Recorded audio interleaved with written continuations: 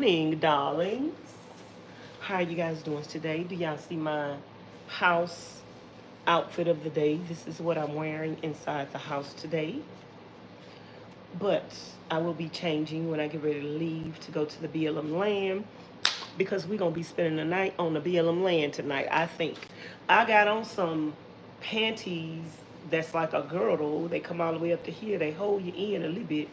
So my stomach is in a little bit, y'all, but I think I need some more stronger girdles to pull that all the way in. Yeah, we need that to go all the way in, y'all. I got on the scale today and I'm down to 168. I could tell I done lost some weight, girl, without even trying. I've been sick, so I could tell I lost some weight. So y'all tell me how I look in my little dollar store dress. This dress, my Goodwill Dollar Fine dress. This dress, I would call it a size medium large. I don't know who it's by. If anybody want to buy this dress for $10, hit me up on Instagram. Yeah, if you want to buy this dress for $10 and you think it'll look good on you, I will take it off. Okay. I'm just kidding, y'all. Hey, hey, hey.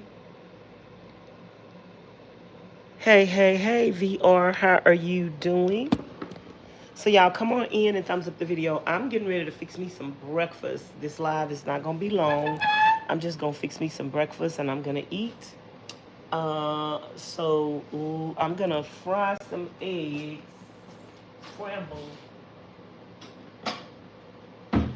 scramble me some eggs. Let me see if Ms Charlene wants some. She probably don't because she just got some eating. Do you want some eggs? Oh, really? I thought you were gonna say no.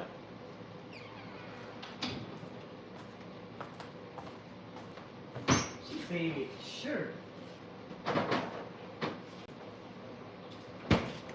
I thought she was going to say no. I started not to even ask her because I had seen that she had ate something earlier. She's a big girl. She's growing. How are you guys doing? Happy Monday.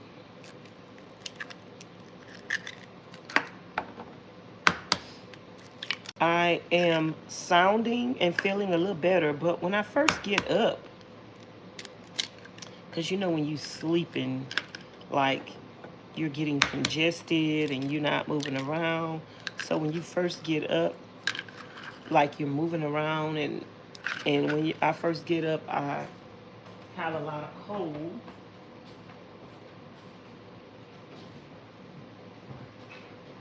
That is moving around as well. So when I first get up, I'm doing a lot of coughing and spitting and all of that when I first get up.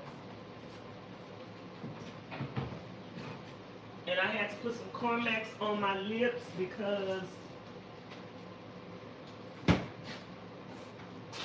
my lips were very dry. Hey, Miss Candace. Hey, Miss Tanisha. Hey, Miss Deborah.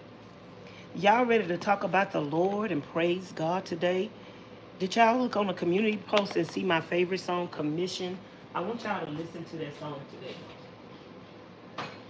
Listen to that song over and over again, at least 5-6 times, girl, because that song will bless your soul immensely. Where is the...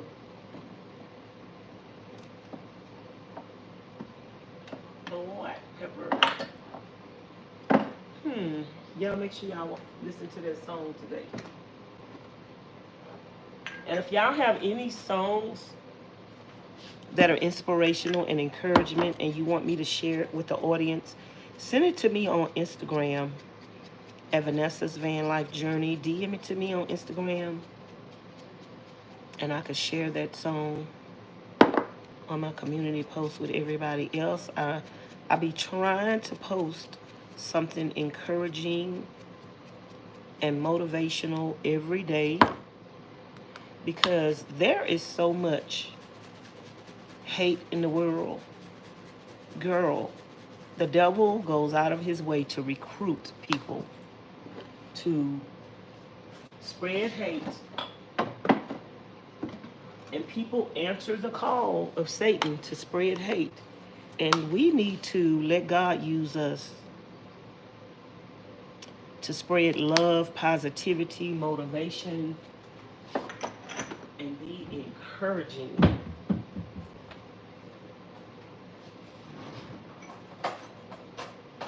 And not a Debbie Downer. I hope everybody is doing well today. So today I want to talk about, anybody got anything they want me to talk about before I talk about what I want to talk about? Any request, any topic you want me to talk about, any topic you want me to touch on? You might have a specific need today. Anything you want me to talk about or touch on? Or do y'all just want me to talk about what I came on here on my mind? Y'all thumbs up the video. Hey, Miss Carmen. Long time no see, sweetie. Hey, Ocean. Summer here. Woohoo. Miss Candace say, I haven't seen the community post yet. But yes, I am here to serve the Lord. Yeah, I want y'all to listen to that song today. That's my favorite song. Like, at one point in my life, when that song just really helped me repent and give my life to God, even though I was still walking in sin. But God really was dealing with my heart, and that song like really helped me get to my deliverance. But do anybody have a topic that you want me to talk about today? Otherwise, if you do not have any requests for what you want me to talk about, I'm going to talk about it's your testimony. So testify, girl. Girl, hold on.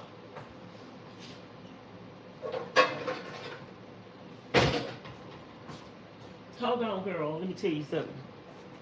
Let me tell you something. Let me do this with a little attitude. It's your testimony. So testify, girl. Testify. Testify of the goodness of God. Can't nobody tell you. It's your testimony. It's what you went through. It's what you made it through. It's what you've been through. It's your testimony. So testify. It's funny how the devil wants you to be quiet. The devil wants you to be quiet. The devil wants you to silence you. The devil want to take you through from Timbuktu to Kalamazoo with everything that you've been through in life. And then when he take you through it and you make it through it, he take you through it. Let me tell you something. The devil take you through it, but God bring you through it. When God bring you through what the devil took you through, the devil don't want you to talk about it. The devil don't want you to testify. The devil don't want you to tell nobody what you've been through, what you're made of, what you almost didn't make it through, how he tried to take you down and how you overcame. The devil don't want you to talk about it because the devil don't want other people to know that when he attacked them, they can make it through it. Can I get an amen? Can I get an amen today? This might not have been what you thought you needed to hear. But I asked you, what was your request? And you didn't say nothing. So this might be what you needed.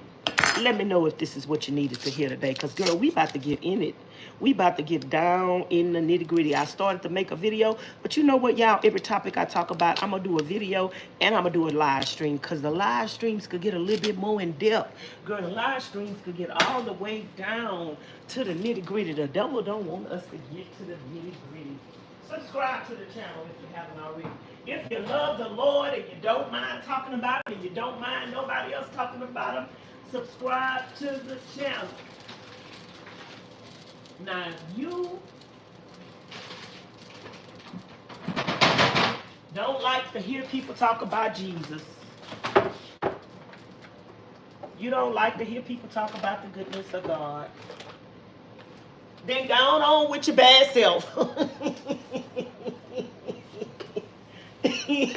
on with your bad self.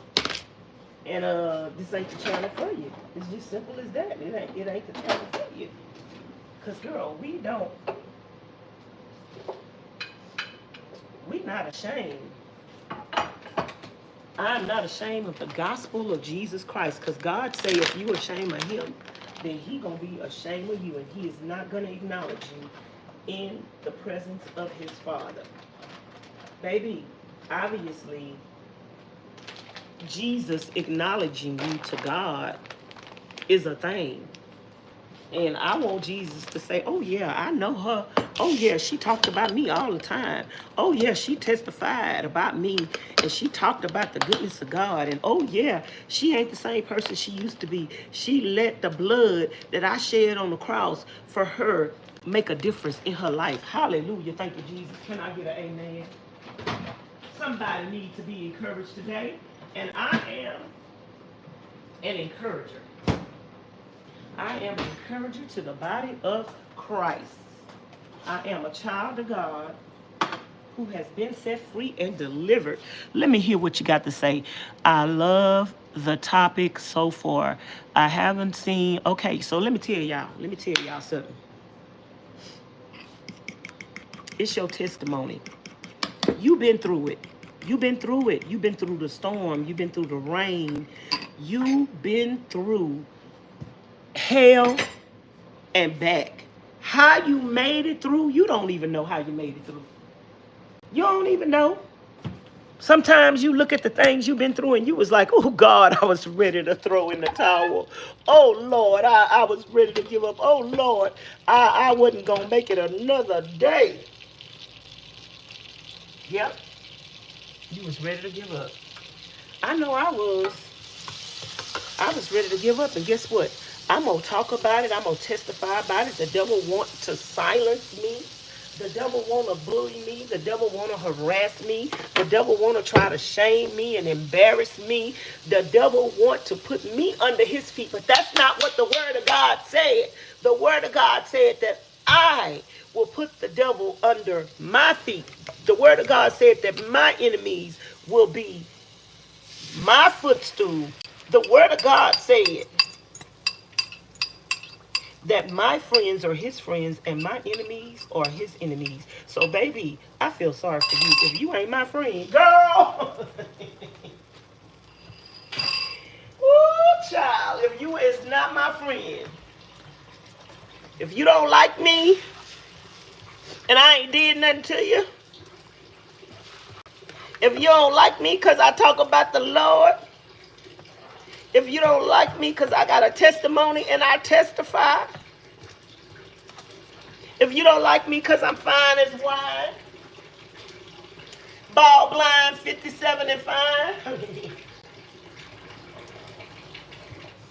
if you don't like me because I'm an overcomer, if you don't like me, for whatever reason you don't like me for, that means you're an enemy. And guess what? I really, frankly, my dear, I really don't give a darn. It don't bother me. It don't faze me. I don't care. I don't care who you is, where you're from, who you're serving. I don't care. Because if you don't like me, and I'm a child of God, and I love the Lord, then you don't like Jesus. Then that's why we got a problem. That's why we got a problem. That's why we don't see eye to eye, because you don't like Jesus. You don't like yourself. If you don't like somebody and that person ain't never done nothing to you, you ain't never met them, you don't know them from a can of paint, if you don't like that person and you don't even know them, baby, you don't know God. You don't know God, because God is love. God is love. He is love. He's not hate. He's not confusion. He's not backbiting. He's not gossip.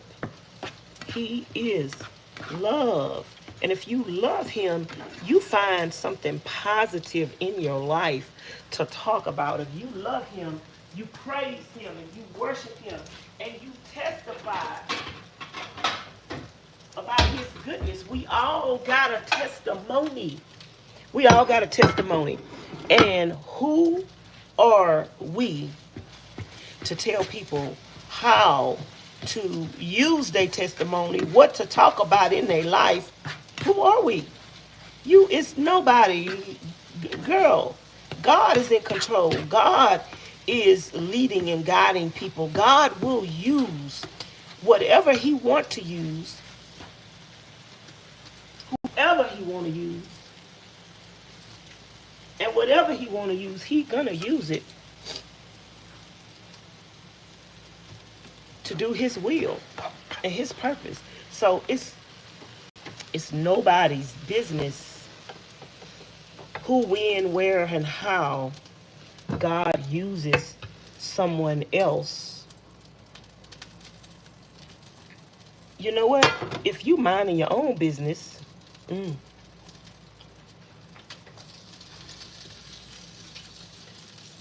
if you got your eyes on the Lord, and if you minding your own business, and if you about your Father's business, then you're not worried about what somebody else doing, how they doing it, what they doing, what they talking about, what they wearing, what you're not worried about that. If you about your Father's business, baby, I be about my Father's business. God, you know, some people ain't got nothing to talk about. That's why they talk about you. But God give me something to talk about every day. I got something to talk about every day, baby.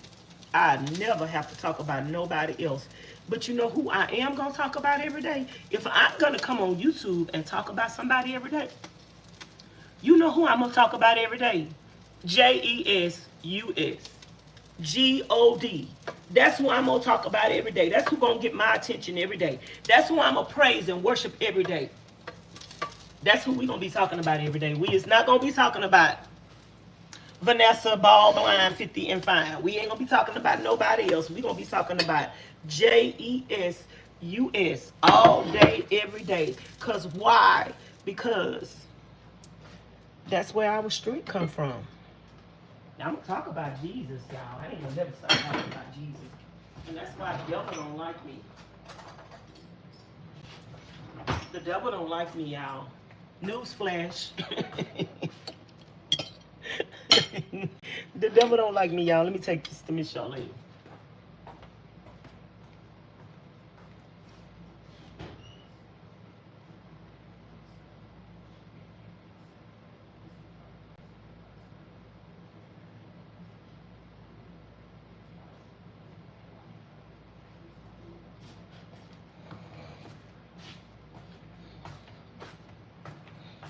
Newsflash, the devil don't like you. Newsflash.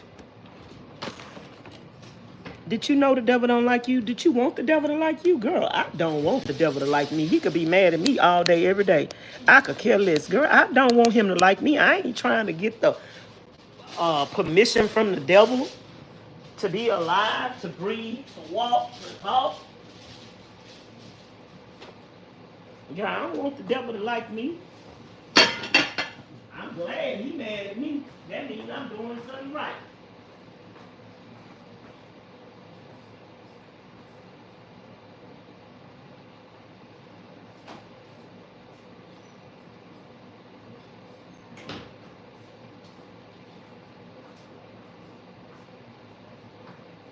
Do y'all eat eggs with ketchup?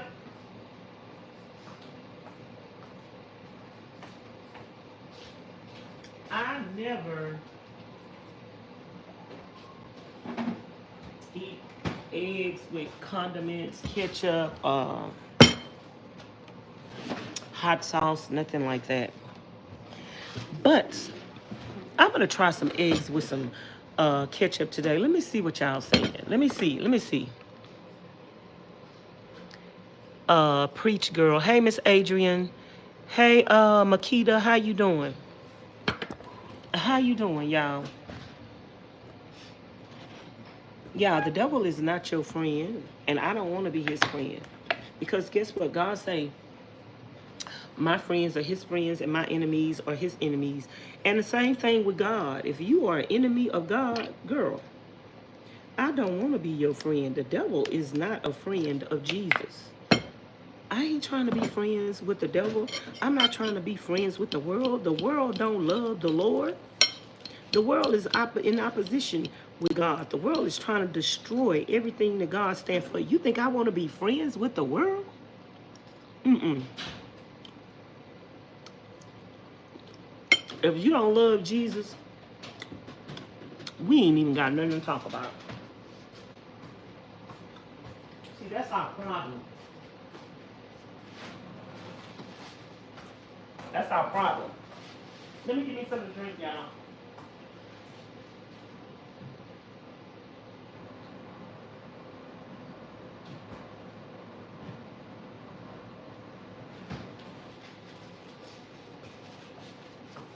That's our problem. We care what other people think. We care what the world thinks. But the world don't love Jesus. The world is in opposition with Jesus. The world trying to destroy the things that Jesus had built. So why are you trying to be friends with the world? Why you want to be friends with Mary Sue and Mary Lou? And Mary Sue and Mary Lou letting the devil use them every day. Mm-mm. When you become a Christian, your circle of friends gonna change. Newsflash. You ain't even got to break up with the people that you was friends with before you came to the Lord. They gonna break up with you. They gonna start saying, you different.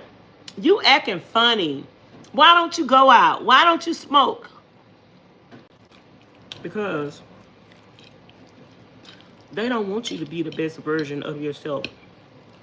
They want you to be in the gutter with them. Misery loves company. They in sin, and they on their way to hell, and they want you to go with them. That's why most people, when they come to know the Lord,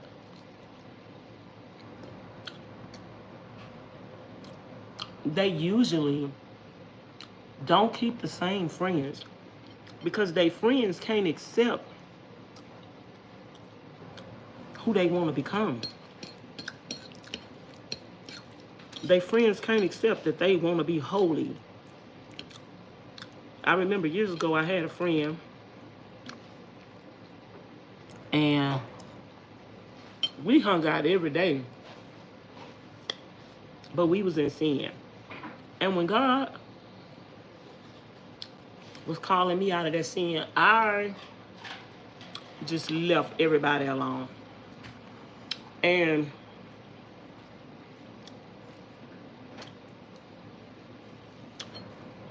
I knew that she was in her sin and she wanted to do what she wanted to do. And it wasn't my job to try to tell her to change. And you know how they say, swim, sink, or float? I was fighting for my own life. And I really didn't have it in me to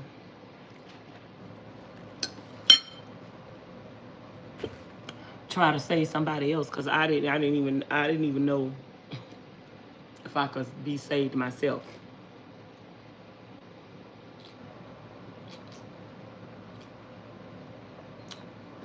So I was trying to swim, sink, or float.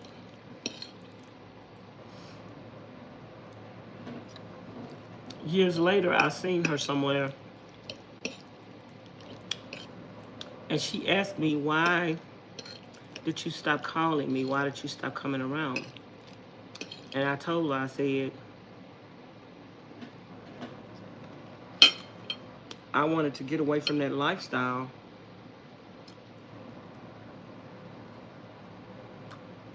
And I didn't know if you was ready or not. And I had to walk away from every influence. And it wasn't you. Sometimes when we say it wasn't you, it's me, we really mean that. But sometimes when we say it wasn't you, it's me, we really saying it's you, it ain't me. But it wasn't her. It was me. I was at a point in my life where I wanted to change. It was about me. It was about my walk, my life. God said, work out your own soul salvation. Sometimes you in the playpen or the mud pen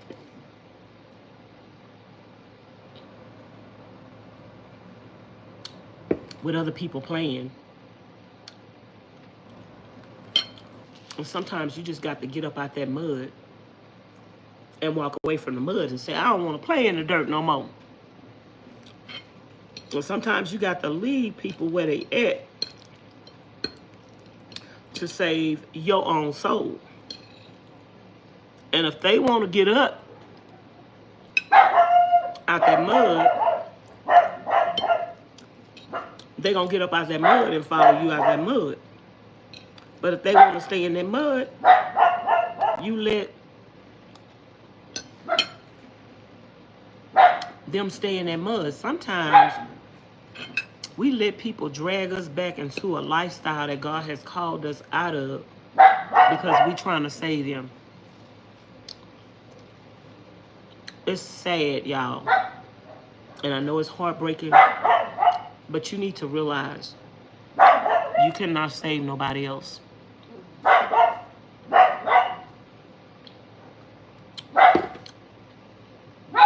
You cannot save nobody else. You can love them all you want to. You can want the best for them all you want to. But you cannot save nobody else. And so when God tells you to walk away from a sin, and I know y'all gonna, some of y'all gonna disagree and say, oh, well, I want to save somebody else. But let me tell you something. When whose wife was that God turned into a pillar of salt? This is the example. When God tell you to walk away from something, he mean walk away and don't look back. Whoever you leave behind, if they are destroyed by their own sin, they had the same opportunity that you had to walk away. God wanted to save them too. God is no respect of persons, but they didn't want to walk away. So why are you looking back? You're going to look back and you're going to turn into a pillar of salt and you're going to miss out on your own blessings looking back trying to save a grown person that's probably growner than you,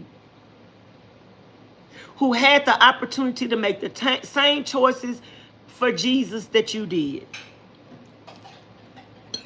They know the truth. They hear the truth. They see the truth. Jesus done been just as real to them in their life as he is to you. And guess what? They choose to reject him. And guess what?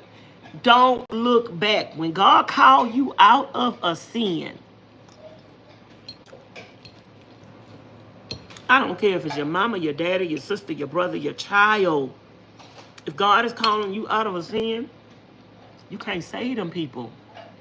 You didn't die on the cross for them people. Your blood wasn't shed for them people. The only person that could save those people is Jesus. And if you have told them, thus said the Lord, and they want to still waddle in their mess, you better leave them there. You better leave them there. You better keep going back to the sin, for you get caught up in that mess. You get caught up in it. I love you, and I want you to accept God in your life. But guess what? I'm not going to keep going to the crack house to try to get you out the crack house. Girl, I might go up in that crack house one day and get shot and killed. You want to be in the crack house? Then I'm sorry. I'm not going to keep going in the crack house to get you up out of there. You better get on your knees and pray for them people and pray that God could touch their heart the way he touched yours. Y'all better stop going back to places that God called you out of.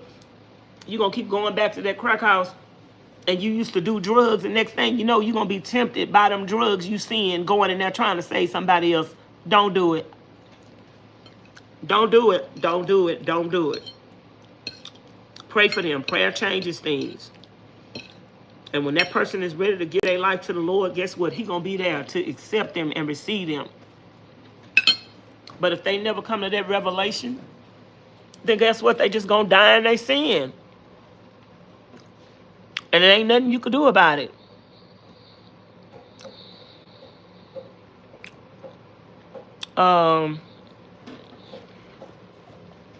Miss Candace say, I read that.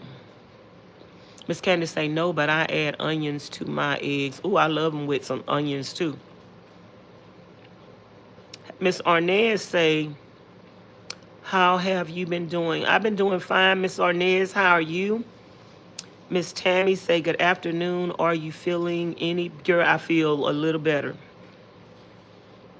I felt a little better yesterday, and I feel a little better than that today. Hey, Miss Lily. Miss Lily say that is true.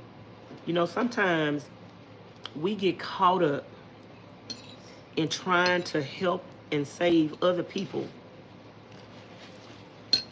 I got people mad at me today because they think I owe them something. They think I owe them something. I don't owe you nothing. I did my part.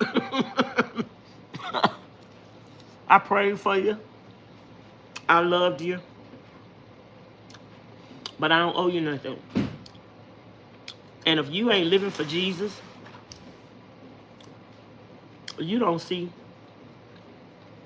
what I did for you anyway. So I'm not trying to prove to you. Some people want you to prove to them that you love them. Some people feel like if you love them, you're going to take stuff off of them. You're going to take mess off of them. Y'all better stop doing that. Girl, I took so much bull crap off of my daddy.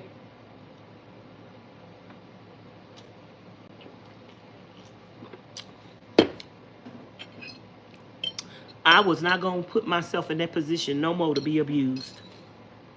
Stop putting yourself in positions to be abused. Sometimes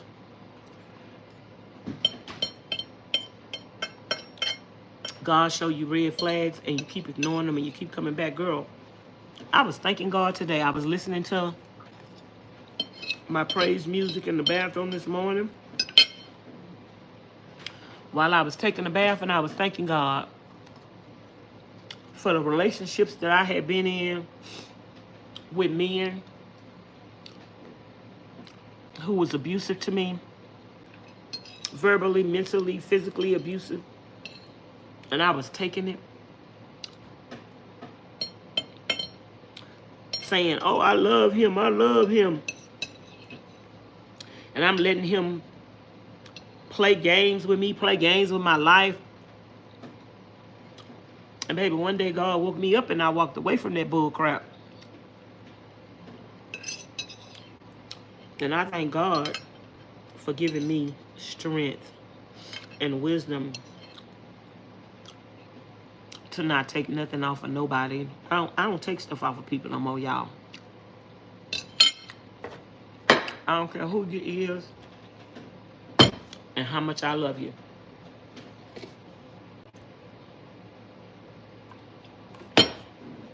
I'm not taking no bull crap off of you.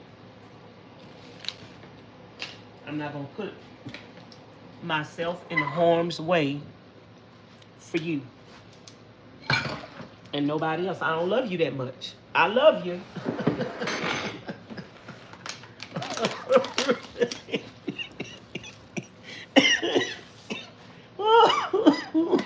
Y'all, when I laugh, I'm coughing.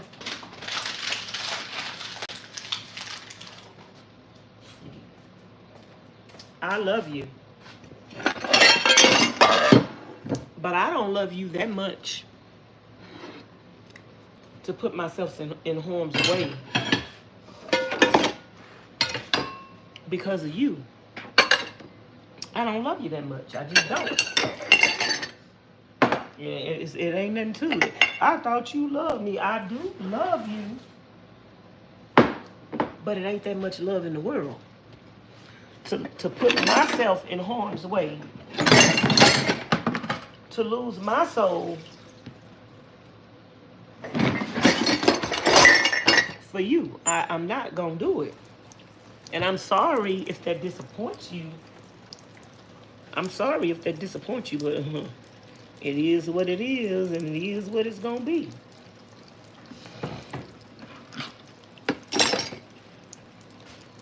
Because we don't owe nobody else nothing. The only thing we owe somebody is the truth. And the only person I owe something to is Jesus. And that's it. I don't owe nobody else nothing. And if I disappoint you because I don't do something the way you want me to do it, take it to the Lord in prayer. As long as I'm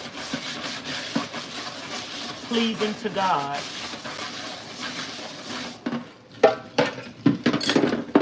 that's all that matters.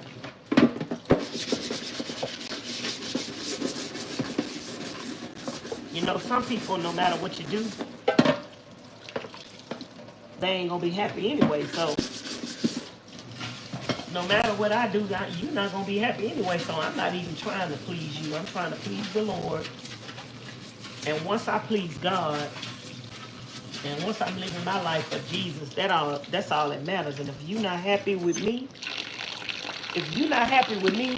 but I know I'm living for Jesus, it don't matter.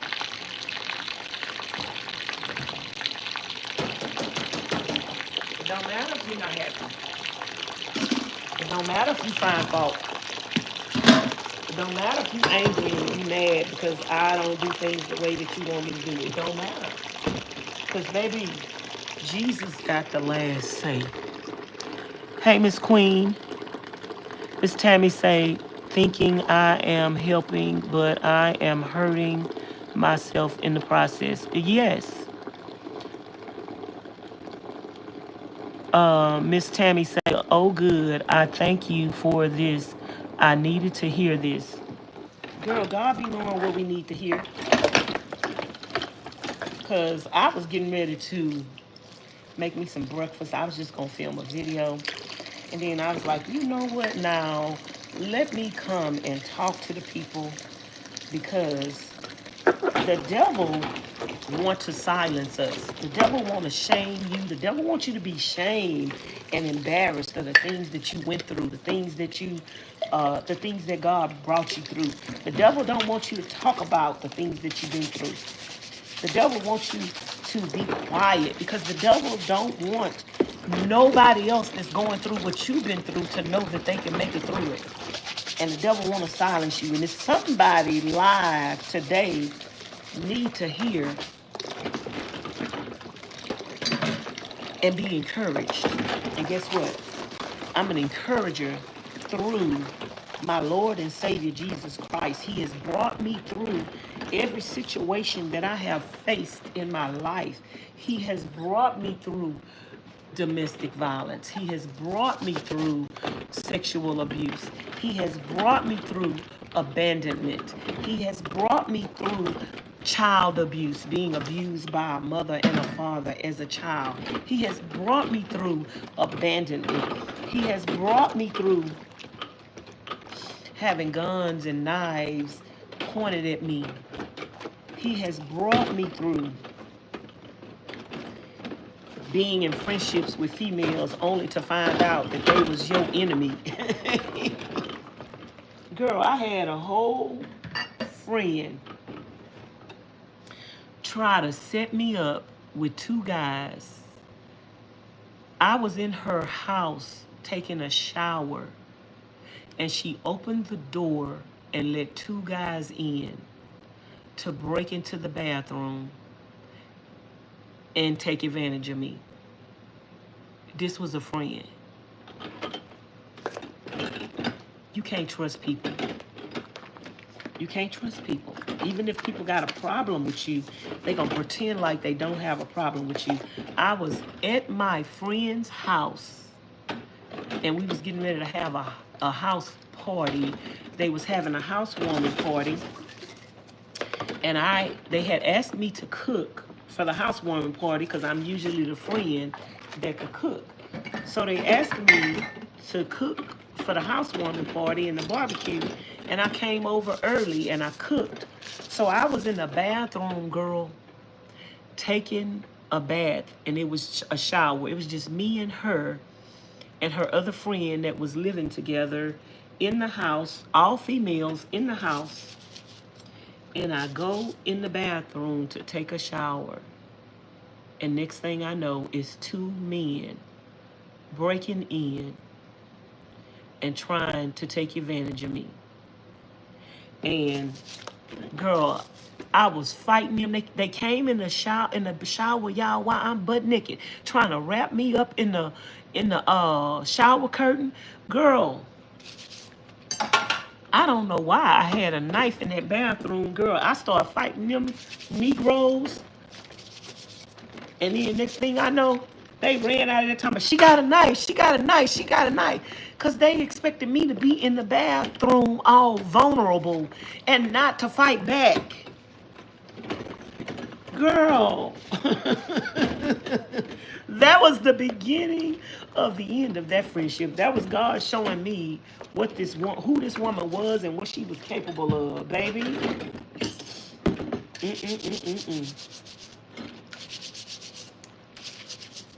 But people don't want you to talk about what you've been through. They don't want you to talk about what you've been through. The devil don't want you to talk about. See, and y'all, the devil hides in plain sight. The devil comes in a form of a person. The devil uses people the same way God used people. God is a spirit and he uses people. The devil is a spirit and he uses people. So the devil hides in plain sight. He hides in a person that may be close to you, that may be far from you. He hides in people, and you can tell who the devil is in by their actions, by their words, by their deeds, by their agenda. God say he's not the author of confusion. God say you can't serve two masters. You can't be acting like you godly and you a Christian and then doing the works of the enemy. No, it don't work like that. So you know who people belong to. You know who people belong to. You know that the devil is in them, through them. You can look at their face. You can see them slobbing at the mouth. You can see the hurt and the pain in their face, in their eyes, in their girl. It's all in their mannerisms. It's all in the way they laugh. It's all in the way they talk. You know, you can see it. What's in the heart? I'm speaking word. And you know, some people, they can't sit and listen to the word. If you can't listen to me talk about God, then you just don't want to hear the truth. Because, baby, let me tell you something about the word of God. God said, it don't matter who speak the truth. It don't matter who mouth the truth come out of. That's in the Bible. God said it don't matter who mouth the truth come out of. It don't change that it's the truth. So if somebody you don't like is speaking truth, is speaking the word of God, it don't matter that somebody you don't like is speaking the word of God. It still don't change it from being true. It's up to you to know whether or not it's true. But some people can't listen to you talk about the truth because they don't want to be condemned. Because you talking about them. They know when you speak the truth and they hear what they are doing in the truth, they don't want to hear it because they don't want to be condemned. But baby, let me tell you something. They already condemned. You already condemned by your actions. You already condemned by your words. You already condemned by letting the devil use you. You already condemned by attacking a child of God and the people of God, you are already condemned. You are already on your way to hell. Because God said to them that know the truth and do it not, it is sin. He said you gonna wish you were never born. You gonna wish you was never born, baby. You are cursed with a curse. You ain't got to listen to me talk about the Lord. You know better. Some of y'all older than me. You old as dirt. You got 1 foot in the grave and 1 on a banana peel, and yet you still wake up every day. Fight or flight. Fight or fight. You work up every day to fight. Hey, Miss Rose.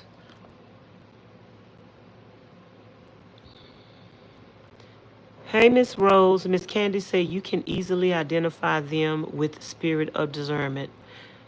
Miss Vanessa, I have seen the true colors of folks that I've never seen. Girl, in the name of Jesus, yes, you have. You have never seen them before, but you know who they are. You know who they belong to. Miss Rose say, hello, Vanessa. Are you? God bless you, Vanessa. I hope you are feeling better. Love your blue hair. Thank you. Thank you. I just put this blue hair on, or just some people blue. um, for years, I kept fake friends around me. I had to wake up to realize that they were not my friends at all. That's from Miss Queen. Hey, lady first. So-called friends be secretly jealous of you and you would never suspect it. A similar thing happened to me. I had a girl hit me over the head with a bottle and then bit my thumb for no reason. Oh, in the girl. She hit you over the head with a bottle and bit your thumb? Oh, Lord. Girl, that's fighting words. Oh, that's why you need to get girl. Sometimes having no friends is your best friend. Sometimes people want to have friends so bad. Sometimes people are not worthy to be your friends. Wait on God to give you a good friend. Girl, y'all done see me on YouTube for years. By myself. For years. By myself. I have brought no family member on my channel. I have brought no friends on my channel. And when I started like doing collabs with people, that's when all the confusion came. As long as I was doing things by myself and for myself, oh, it was all good. But then once I started trying to get a YouTube friend or just bring a different variety to my channel, girl, that's when all the trouble started. Trying to do collabs on YouTube. And I remember years ago, I was doing some collabs with some women, and then one night God talked to me and told me I was fellowshipping with this other YouTuber, and one night, the next day, me and the lady was getting ready to do something.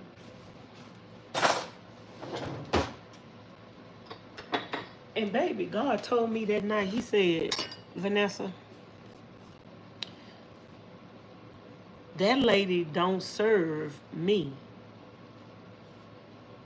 And that lady is not promoting me on her page. When she talk about the God, she's not talking about me. And I was like, Lord, what you talking about? She talk about God, and she say God this, and she say God that. That's my sister in the Lord. And God say, no, she not. God told me, go on her page and just go watch her videos and listen with the ear that I am giving you to hear. And girl, I went on that lady page and sat down, prayed that the Spirit of God show me what he wanted to show me, because he talking to me. So he want to show me something. But we got to stop ignoring God and stop thinking everybody is a good person and stop believing what people show us and see what God is trying to tell us. Baby, I went on that lady channel and I sat there and watched video after video after video. And God began to say, see this? See that? See this? See that? Look at the art on her wall. Look at the, listen to what she's saying, Vanessa. She's not talking about me. And girl, I seen what the Holy Spirit was trying to tell me, and I was like,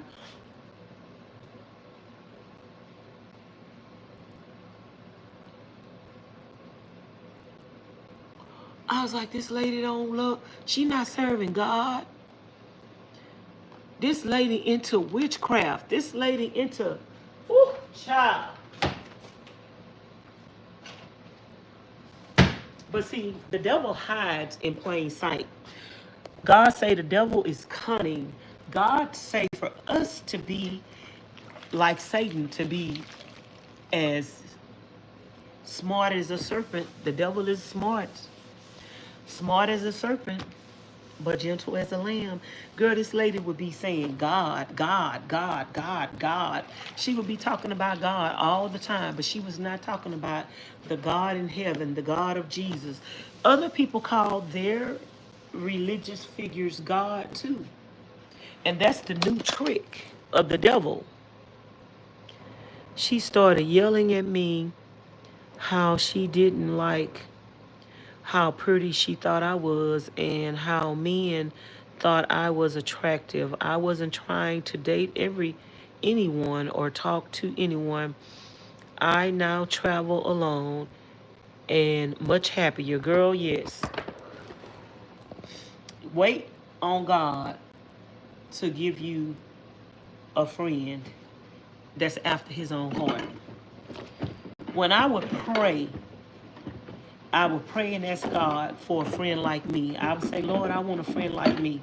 I want a friend that's like me, that's going to be what kind of friend I'm going to be to them. And I just prayed that prayer for years. God, let me meet Ms Charlene. God, let me meet Miss Edna. God, let me meet Miss Mary. God, let me meet Miss Miller and my other Miss Mary and a host of other ladies I've met. Some ladies on YouTube who I haven't met in person, but I could tell, like Miss Miller tell me all the time. Miss Miller tell me all the time that I'm a sister from another mister. That's my sister. That's my sister in the Lord. I love her through thick and thin. Through thick and thin, no matter what, I always know that Miss Miller loved me. And that's what friendship is all about. It's about love. We're not perfect. We're not perfect, and we're all gonna make mistakes.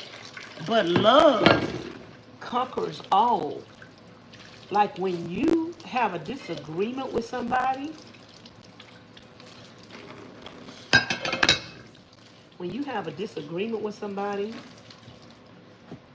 love will conquer that. Love will conquer that. Love will let you see through to a resolution. It don't mean because you love the person you have to just accept whatever. No, if you love them and they love you, y'all are gonna come together. Y'all, it's not just one person compromising. Both of y'all want a solution, and you're gonna come to a solution if you truly love each other. Now sometimes you find out that your friendship with a person is one-sided and you're the only one that wants a solution. You're the only one willing to say, I'm sorry. You're the only one willing to ask for you to forgive me. They don't ask you to forgive them. They don't say they sorry. They not willing to change. Then they gonna keep doing it over and over and over again. That's when you got to walk away from them types of friendships. You got to walk away from them type of friendships that's self-serving. Like, you got to walk away from them friendships where people always want you to do something for them, but they never do nothing for you. Like, for instance, you got a friend that you always cooking for, and you always taking places, and you always doing things for them. And girl, when you need something, you can't never, that friend never cook for you.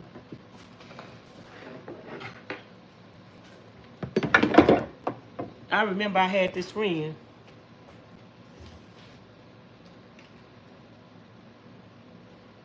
that I was always cooking for. And she say, ooh, Vanessa, I want you to cook this. Ooh, Vanessa, I want to taste this. Ooh, Vanessa. Ooh, I seen you eating that and I seen you cook that. That looked so good. Can you cook that for me? And I was cooking every time you look around for this female, everything she wanted me to cook. I was cooking. And one day I was headed to her house and she knew I was on my way. She knew I was coming. Girl, you think that woman had something for me to eat? I was driving a long distance to get to her house. Girl, you think that woman had something for me to eat? And every time you look around, she was asking me to cook for her. Every time you look around, she had asked me to cook for her. And girl, I am, headed to her house. She asked me to come to her house to visit her. I go to her house to visit her. And baby, I didn't have a cracker. She could have put together a charcuterie board. I didn't have a cracker, a soda, a water, a drink, nothing waiting on me. And I just realized our friendship is one-sided. Our friendship is about what I could do for her, not what she could do for me. You don't even have no hospitality. You invited somebody to your house and you can't even offer them, even if they say no, you can't come to my house and I'm not going to offer you something. I'm not going to offer to get in the kitchen and cook.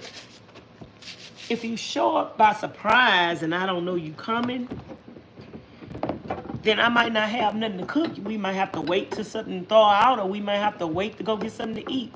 But if I know you on my way to my house, oh baby, I'm laying out a spread for you. I'm gonna lay out a spread. I'm gonna have something ready. I'm gonna have a little gift. I'm gonna have your favorite snack. You know, the first time I met Ms Charlene and Ms Pauline, we met at Walmart, and they came with gifts. They came with bags. Miss Pauline had bought me some Nutty Buddies. She knew Nutty Buddies was my favorite snack, and she had all kind of stuff in the bag. She had, because they was watching me on YouTube, so she had all kind of stuff in the bag that she knew that I liked. That's being thoughtful. That's being kind. That's being considerate. Like, whenever I go to Vegas and I come back, I come back with something that I thought about my friends. I'm like, here, I thought about you. Me and Miss Pauline like t-shirts, y'all. And if she see a t-shirt that say something bad or nasty or crazy, she get it. That's an inside joke. We be laughing. And girl, she had got some t-shirts one time, and man, they were saying some crazy stuff on them. So when I went to Vegas this time, I seen a t-shirt and it said something good. And I brought her a t-shirt back. I said, here, girl, I thought about you when I seen this t-shirt because it didn't say nothing bad. You need a t-shirt that don't say nothing bad. And then we just started laughing.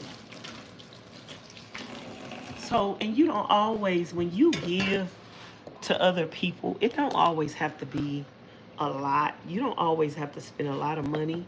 It's the thought that counts. But some people never, ever, ever, ever, ever, never think about you. They don't think about you, but every time you doing something for them or giving them something, they like, thank you, thank you, thank you. Girl, I also had this friend that met me during a season in my life when I don't go to the club no more. And she kept wanting to go to the club. I want to go to the club. I want to go to the club. Vanessa, go to the club with me. I'm like, I don't go to the club. I don't want to go to the club. Girl, this female got mad at me.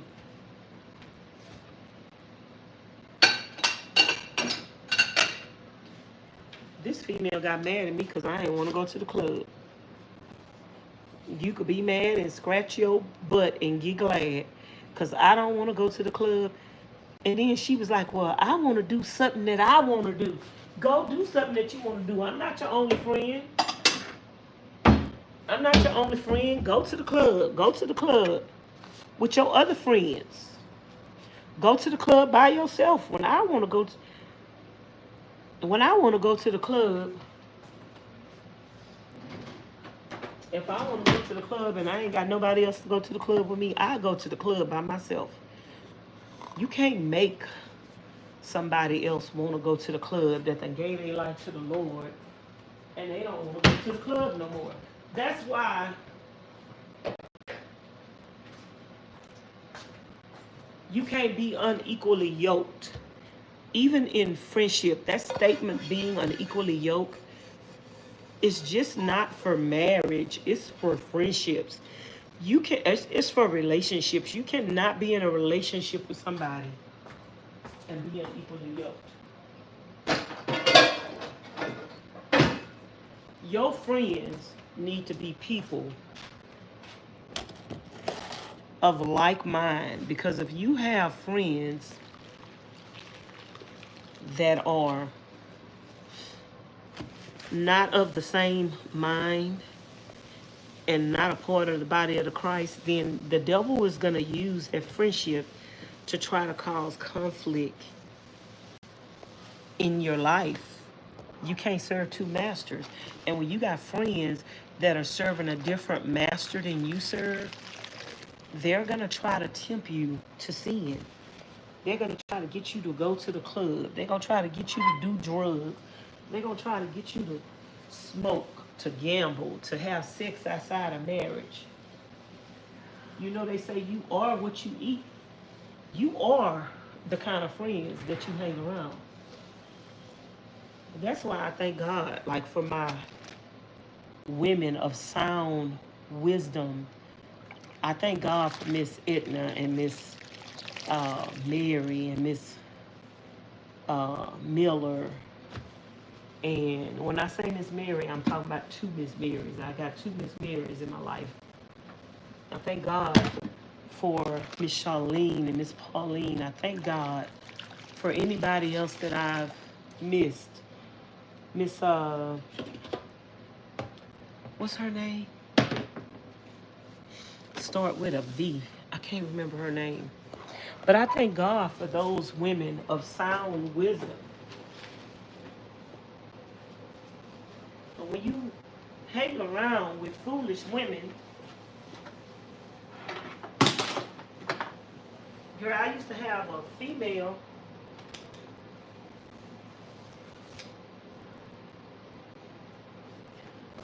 that was older than me. And she was a foolish woman, a foolish woman.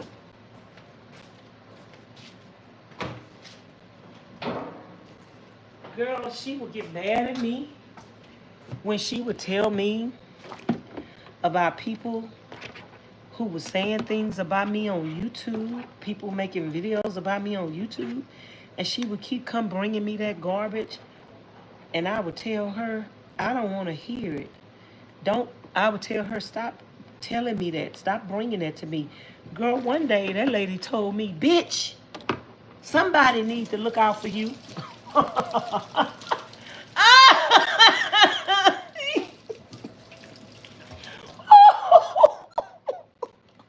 Oh, yo. I was telling the lady, stop bringing me that. I don't want to hear that. I don't want to hear that garbage. I don't want to hear that mess. I don't watch it. I don't care. I don't want to know. Girl, that lady told me, bitch, somebody got to look out for you. I was like, that's her true colors. She trying to cause confusion in my life. She mad because I don't want to hear what the devil have to say about me. She mad because I don't want to respond to what the devil have to say about me. So this woman gonna call me, she call herself my friend, and she gonna call me a bitch because I asked her to not bring me that gossip, to not bring me that mess. God says that what is in a person's heart will come out of their mouth. Anybody walking around calling you a bitch, that's what they think about you in real life. Anybody that gets mad at you because you tell them you don't want to hear no mess, because you don't want to hear no confusion, that shows them that that is what they're there for. They're there to cause mess and confusion in your life. If they don't tell you about the mess, you don't know nothing about the mess. So that's why the devil have them there to pretend that they are your friend. Because the devil wants you in mess. The devil wants you to engage in mess. The devil wants you to respond to mess. So the devil got a little birdie in your ear that comes to you and tells you everything that's going on that's messy. Everybody that say something about you, they know about it. And that God showed me the heart of that person. And God showed me that that person was messy, that that person was evil. That person showed me themselves who they were. Called me out my name, child. Called me a bitch. That person showed me who they were themselves, and then God showed me who they were. And girl, I ain't do nothing to the person but be at them kindness and goodness. And then one day God showed me who they was, and I blocked them from my channel. Never said nothing to them, never responded to them, never cursed them out. Never told them, oh, I see through you, I see who you are. I just blocked them from my channel. Girl, next thing you know, every page that talk about me, that person on there. Why? Because that's who they were. It didn't take nothing for that person to turn against me. It didn't take me doing nothing to them to turn against me. It just took me seeing who they were and blocking them off my channel. And next thing you know, they was on every platform talking about me, calling me out my name, spreading lies on me, all because I seen who they was. See, the devil don't like to be revealed. The devil don't like to be unclothed. So the devil gonna talk about you, slander you, and bring you down before you could tell the truth about him. Y'all wondering, some of y'all wondering, why is the devil attacking me? The devil attacking you before you can expose him. That's why he's attacking you. He trying to beat you to the punch.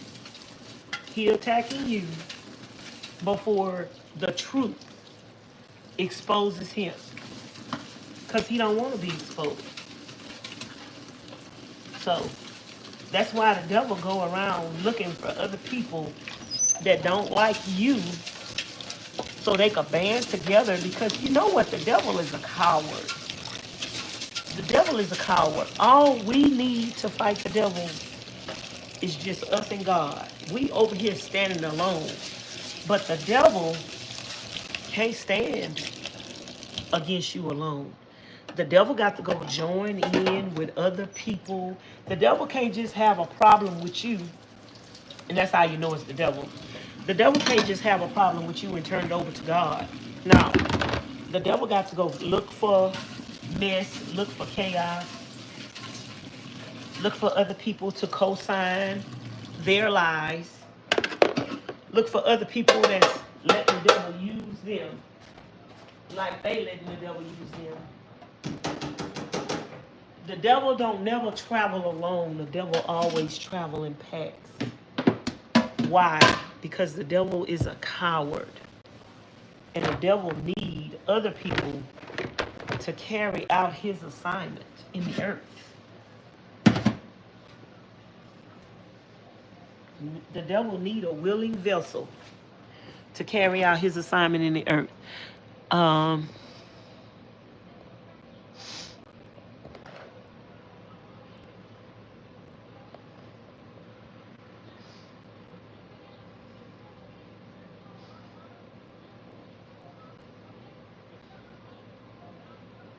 Oh, somebody mad. Somebody mad.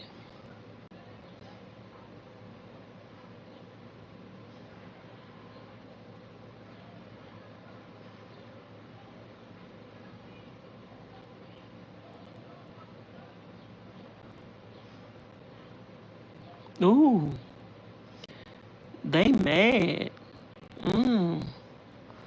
I hope you get the help you need, honey. Okay, let me read the comments.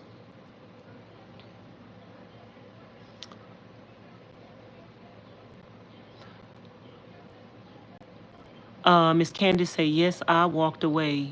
Queen say, nope. Wow. It's a blessing to have good friends. Lady First say, people who screen God all the time or how they want to help you are usually the most dangerous and conniving. Actions always speak louder than words. I just dumped a one-sided 5-year friend. Who, child? Miss Candace say, I'm a loner now. I am at peace. Girl, sometimes when you get rid of, listen, sometimes when you always got mess and chaos in your life,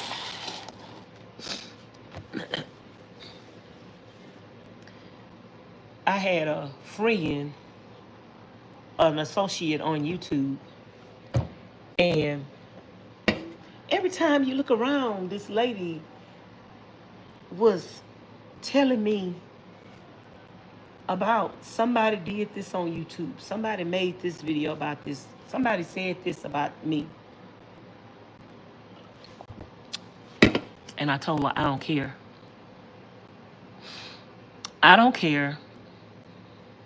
I'm not responding to that mess. Come to find out, girl, the lady was working with the people that was talking about me. She was coming back telling me what people were saying about me, because I didn't watch them people. I didn't know what them people were saying about me, and I didn't care. But the only way that I could know what those people were saying about me is if somebody planted themselves in my company that was going to keep coming to me and telling me what the people say. And like I say, I told the female, listen, I don't want to hear it. Don't bring that garbage to me no more. Girl, she got mad at me. And it was a couple of females that the devil had placed around me. Because if you don't listen to one, they hoping if the other one in your ear, and they hoping if multiple people are in your ear saying the same thing, they think you're going to listen to it. Girl, I seen through the devil. God showed me who the devil was. I wasn't listening to them talk mouth tricks. Girl, I left them females alone. Girl, like I say, when I left them alone, they all got mad.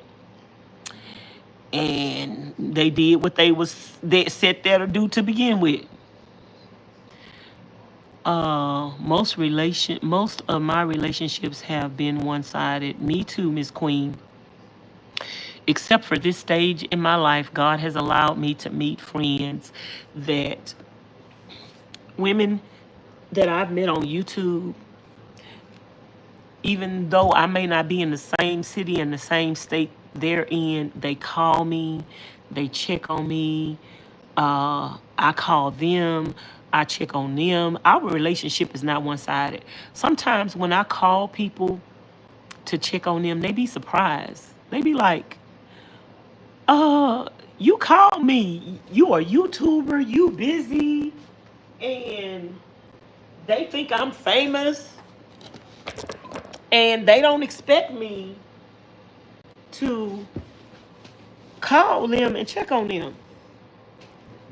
Baby, I'm the type of friend that if we friends, I'm gonna check on you just like you could check on me. Like, if you ain't called me in a while, it might be a reason why you ain't called me in a while. You might be sick. I'm not just gonna sit up there and say, oh, well, she ain't called me, so I ain't gonna call her. No, if I ain't heard from you in a while, I'm gonna call you and check on you because I wanna know what's wrong with you.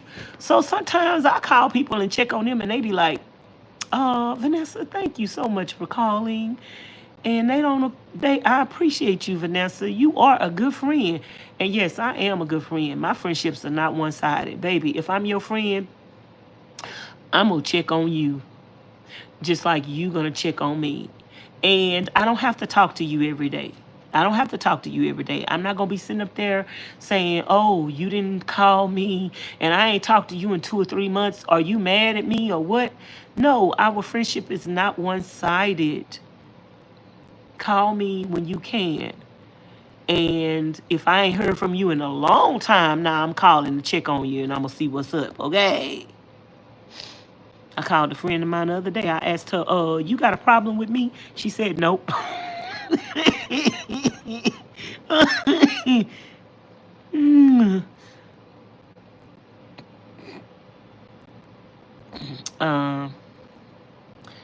I have had to prioritize my relationships with God and keep that first. In the name of Jesus, amen. I appreciate you for keeping it real. Thank you, Miss Queen. Anybody got anything else they want to talk about or add? I'm going to go till 2 o'clock. It's 1:49.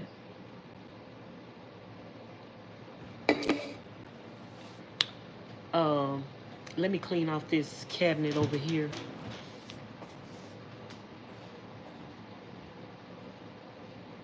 What did I do with that little towel?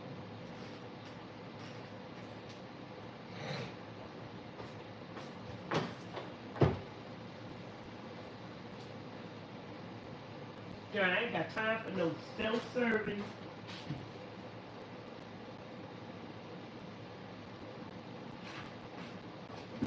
One-sided friend. Like Ms Charlene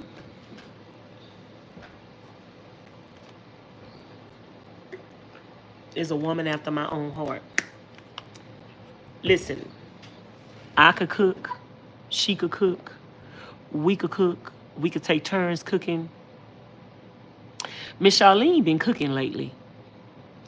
And she could say, well, Vanessa, I've been cooking, and it's your turn to cook. She don't say that, baby. She need to eat. She get up in here and she cook. And sometimes, I was sick, and I wasn't feeling good. And she got up in here and cooked several different things. And then she was like, Vanessa, did you eat anything? And one day I was laying on the sofa, girl, because I hadn't been eating. And one day I was laying on the sofa and I was feeling bad. And I didn't even feel like getting me nothing to eat.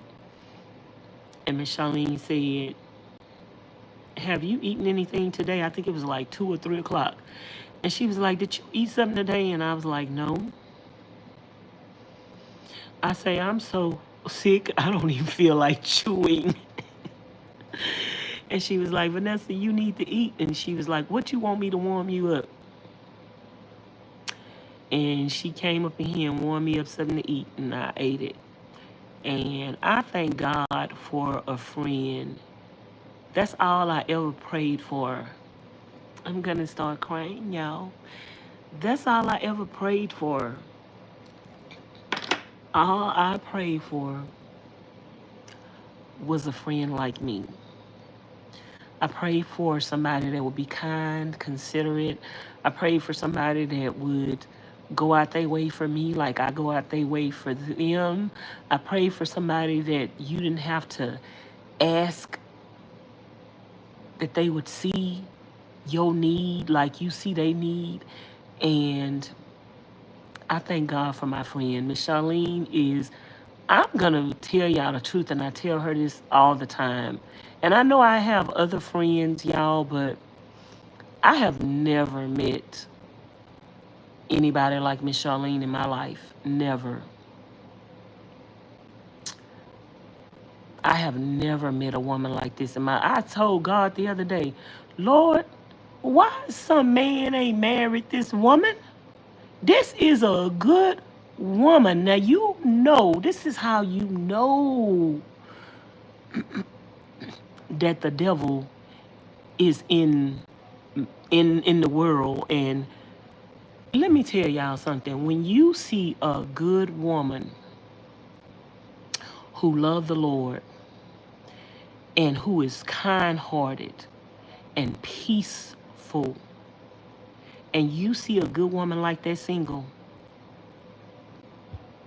and men done tried to take advantage of a woman like that, baby, a good woman ain't got a chance.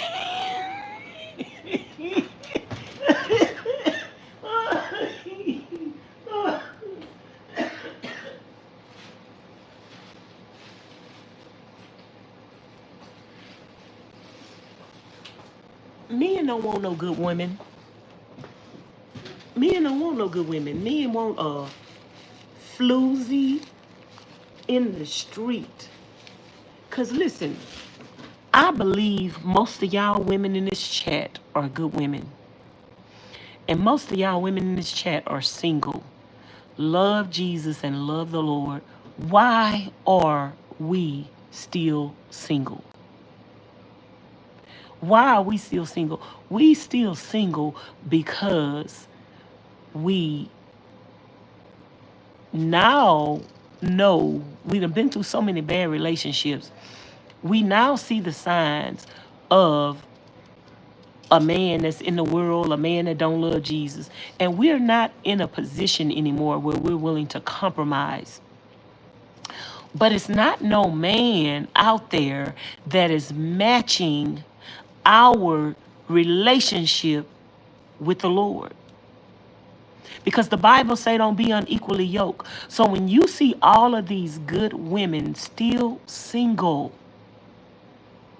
it's because there are no men out there matching their commitment to God.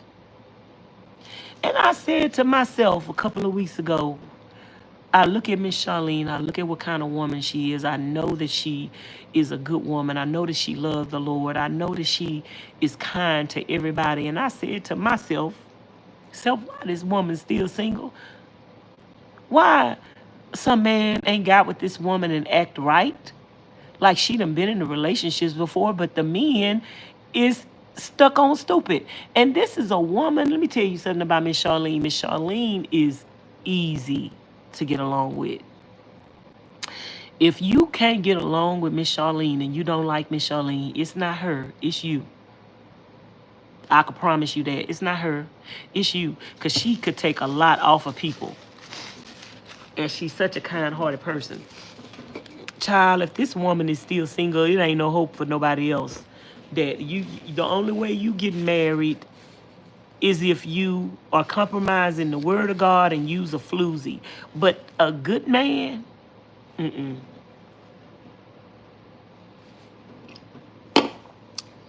number one, it ain't that many good men out there. And number two, they ain't looking for no good women. They not. They not looking for what matters. Hey, Miss Deanna. Love the blue hair. Thank you. I got a lot of little colorful wigs that I bought just to have fun with. I found oh, no wonder this wig ain't acting right. This part is in the wrong place. I was wondering. I found a lot of wigs at the thrift store, y'all, for really, really, really cheap. And I just bought them just to have fun with. I'm talking about real, real, real, real cheap. When I say cheap, they was almost free.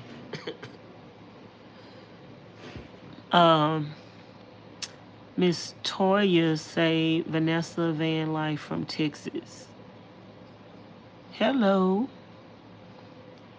Miss Candace say you and Ms Charlene are good friends to one another. I thank God for my friend, because I had prayed for this kind of friend all my life. I really did. Somebody who is not messy, somebody who is not bitter, somebody who is not jealous-hearted, somebody who is not gonna backstab you, somebody who is thoughtful, kind, considerate. Like, I came back from the BLM land yesterday. Now, she ain't said nothing, but I know it's for me. Look what she left on the cabinet, y'all. My friend, she still want me to write names. She still want me to write names, y'all. And she bought me some stuff to write names, because she be looking out for me, girl. She be looking out for me. The last time I had went to the BLM land, I went somewhere when I was in Vegas. She was like, Vanessa, did you take the stuff with you to write names? And I was like, no. Y'all, look, she bought me some. Now, that's a friend. I thank God for my Ms Charlene. Like, and I tell her all the time, I be like, girl, I thank God for you, girl. I love you, girl. Praise the Lord, girl. You a good friend. I let her know that I appreciate her.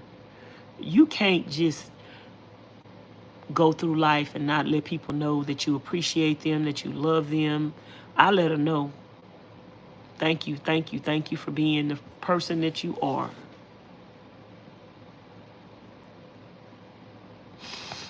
She thank God for me too, girl. I asked her when I came back, I said, did you miss me? And she was like, yeah. And I was like, ooh, I don't believe you. What did you miss? You miss me making you laugh? You miss me getting on your nerve? You miss me getting on your nerves?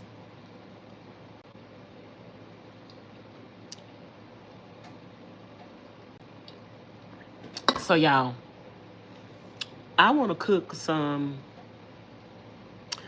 kale and onions. So, do y'all want to go outside with me to pick some kale and onions? Miss Charlene and Miss Pauline them planted onions, y'all. Let me show y'all. I pulled this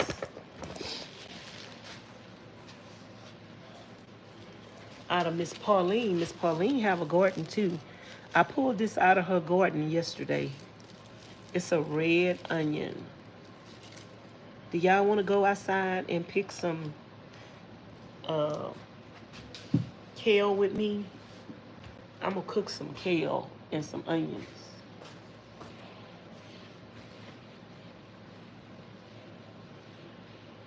We going to the BLM land tonight, y'all. We're gonna spend the night in the desert.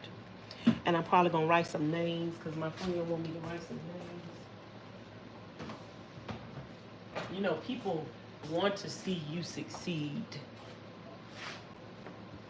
You have to surround yourself around people that want to see you succeed, or let God surround you around people that want to see you succeed.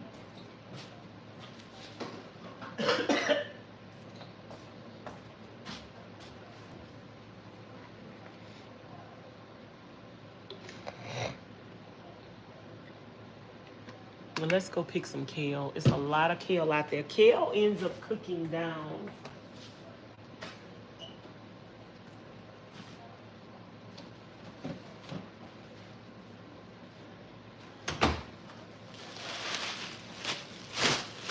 I don't know how much we're gonna get. Yes, let's go. Hey, sunflower. Yes, you are both. Let me go mess with Ms Charlene.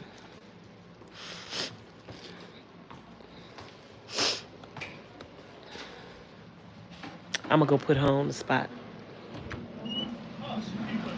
Charlene, I'm live. The camera toward me. Somebody said. See who these people are now. Find a spot to camp. Okay, everybody, I found my spot. Somebody said that you are a good friend, and I'm lucky to have you. And somebody said that we are good friends to each other. Am I a good friend to you? They can't hear you. Speak up. Am I a good friend to you? Yeah. Do you appreciate me? Yeah. Do you thank God for bringing me in your life? Yeah. For real? Yeah. Are our friendship one-sided? No, sorry. Yeah, you know how friendships be one-sided. Only one person be kind to each other. I won't be asking this thing. Are our friendship one-sided? I want to know. No. Do you love me? Yeah.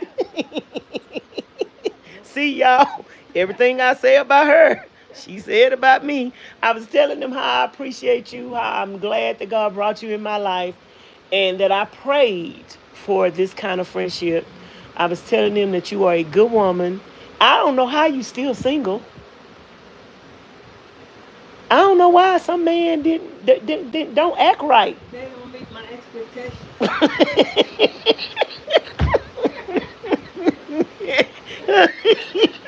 Y'all, and see, she gonna make me pee on myself. Y'all, today I came up in here yesterday. I came up in here and she said something crazy. I said, don't make me pee on myself. I like told God a couple of weeks ago, I was just thanking God for you and thinking about you. I said, how this woman still, I say the same thing about myself, how I'm still single, but baby, I want to be single. But we get to that point where we still want to be single. But that makes you wonder why some man ain't came along that got the fear of God in him to act right. They don't make them like that no more. No, but they only want the maid and the cook. Well, you cook anyway, but if he was doing his part, like I was telling them, like we do for each other. Like you could cook, I could cook. It don't matter. Whoever cook. And I mean, if you was in a relationship, you'd be doing the same thing. If he was worthy, I like to cook. Now, if he was worthy of cooking and he was doing his part, I'd be in the kitchen cooking. He wouldn't have to ask me to cook. You definitely got to ask me first. That's a lie. You coming? Yeah, I shouldn't have came. I shouldn't have came in here, y'all. She be making me laugh. I can't laugh right now, y'all. I be peeing on myself when I laugh. Miss Charlene, Miss Charlene make me pee on myself.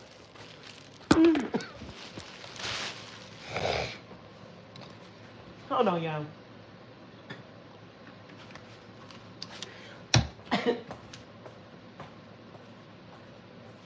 I'm about to go outside and pick some kale. Are the onions just on Pauline's side? Okay. Gave it to who? Oh, There's some over there with the strawberries on, and just too big. did you get him some tomatoes? Yeah. Okay. Yeah, you need to get him some of everything. Okay, I'm going to pick some kale. I'm gonna cook some kale before I leave to go to the BLM land.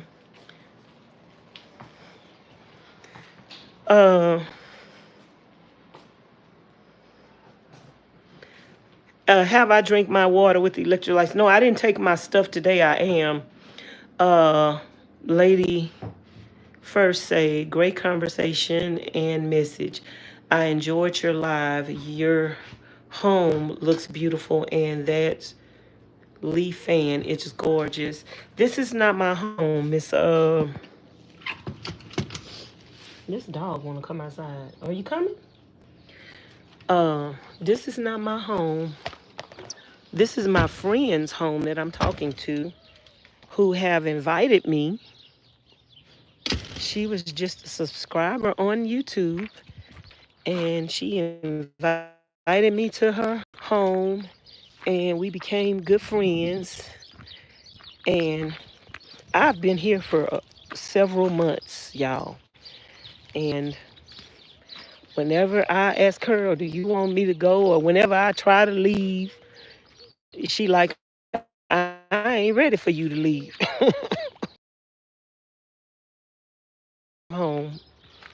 I have my own bedroom. I can do whatever I want. I can come and go. I got a key to the house. Yesterday I heard her from the BLM land and say, leave the door open. And she talking about, you ain't got your key? I said, girl, I don't know where that key at. So yeah, I have a key to the house, baby. This where I live at. This my home away from home. Hey, Sunflower. Miss Tammy say, I know that's right. Sunflower say, haven't matured to that level. She say, yeah, hey, Miss Sierra. Hey, Virgo boy. Miss Charlene say, y'all, this is the kale. It's a lot of kale. And she haven't been picking it. And see, she haven't been picking it, so they're going to break off and the plant is going to stop producing. So I need to come out here and pick some kale, y'all. We need to cook some kale. So I got a bag because I knew. So what you do is when you're picking the kale, you start from the bottom. You start from the bottom.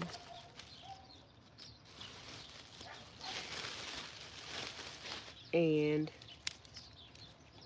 you don't pick it all off. You leave a few at the top. And as long as you leave some at the top, it's going to keep growing.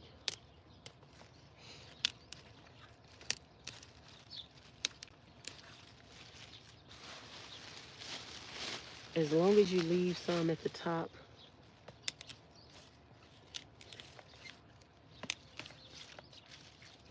you're going to keep growing.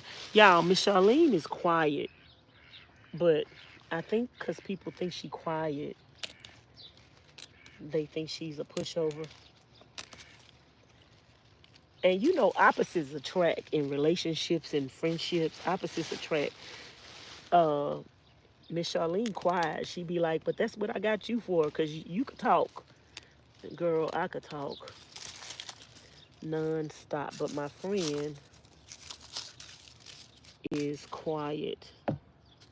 This plant is dry. Ooh, the kale it feels really, really, really dry.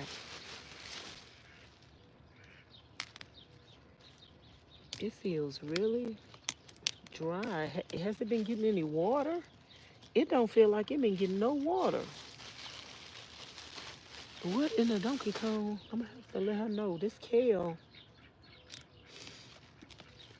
don't feel like it's been getting no water, y'all.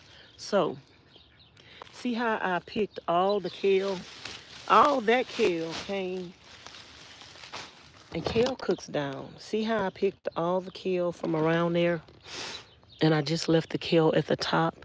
It's gonna keep growing and gonna keep producing. But that's what you do. You pick the kale from the bottom. And y'all, kale grows year around. If y'all are looking for a plant that is easy to grow, kale is it. I remember years ago because I was gonna make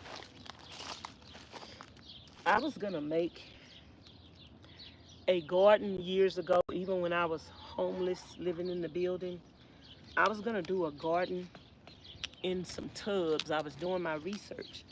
And I remember watching a video years ago, y'all, about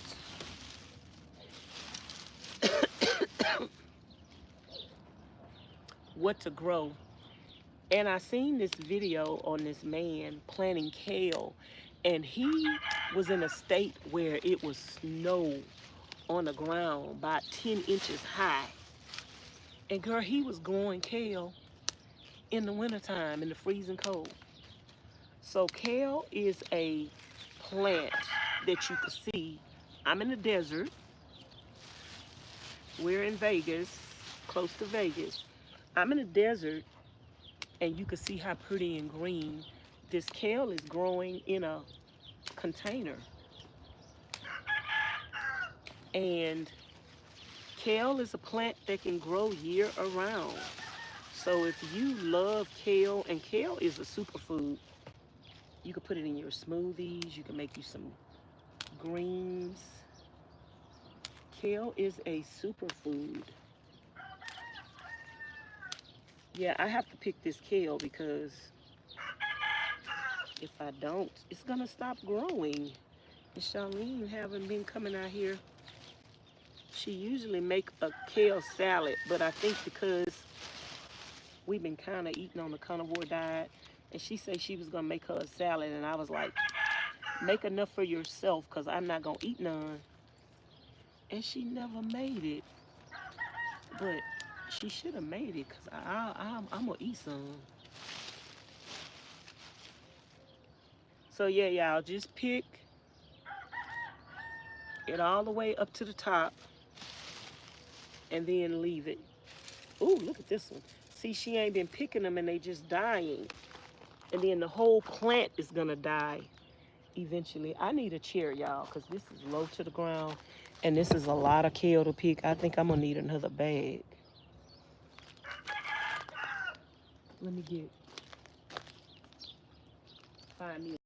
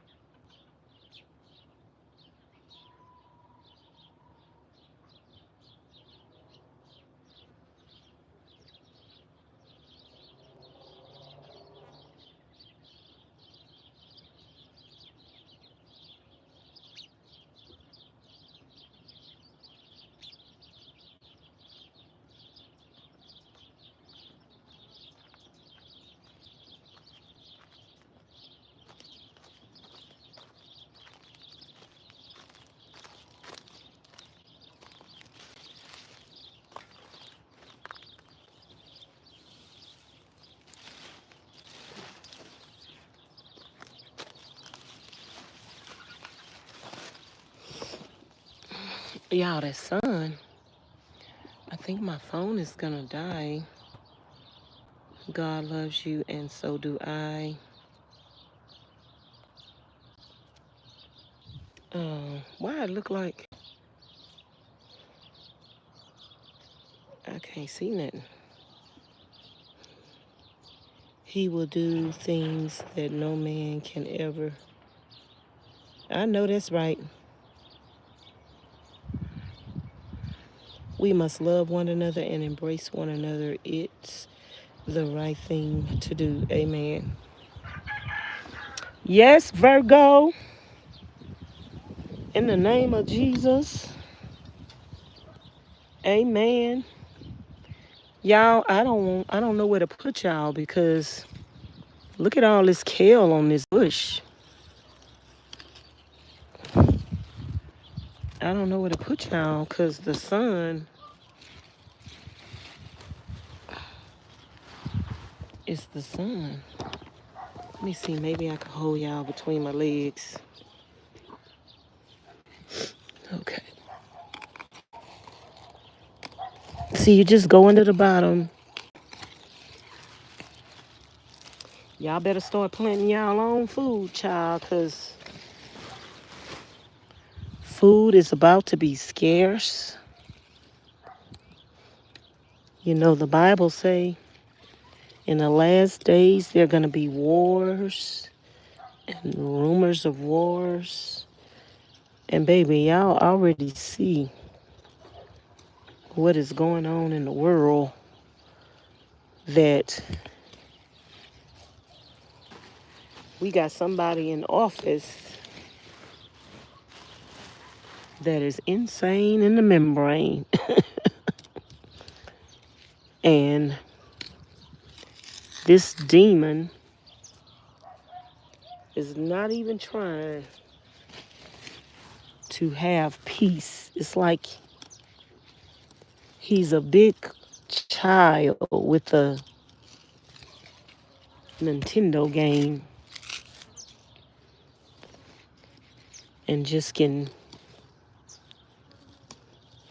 do whatever he want to do with no.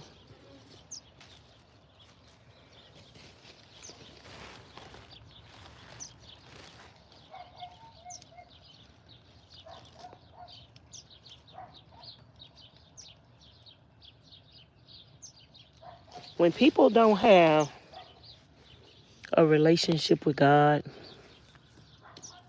they're capable of any and everything. You see this on the back of that leaf? That look like some bugs or something. We're going to have to clean that real good. We're going to have to soak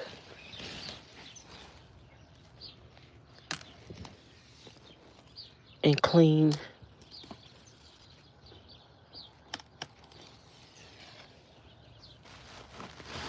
this kale really good.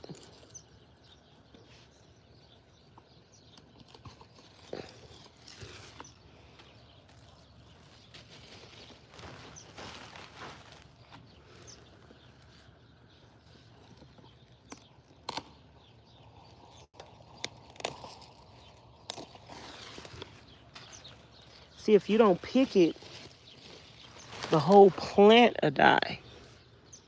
And you don't want the plant to die.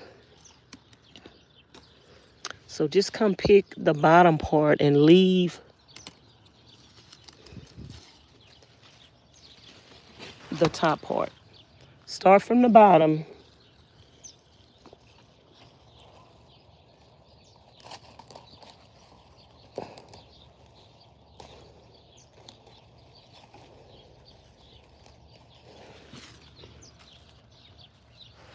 Start from the bottom.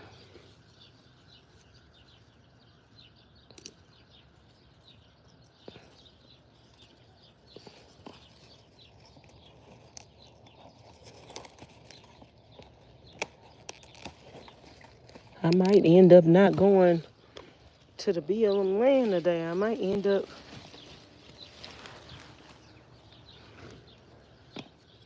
staying here and cooking some kale.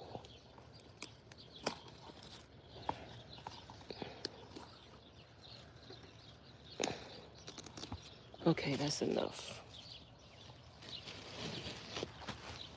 off of those plants. This is what it's like, y'all, to live on a homestead. Being able to just walk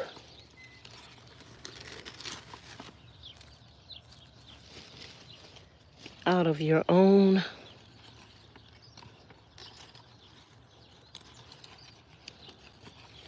back door.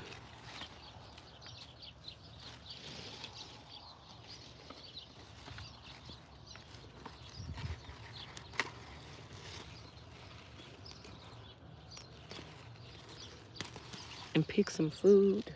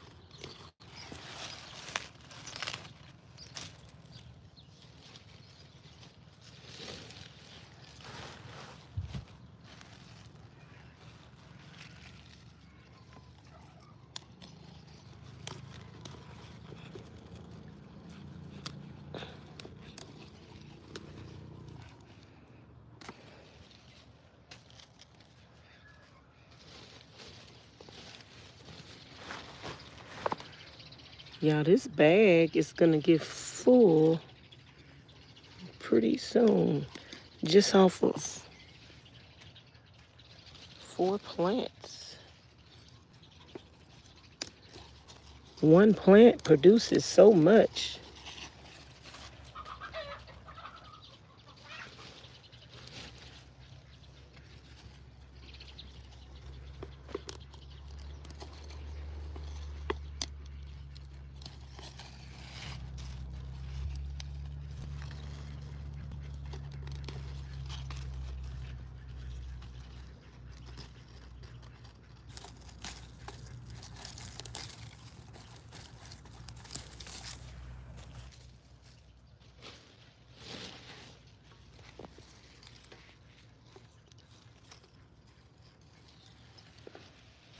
Leave enough. You don't want to pick it all off of there.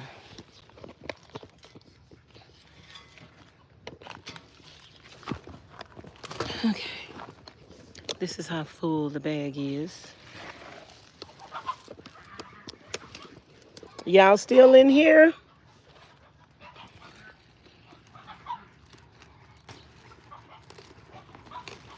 Ants are crawling all on it. Them ants is getting them some nutrients, baby, off the kale. They like, thank you for not picking it. We appreciate you.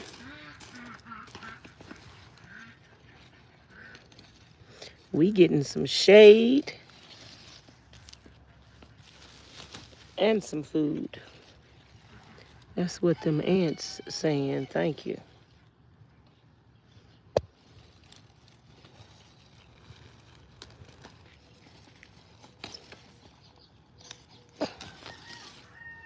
We getting some shade and some food.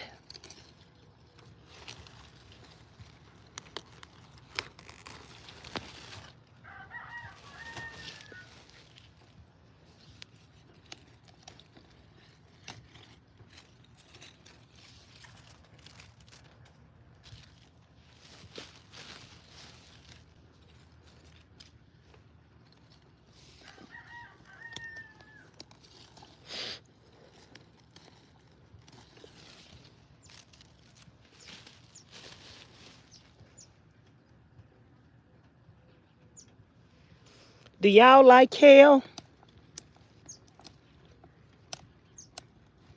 Y'all, kale is a superfood.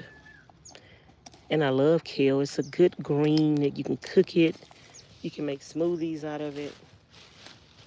And I said if I had a daughter, girl, I would name her Kale. That's how much I love some kale.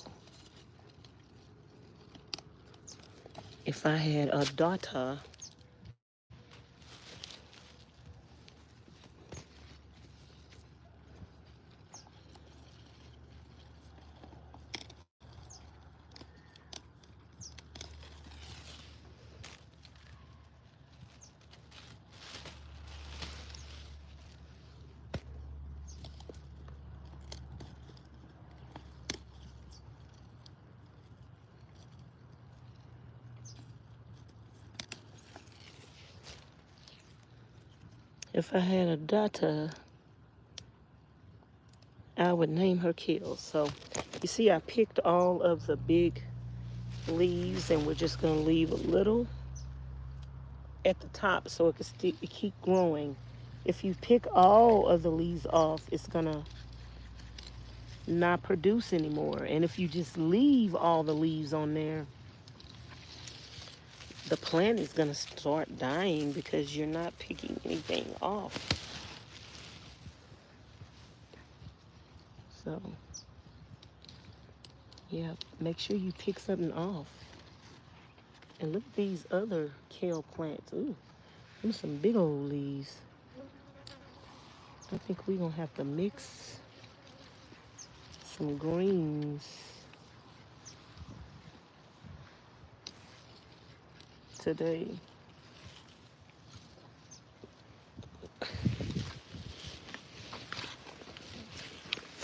Look at this one over here. We pretty much got a big bag full, y'all, but this is gonna cook down. I'm gonna cook them now. If Ms Charlene wanna keep some, if she want me to clean her some for a salad, if she gonna make the salad, cause baby, she done bought the stuff for the salad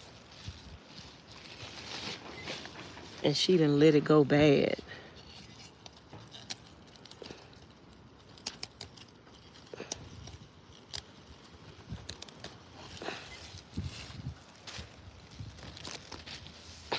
My friend crazy, y'all.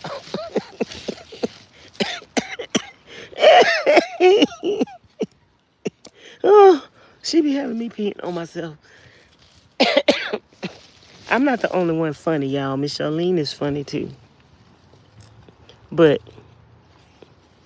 she don't just come out and say stuff. She don't just come out and say stuff. Oh Lord, I think I might have broke this one. She don't just come out and say nothing on her own.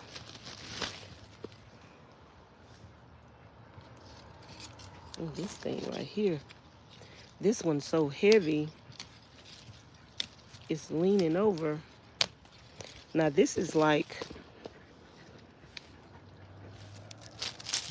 some purple kale. They got different ones. See, these are leaning over because she not picking them and they getting so heavy and they gonna die. They gonna die because they getting too heavy. Let's help you out. Let's lighten your load a little bit. Let's lighten your load a little bit.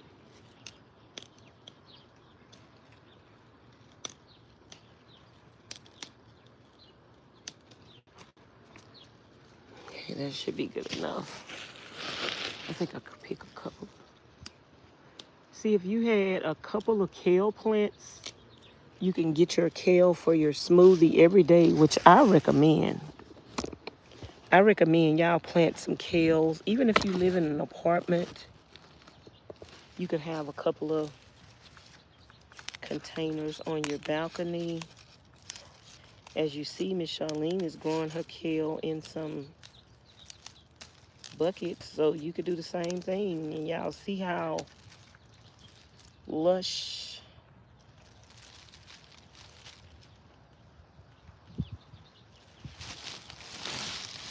And alive it is. And y'all see how much it's producing. I'm gonna mix these plants up because this is all kale. It's just different kinds. And when you cook greens, you can mix the greens up. So some of these are dead.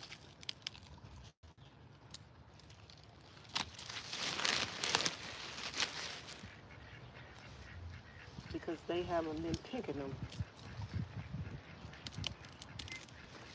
My grandmother used to cook her greens and freeze them. And every time you came to her house, she can go in that freezer and give you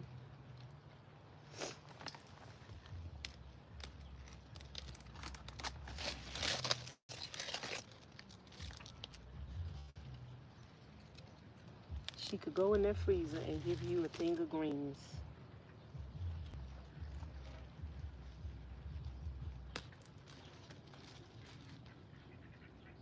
So y'all can grow y'all greens and pick them.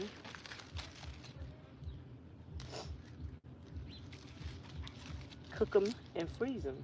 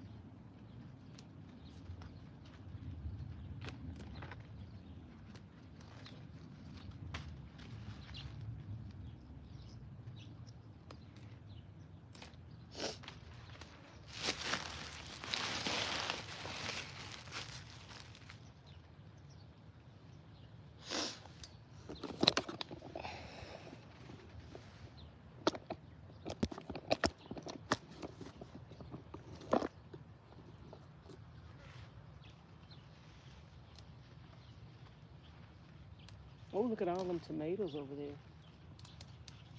I'm going to have to look for a fried green tomato recipe because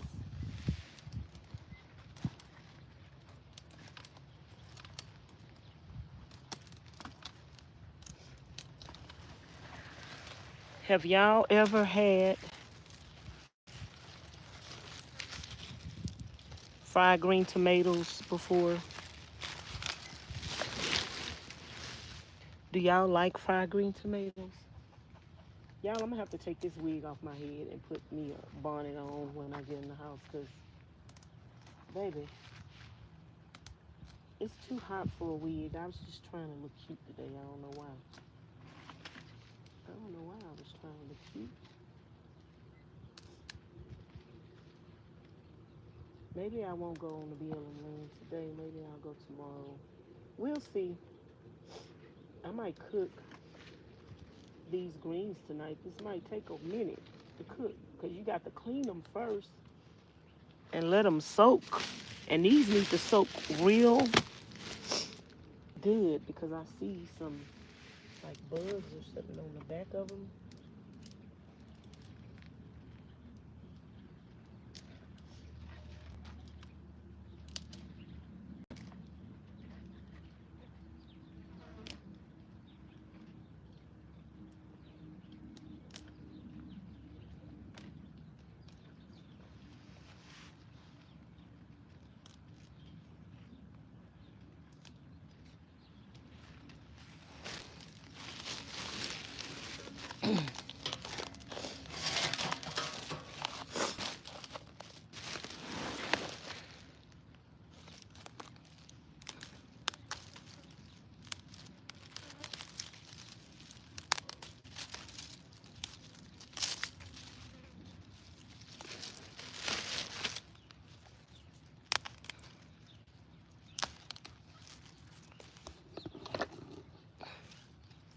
See, when you don't pick them,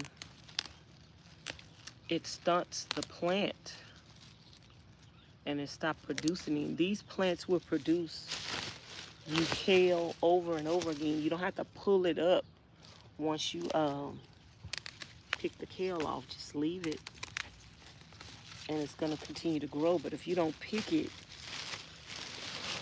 it's going to start looking wilted and the plant going to start dying. The plant going to start dying. So let this plant produce as much as it can produce.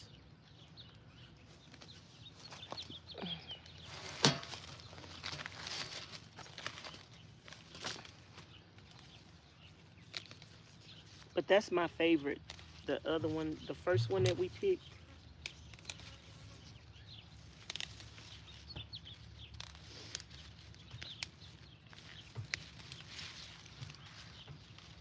that's my favorite kale.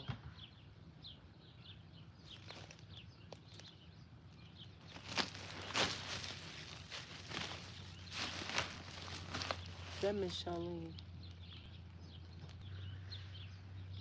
Nope.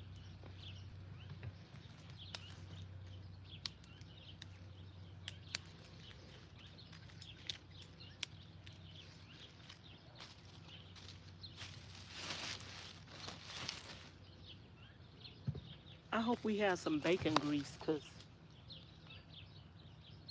I'm gonna cook this kale with some bacon grease. I think these are the only kale plants we have. So it's a few more down here. And I think this is it. She got a lot of tomatoes. I can make a tomato salad.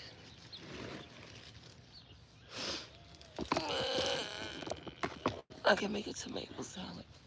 I need to look up some fried green. I need to look up a fried green tomato recipe.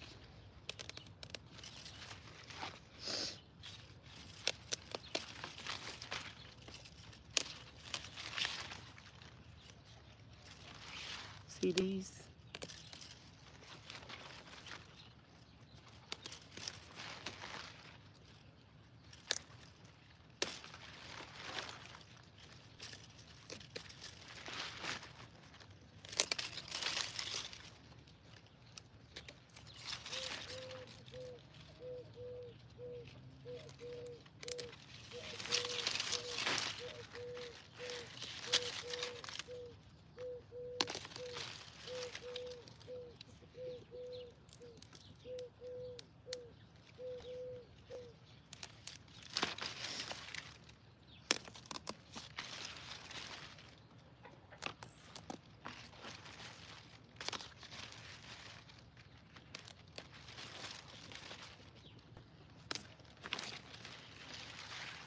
Those some big leaves. See these?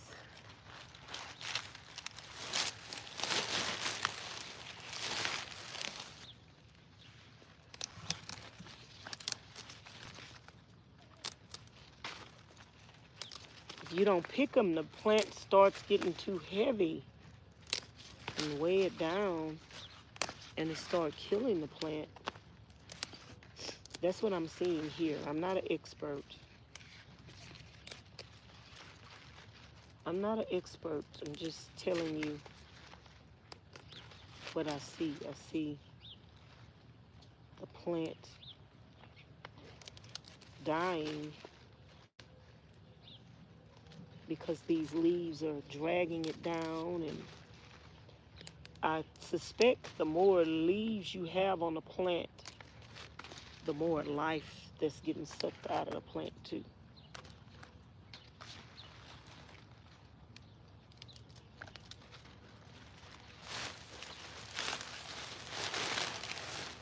We almost to the end of the row. So we're gonna go in the house and wash this off and clean us some kale.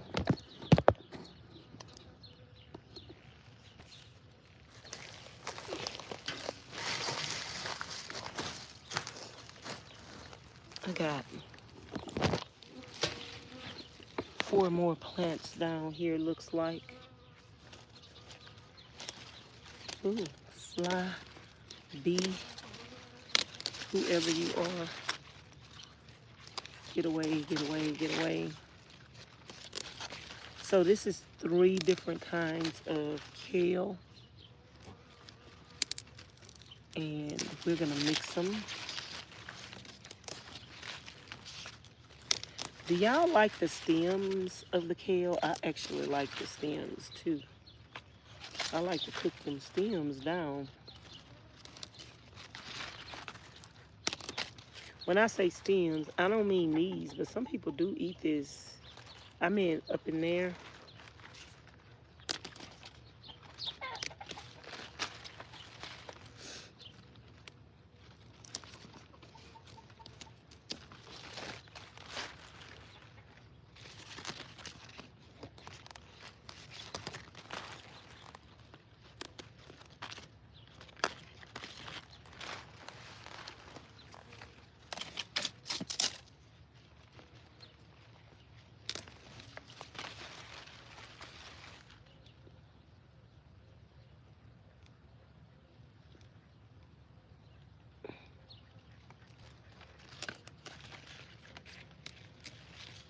I was gonna make some more videos on the garden.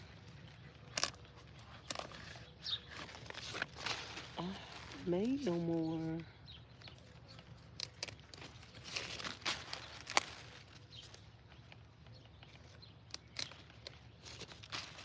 I need to make a video on harvesting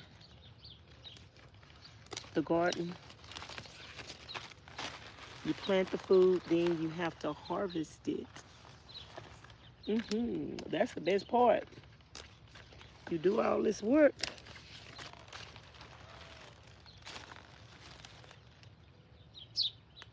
and then you get to eat it. Yay, yay, yay.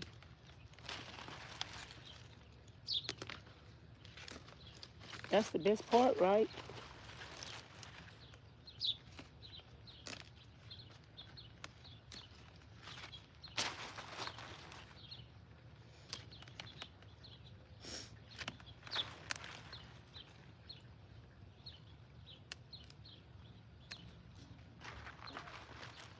Okay, I think this is the last one right here.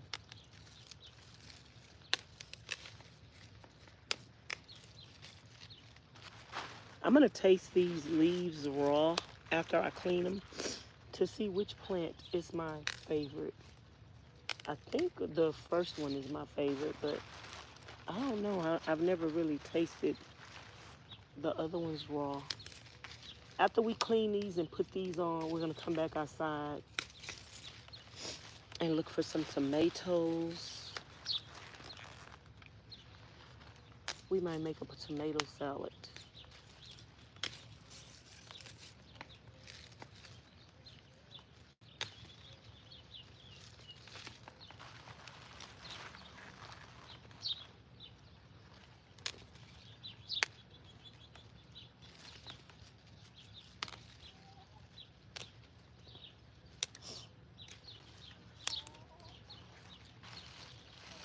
Look at this, y'all.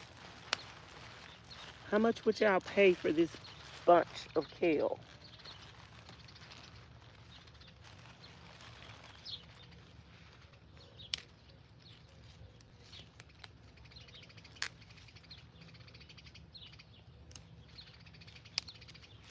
How much would you pay for this kale?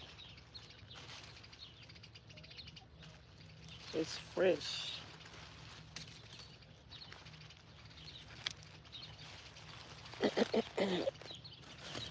I ain't got no more room in my bag.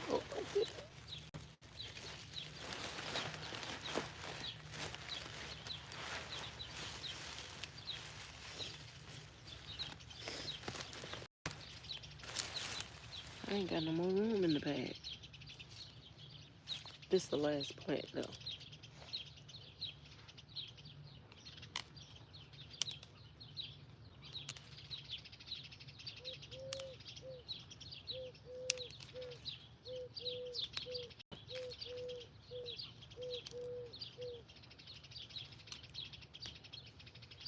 I think this is the last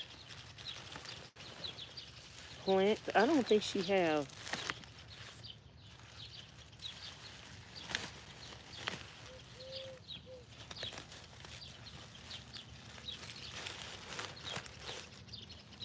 No kill, nowhere else. Look at this bag, y'all. That's a big bag.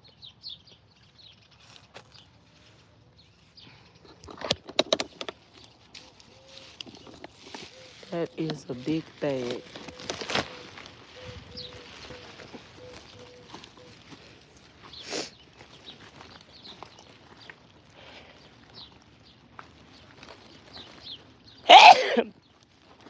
Excuse me. Ooh. Oh, y'all, we got some watermelons.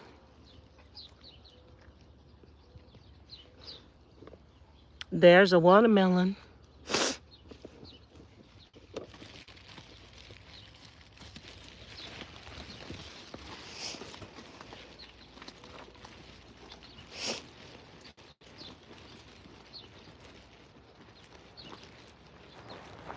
I got to come back out and get some onions.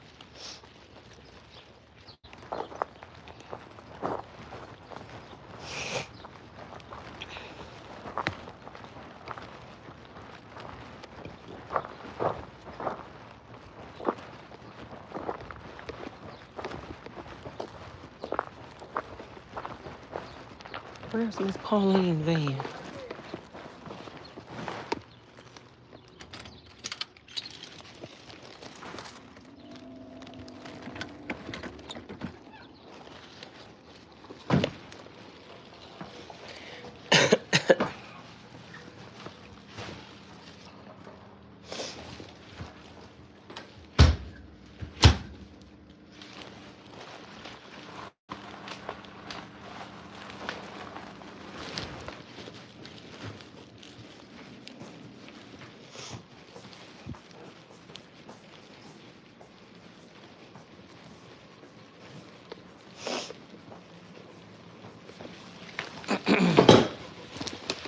We got to go back outside and get some onions.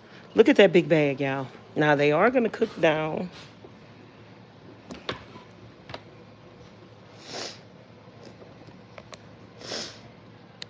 They are going to cook down. Thank y'all. So we need 6 more thumbs up. I just got to washing dishes.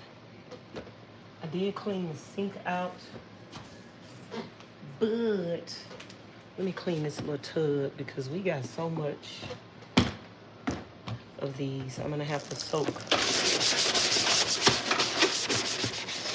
I'm gonna have to soak some on both sides. And we're gonna use cold water.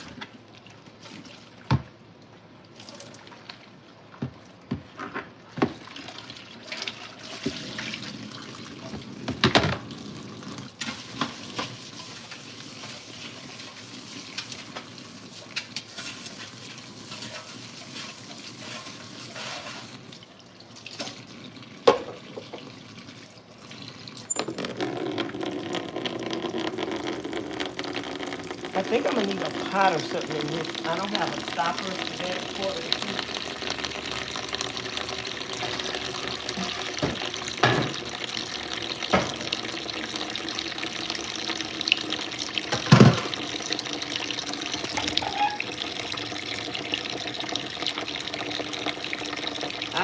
what kind of green this is.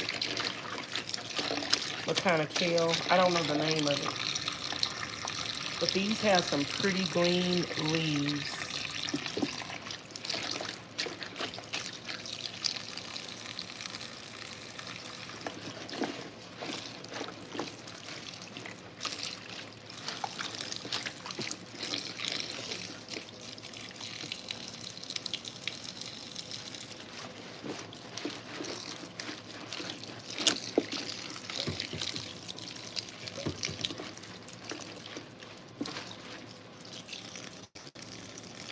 I think Ms Charlene soaks her uh, greens in vinegar and salt. I'm not sure. Do y'all soak y'all greens in anything?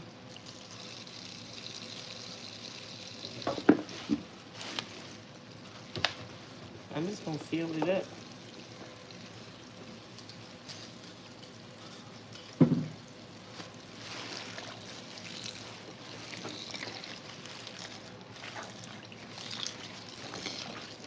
Do y'all soak y'all greens in anything?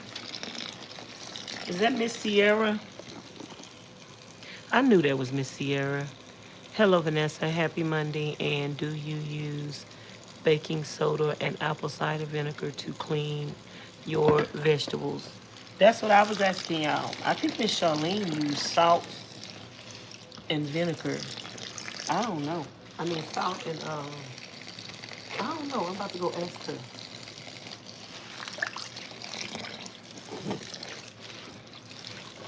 I think I seen her soak them in, some salt. Now, how long do y'all soak y'all greens? I think I'm gonna put these like this. How long do y'all soak them?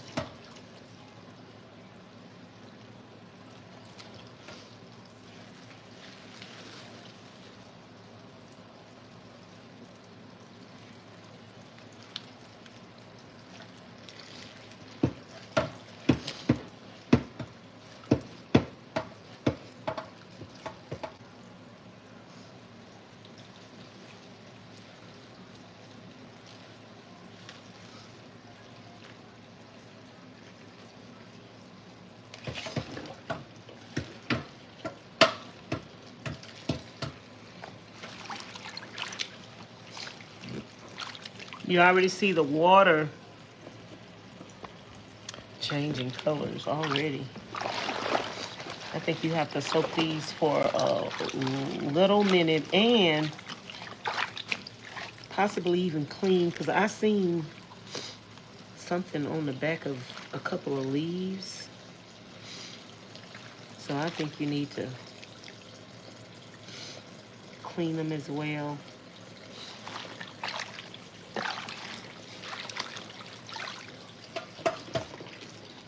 I'm gonna go change my wig, y'all.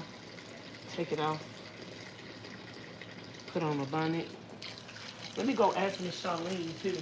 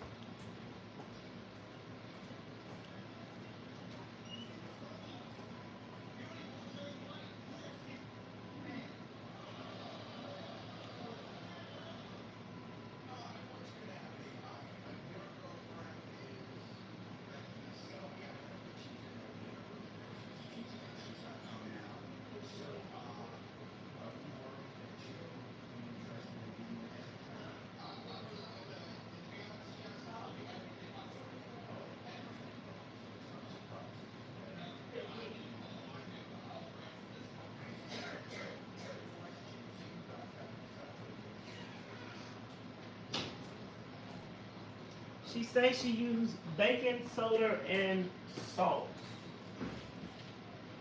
Now, what do y'all use to clean y'all greens with? She says she used baking soda and salt.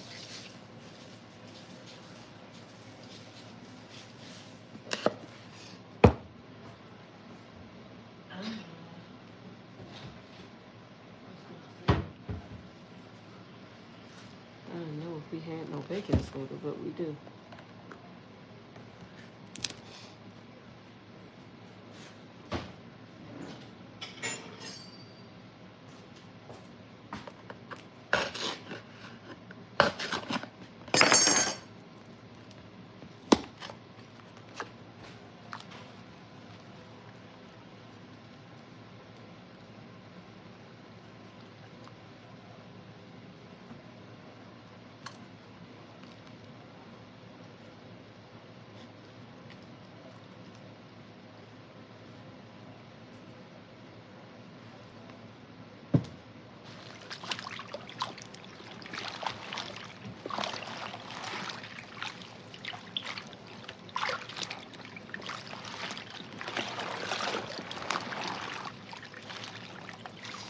How long do y'all let them soak? Of course, I think you don't soak them more than once, but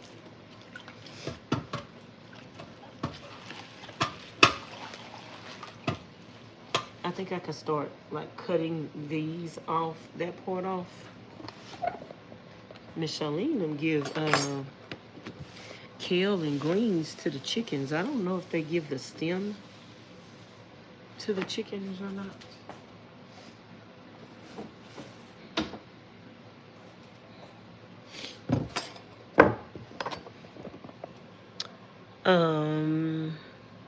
I soak my greens overnight, and I love kale too. I use baking soda and apple cider vinegar. Okay. I'm just gonna, do you cut the stems off or do you pull?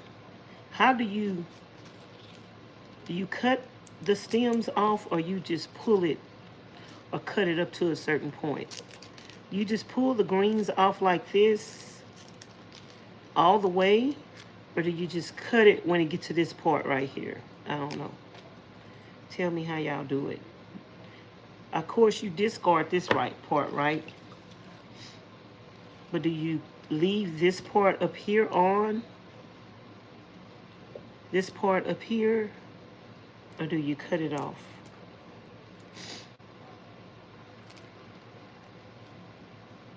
Tell me how you do it.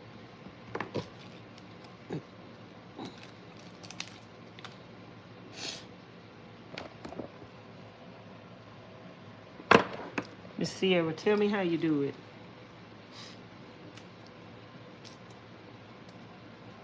Do you take the kale all the way off the whole thing, or do you just...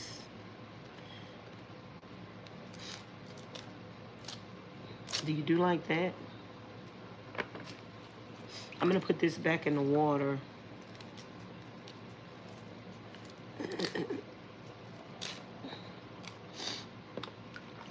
But I'm just getting the stems off.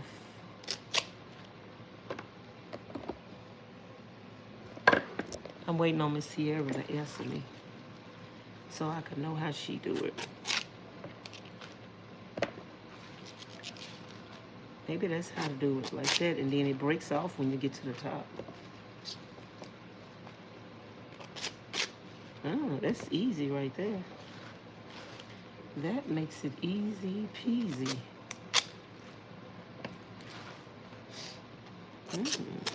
Oh, I like that method.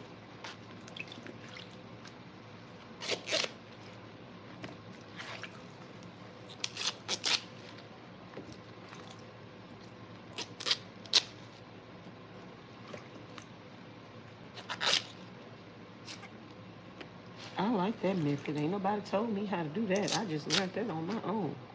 Oh, yeah, I like that. Just start at the bottom, go right there to pull itself off. Oh, I like that. Yeah, I think that's a good method. Easy. Simple. Sometimes you just got to use your head for more than a hat rack. And God will show you how to do stuff, huh?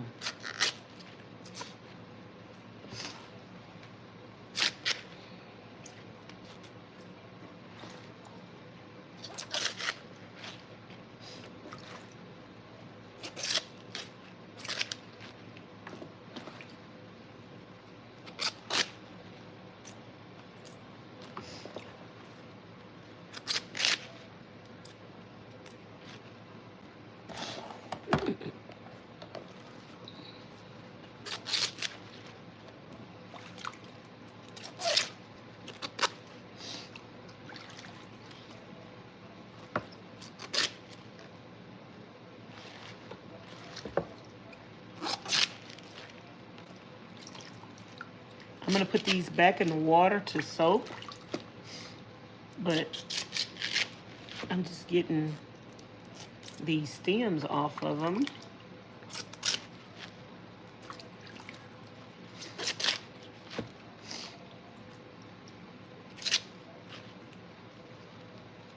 And the ones that have some deadness on them, I'm gonna pick this off because the chickens do eat this stuff. They like healthy food. If you don't do nothing but grow a garden to feed your livestock,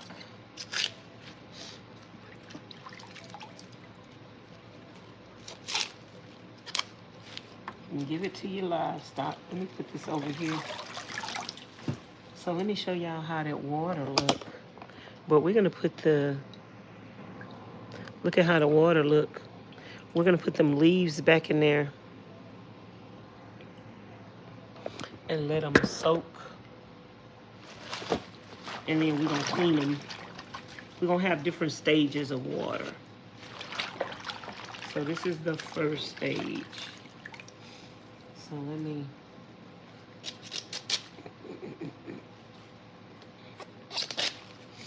finish taking that off, putting that in the water. Oh, I like this method that I just discovered. It's so easy. It is so easy. Easy.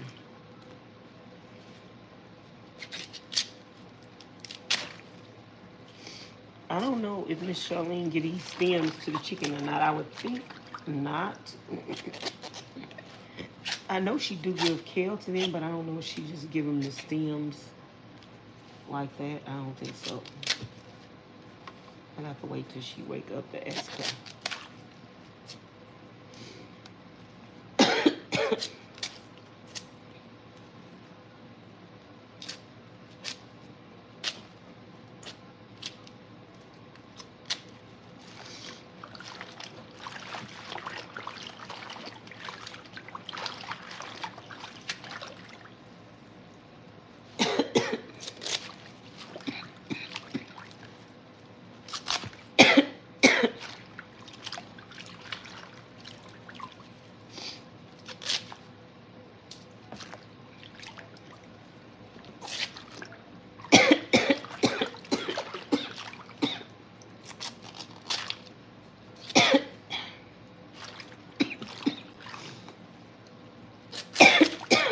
Excuse me, y'all.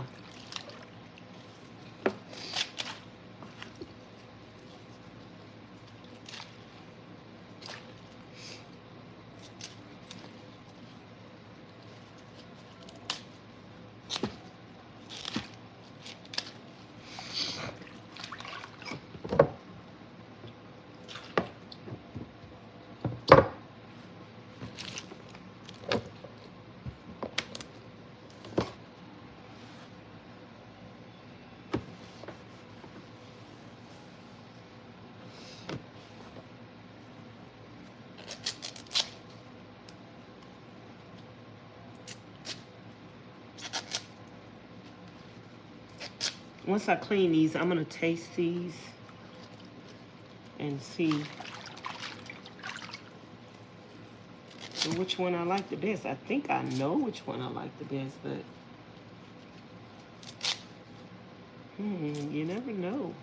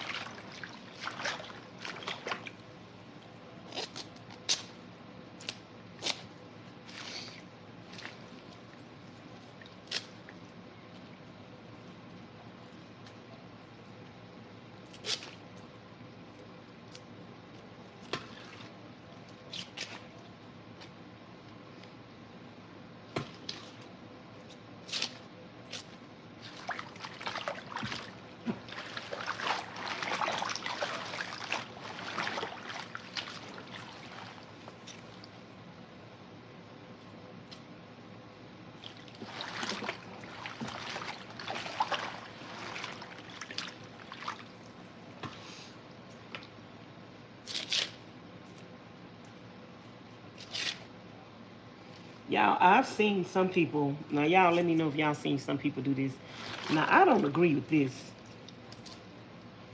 I've seen some people clean their greens with dishwashing liquid. Have y'all seen some people do that? Girl, I'm like, oh. I've seen some people clean their greens with some dishwashing liquid, y'all. I'm like, ugh. Girl, no wonder people gonna be talking about, ooh, them greens taste like soap. Some people food tastes like soap because they soaked it in soap. Ugh, I don't know about that, y'all. Y'all ever seen anybody clean their greens with dishwashing liquid?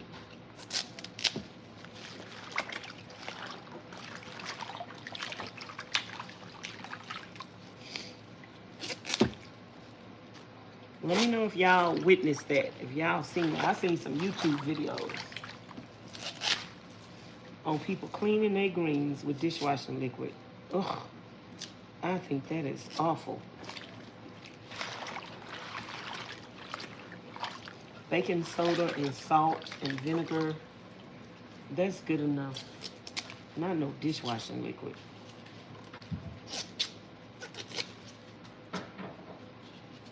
Now, to me, I'm just saying, I just think that's trifling. It's like putting chemicals in your food. To me, that's just my opinion. Now, I hope you don't use no dishwashing liquid to clean your greens, because just gave my opinion on it. No offense, to each his own. If you want to clean your greens with some dishwashing liquid, just let me know before I come to your house and eat dinner, because I don't want none. I don't want none. I'm sorry. Pass. Next.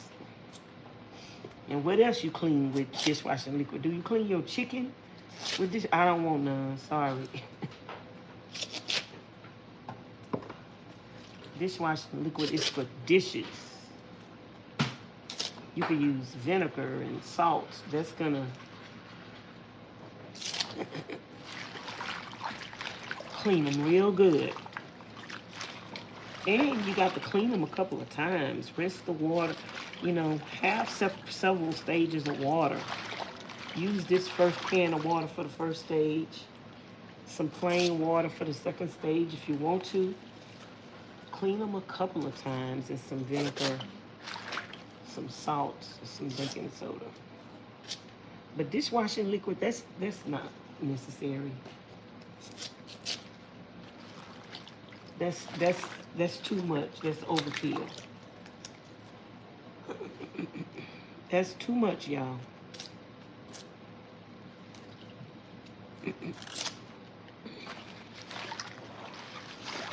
That is too much. This one right here, it's pretty much dead.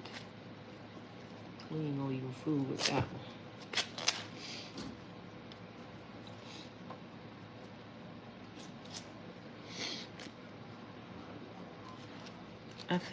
I don't think Ms Charlene gonna give the stems to the chickens. But she might give some of these leaves to the chickens. So I'm gonna throw these stems away.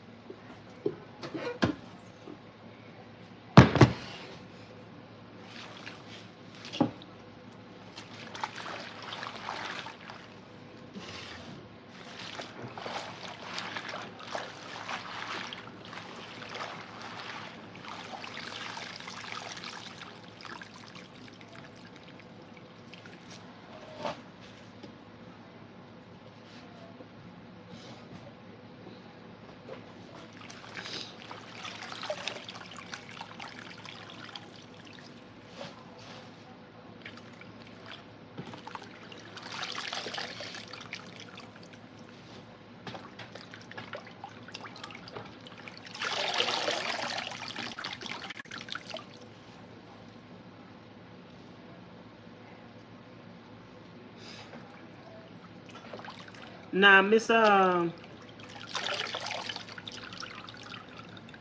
you cook your kale, do you cook kale or you eat it raw? How long do you cook it for? How do you season it? How long do you cook it for? And how long do you season it?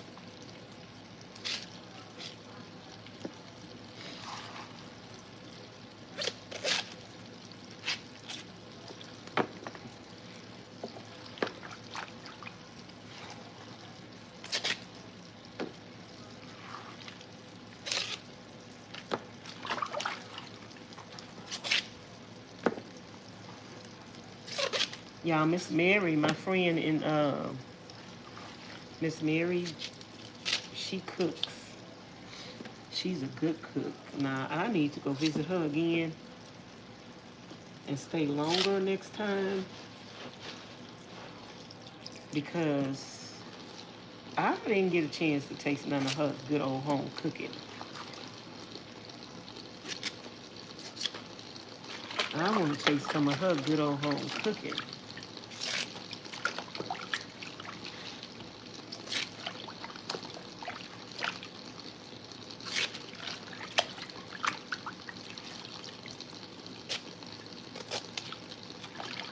I want to taste some of her good old home cooking.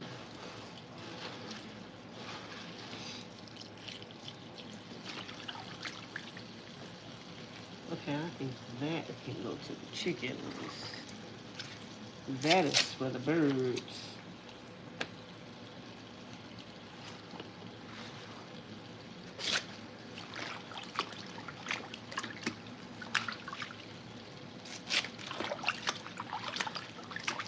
I think we need to put this in another bucket.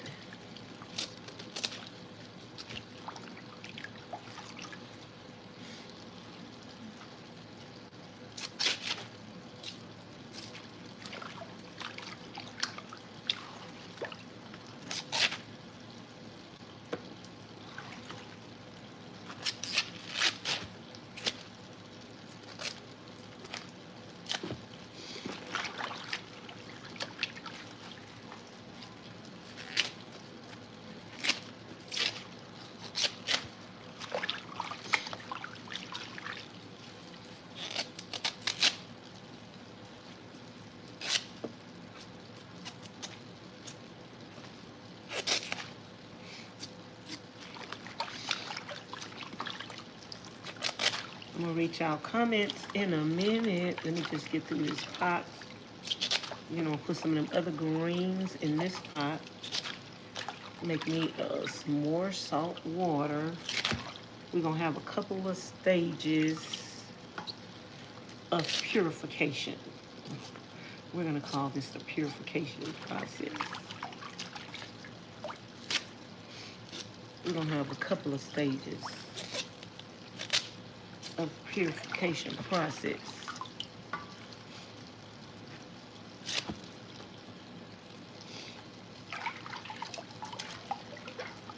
Okay.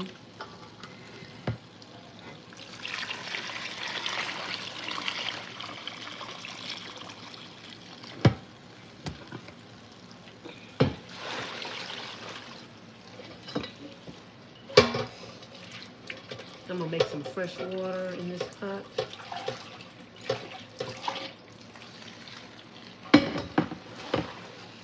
Put these other greens in the fresh water.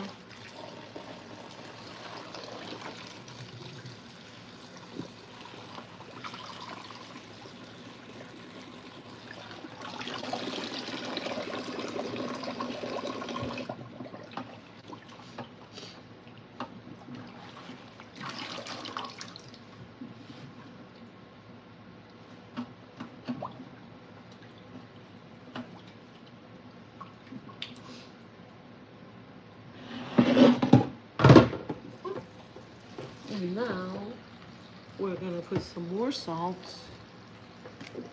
some more baking soda in the second wash. We had the first wash, the second wash.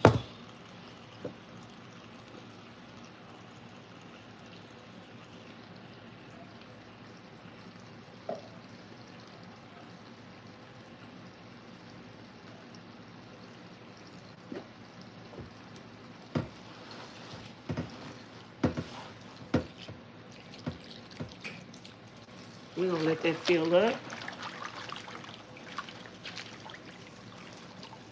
Oh, I got a little too much water in here.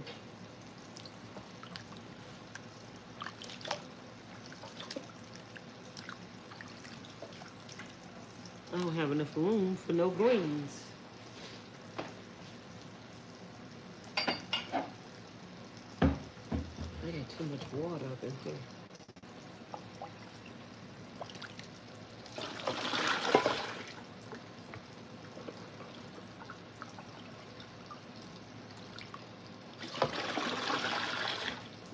One more, or maybe two more.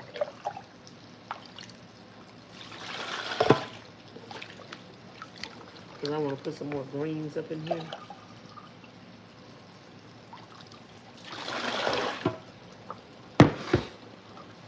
Okay, let me see what y'all saying.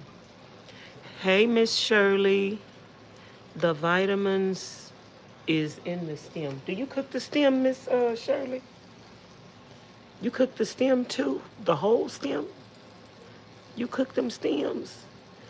I don't think we should clean food with dish soap. Yeah, girl. And Vanessa, I answered your question regarding how to clean greens, but God showed you how. That is dumb, in my opinion. You are washing it very well.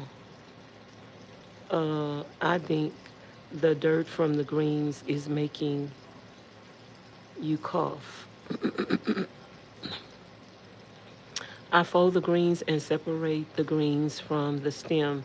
Then I cut the greens in small pieces.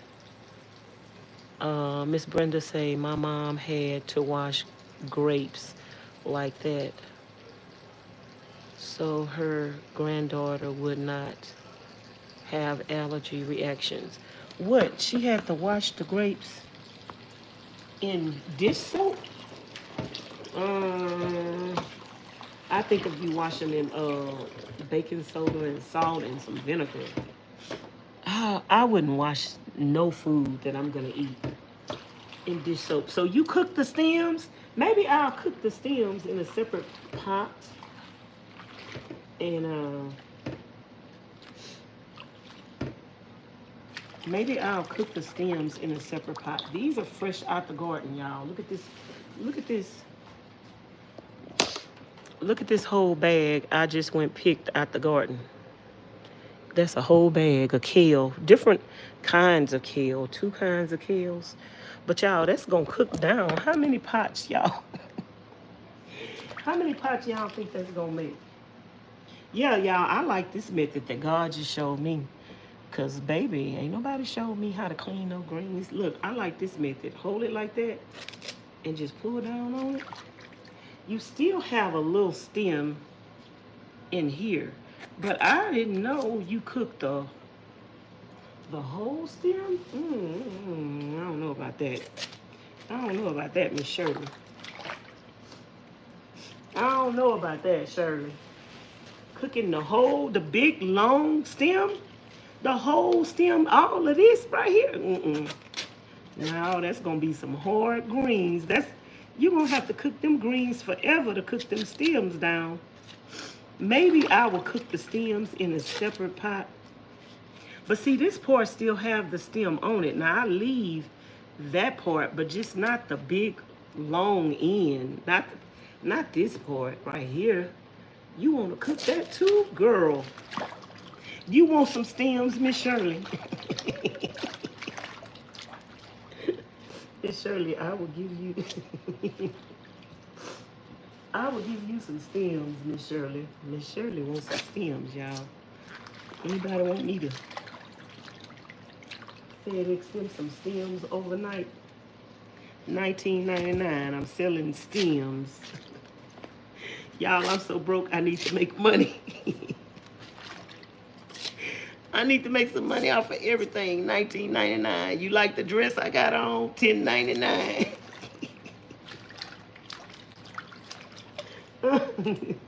I'm so crazy, y'all.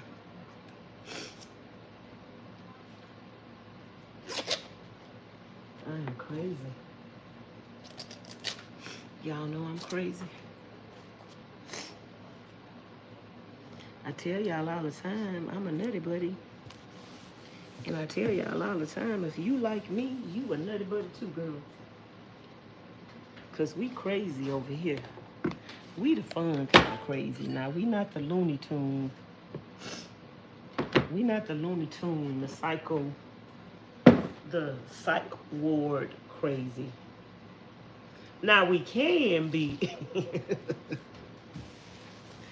We can be anything that we are pushed to be.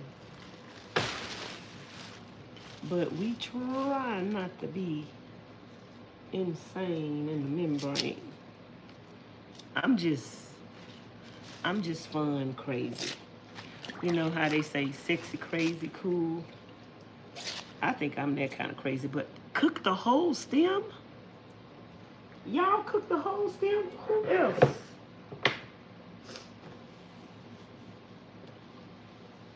Who else besides Miss Shirley cooks the stem? I mean the whole stem. You don't even pull the stem off. I don't know about that. Miss Shirley, you gonna cook the whole stem?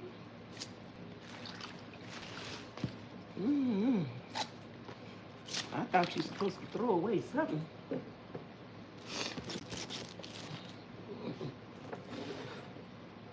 But I'm gonna boil some of those stems just because she said that.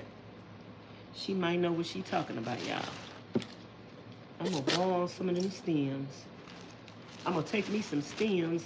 I might saute me some stems and see how they taste. The chickens like them. We eat the chicken. We eat them anyway, huh? Chicken like them.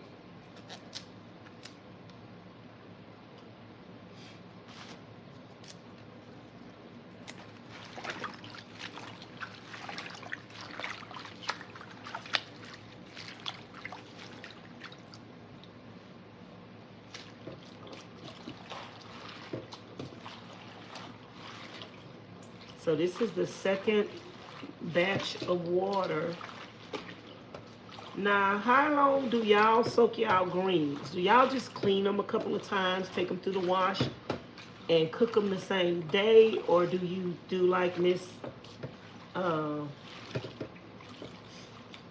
Sierra, and do y'all soak them overnight? Or do you just soak them for a couple of hours, or just clean them real good? Y'all let me know, because I'm not really a green person. I've cooked some greens before, but y'all, my grandmother, now that was her specialty, some greens. But I never, and she would freeze them. You couldn't go to her house. You couldn't go to her house and not get some greens, girl. My grandmother,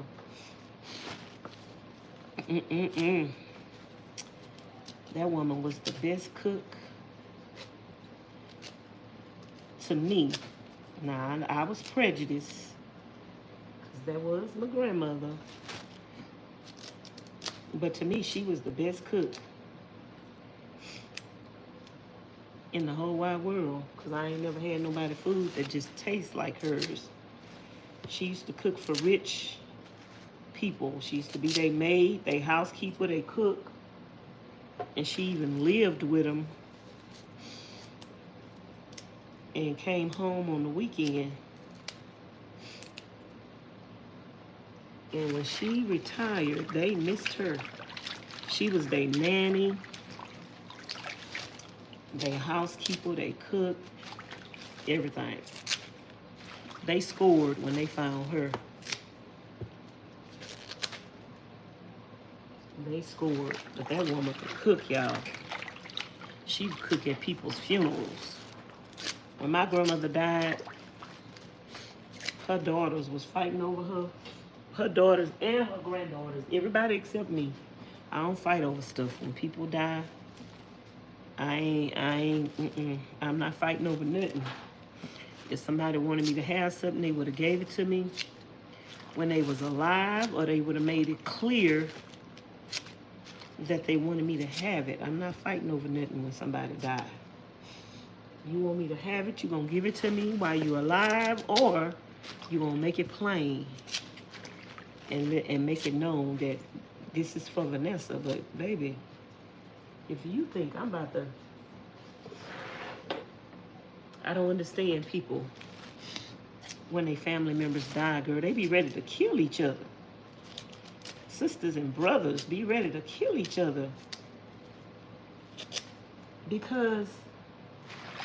over some stuff. If mama and daddy wanted you to have that, I don't know why people want their children to fight over stuff when they dead. I don't know why people don't make wills even you can make your own little will and get it and write it and get it notarized. I don't know why people just want to leave stuff up in the air and having people fighting over stuff. I don't, you know, them people ain't gonna, they don't get along when you alive.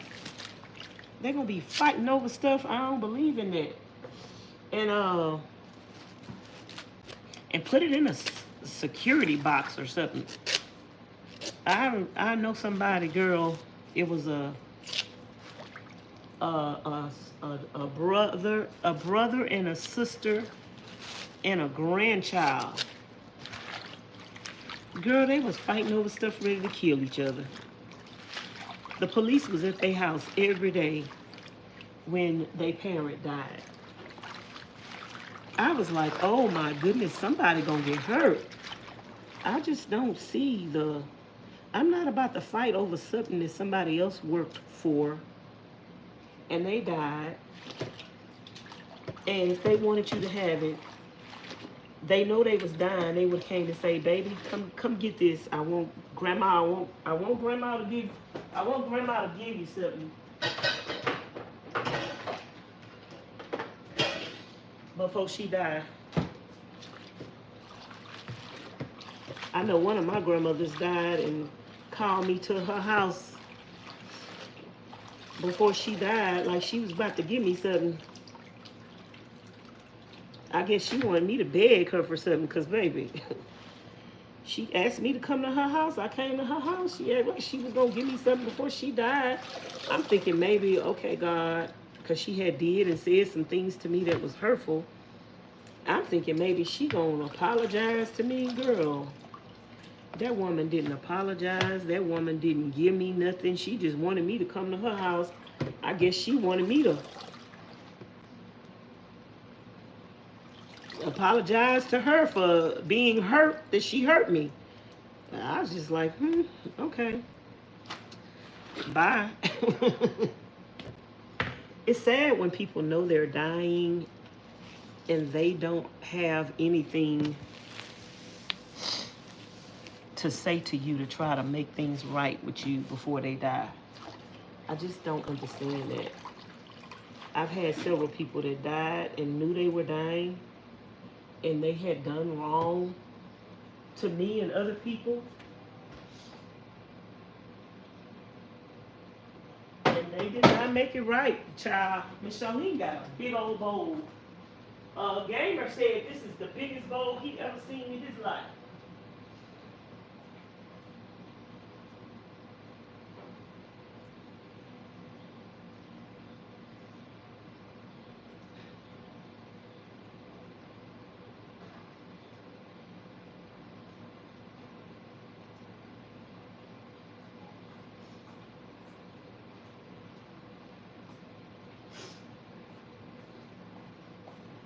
Y'all ever seen a bowl this big? I think this should hold it. Gamer said, golly, I ain't never seen no bowl that big. Child, Ms Charlene have a room full of pots and pans. She got a pots and pans room, a room just for pots and pans. We gonna clean these a couple of times, y'all.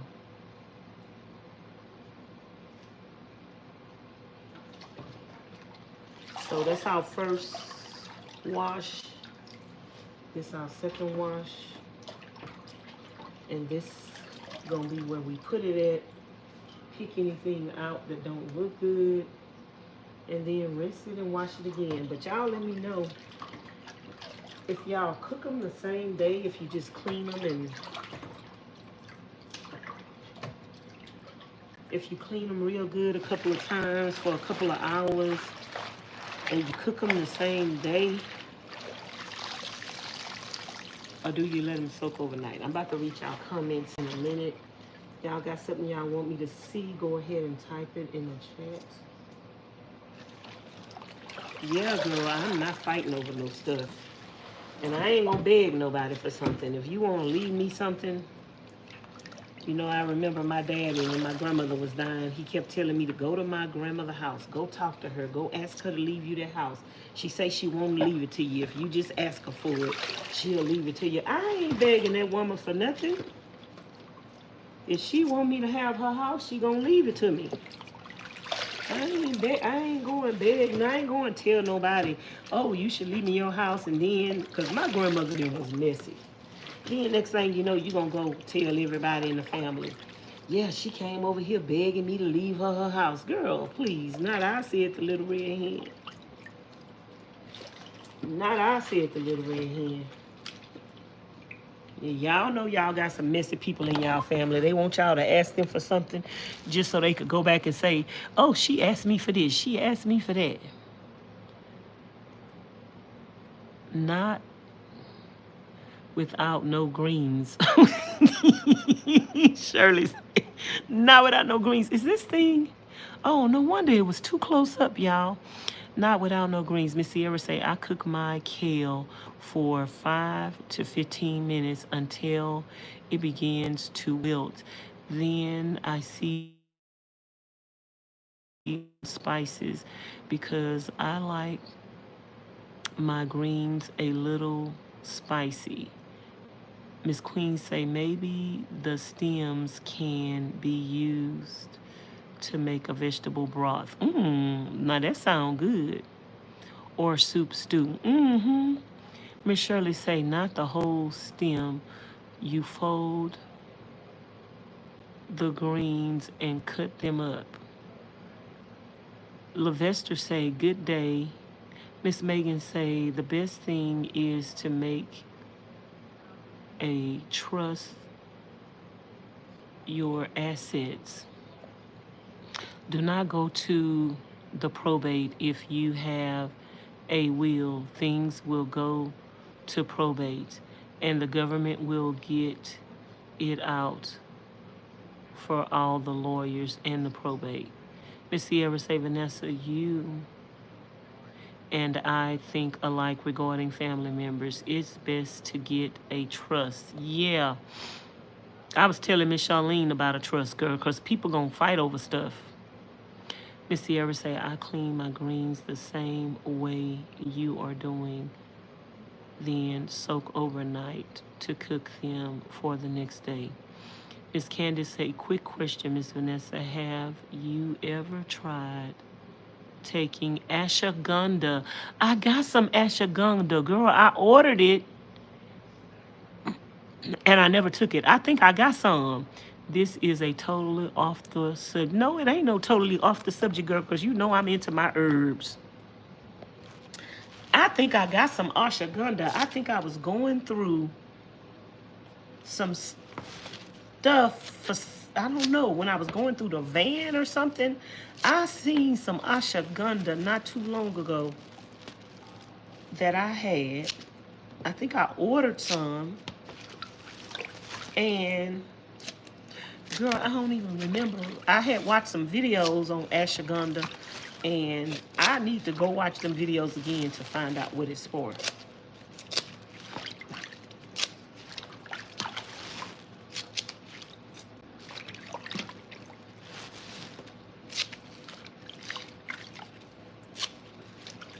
But yeah, girl,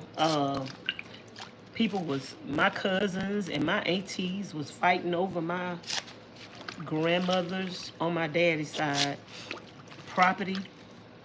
They still fighting over that property, girl. They hadn't paid the taxes on that property for 12 years. And my daddy was telling me some bull crap about the property and that he be giving money to keep the property up in taxes and stuff.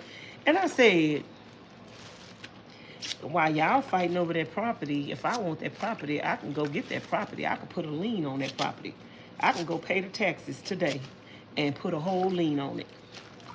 And my daddy was like, you a goddamn lie. That property ain't behind in taxes. I say that property is 12 years. 12 years behind in taxes. And baby, he had somebody to go look it up. And it said 12 years behind in property. I looked it up myself. It was 12 years behind in property taxes. And girl, when I told my daddy, I'll go pay the taxes and put a lien on it. Baby, my AT when paid them taxes and I'm talking about, Vanessa, we paid the taxes on the property. I say, good for you. Good for you. You didn't think I knew they was behind. Good for you. That's what you're supposed to be doing. You're supposed to be paying the taxes. My grandmother left money for you to pay the taxes. You were supposed to be paying the taxes. She talking about, we paid the taxes. Girl, some of my family members so shady like Greater Girl, I don't want to have nothing to do with them. My relatives on my daddy's side, they so prejudiced. They think they bright, and they think bright is cute, and they prejudiced. They don't like dark complected people, and ugh, girl, I can't fool with people like that. I can't. They be like, we having a family reunion, and I'm like, and I won't be there. I won't be there. I ain't going around y'all people. Y'all some ugly people inside and out. Y'all think because y'all bright, y'all cute, and y'all is ugly. And girl, some of them people so bright. You know, some people think, oh, because I'm bright and light, I'm pretty. And they don't realize some people got that dirty, ashy color. And it's just because you bright don't mean you cute now. Because I'm not prejudiced. If you're cute, you're cute. Whether you're bright or you're dark, like God made us all. There is beauty in every last one of us. And you're not prettier because you're lighter. And baby, let me tell you something. Darker complected, them dark, beautiful, black women from Africa, that's in now. That is in. I seen some beautiful man. This lady on YouTube. I've seen a couple of ladies on YouTube and social media. They're from Africa, and they are, I'm talking about, they are blue black. But they are so beautiful. They are so beautiful. Their skin is to die for. Like, their skin is just so gorgeous. I see beauty in everybody, and it's not about the color of your skin, the length of your hair, the color of your hair. It's some women that's bald-headed, and they beautiful. Let me tell you something. When I shave my head, I'm more comfortable with a bald head because I got a bald spot anyway, and I'm more comfortable with a bald head. And baby, I know I'm a beautiful woman. I know I'm a beautiful woman. I know I'm a beautiful woman inside and out because I love the Lord. I serve him. I treat others how I want to be treated. I know I'm a beautiful woman. God created me in his image, and who cares if I'm bald, blind, 54, I wish, 57 and fine. I don't wish I was 54, y'all. If I'm gonna go back in age, let me go back till I was 15 and 16 before I made my biggest mistake in my life and married my husband. And I'm gonna go back to something. I'm going back to when I made my biggest mistake in my life. And that was getting married at 16, child, to the devil. I married the devil, y'all. I was young and dumb and stupid, girl. I married the devil. He was in disguise.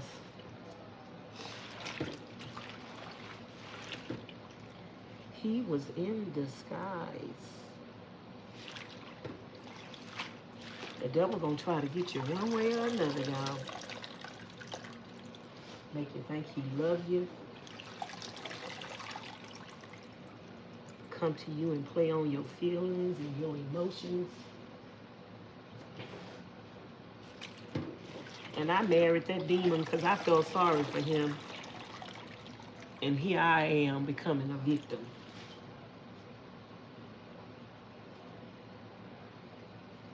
I married that demon because I felt sorry for him.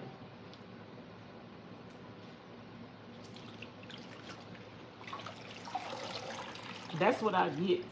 Because even as a child, I had a sensitive heart. And I used to cry watching movies. I would be crying and bawling watching movies. So I had a sensitive heart as a child. And I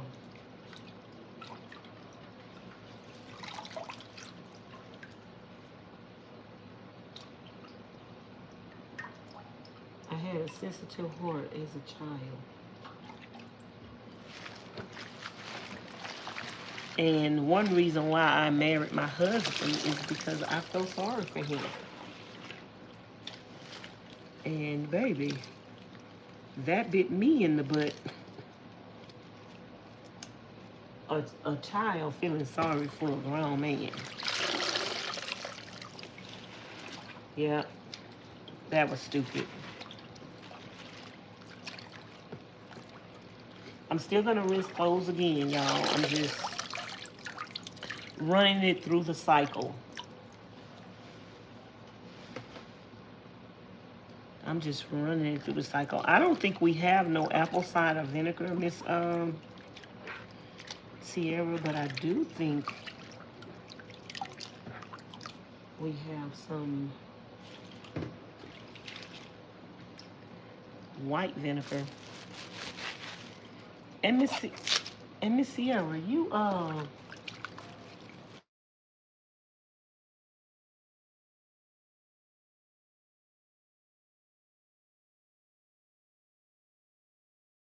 think once I get a call, the phone freezes. I did get a letter in the mail, said you approved for a $20,000 credit limit. Girl, I called them and they was like, you have been pre-approved for a $20,000 credit limit. Put in this code and you will send your card in the mail. And baby, I tried it. I say, okay, I'm gonna see if this is a scam, if I'm gonna get this $20,000 credit. Girl, I got that card in the mail.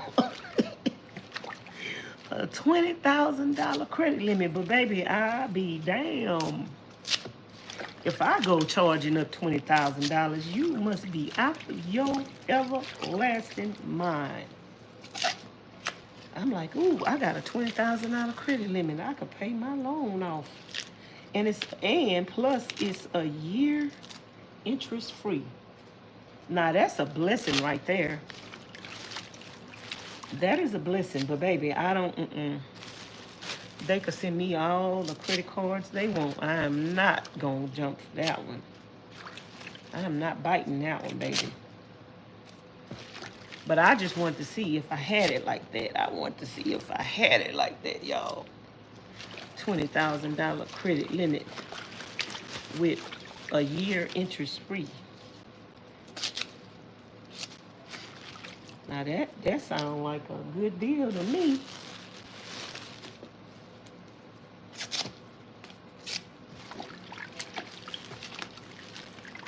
But now I can't bite on that because I'm broke. I ain't got no steady, reliable income coming in, and I can't put myself in that kind of position. But it's good to know that I still had it like that. I got it like that. It's good to know I got it like that.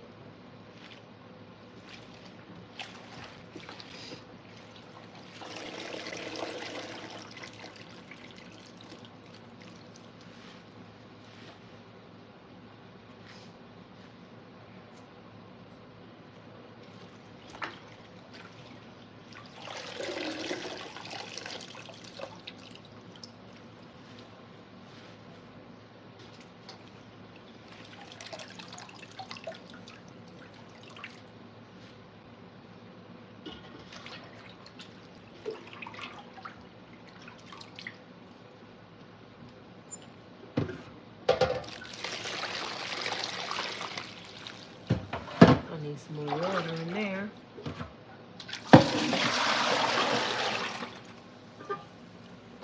Change this water.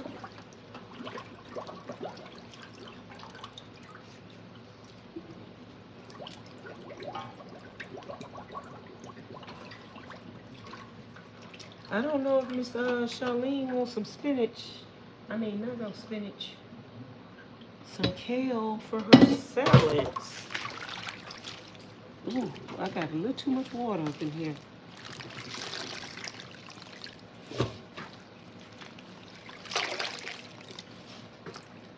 Y'all ever got a credit card in the mail said you qualify for $20,000 in credit?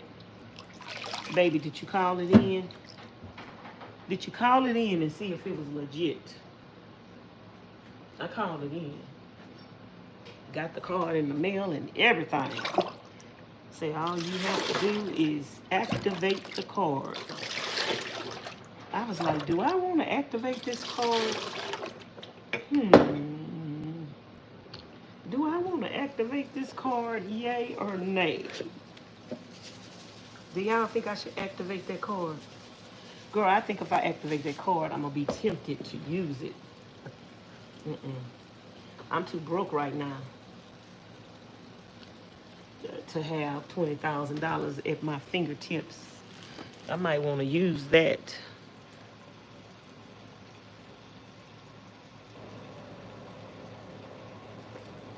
Hold on. Miss Sierra say, hey, Miss Candace. Miss Candace say, my co-workers have great reviews on it. They don't let anything stress them at work. They say it's because of the ashwagandha. Yeah, I heard some good things about the ashwagandha. Then I think I heard something else too. And I don't know why I didn't take the ashwagandha, but I got some. Yeah, people argue and fight over material things. In all actuality, they just don't want anyone else to have it. That is true. I have a cousin that went in my grandmother's house and pulled the floor up out of the house and pulled the ceiling up out the house because he didn't want nobody else to go in it. And the house just sit there, still sitting there. Black is beautiful in all shades, all colors beautiful, not just black. You are buffering. I didn't hear what you started to say. Is it still buffering? The house has become old, unkept, grass, overgrown, homes for the homeless, etc. Because they don't want no family member in it. No, Vanessa, do not activate the card. Miss Sierra say, don't activate the card. $20,000, Miss Sierra? I thought you used $20,000 right about now. I could use it, girl. I could finish my van bill. I could use $20,000, baby.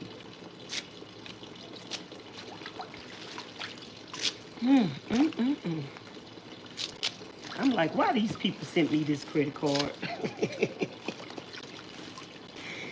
Oh, they trying to get me to go in debt. But Miss Sierra, it's interest free for a year. It's interest free for a year.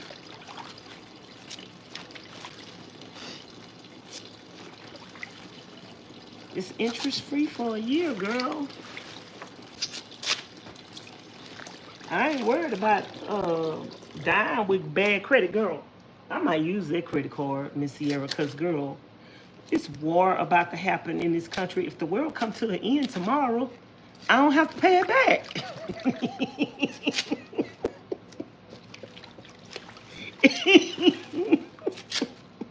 Oh, what you think about that, Miss Sierra? If the world come back to an end tomorrow, I don't have to pay it back.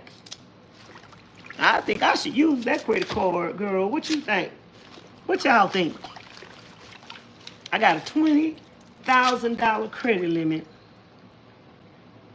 And if the world come to an end tomorrow, I don't have to pay it back. That sounds like a good deal to me. Free money, the world about to come to an end. Girl, I think I need to use that credit card, Miss Sierra. I don't know if I should listen to you, Miss Sierra. I'm looking at it from a different perspective. The world about to come to an end, and I got $20,000 in my hand at one time, and I got about a $6,000 cash advance. Girl, if y'all see me over here balling and shot calling, just know I'm still broke, but I charged it.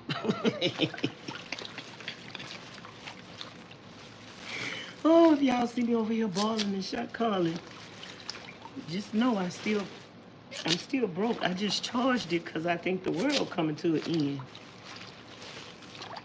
Girl, let us get into a war. Baby, I'm going to the store and I'm going to get everything to finish my van. I'm going to drive to another country that ain't got no crazy leader trying to start no wars and rumors of wars. Y'all, we are definitely in the last days. Go read Revelations and read up on the Antichrist. The Antichrist is not a person. It's a group and a body of people. And I definitely believe that our president is a part of the body of the Antichrist. I've been believing that before he was president, baby. That he is a part of the body of the Antichrist. The Antichrist is a body of a group of people that are working together to achieve destruction against the kingdom of God. And I definitely believe that even though some people have a problem with the president that we have, this president was supposed to be elected again. He was supposed to be in office. He was supposed to do everything that he's doing because it is a part of the revelation. It is a part of the coming of the Lord. Don't be scared of what the president could do. Be scared of the revelation of God about to unfold. And get yourself right with God. It's time to get yourself right with God. With all the things y'all seeing happening in the world, if you know the word of God, you would know that the coming of the Lord is at hand, and that this president and the things that he's doing is necessary to fulfill the prophecy of God. He's not doing nothing that he is not being allowed to do. He is not doing nothing that God has not ordained to happen. This man is fulfilling prophecy through his sin and through his wickedness and evilness.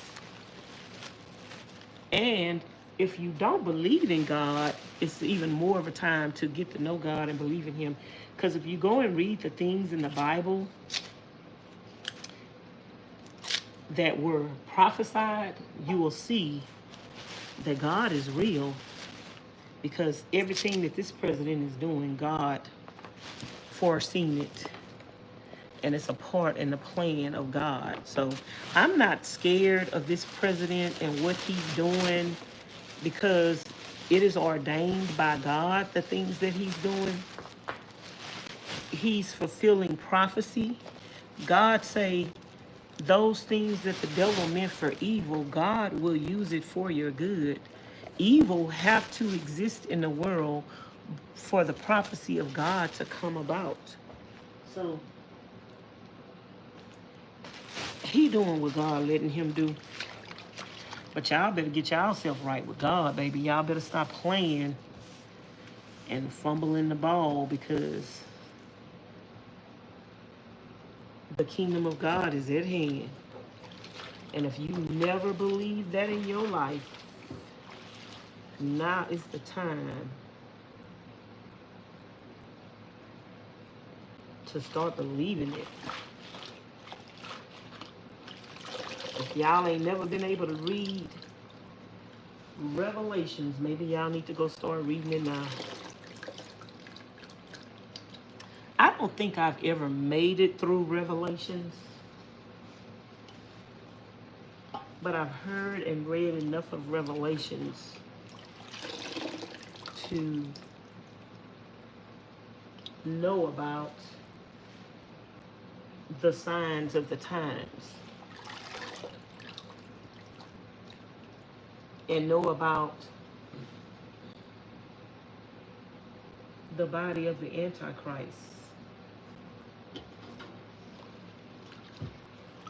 Now, I'm going to do this a couple of more times. I'm going to get all the greens cleaned. And then we're going to pull all this water out and run this again. And I think once I run this again through 2 in process, I think when I do this again, I think this will be clean enough to go and cook. Now, these are a lot of greens. I think Ms Charlene got a pot big enough that I could put all of this in. I think she got a pot. Y'all think I could cook all of this in one pot at one time?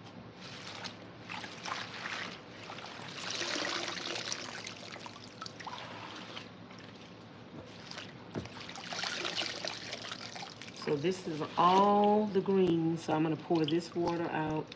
And stuff like this that I see that's not good, I'm putting it over here to take to the chickens. And see, that's not good. We're gonna take that to the chickens. It got a little green on it, but we're gonna take that to the chickens.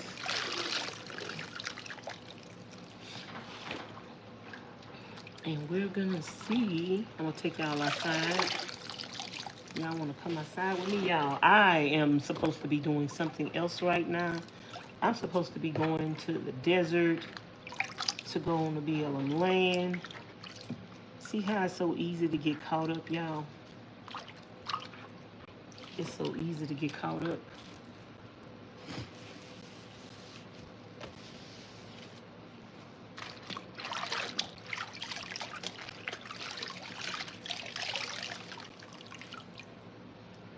It's so easy to get caught up.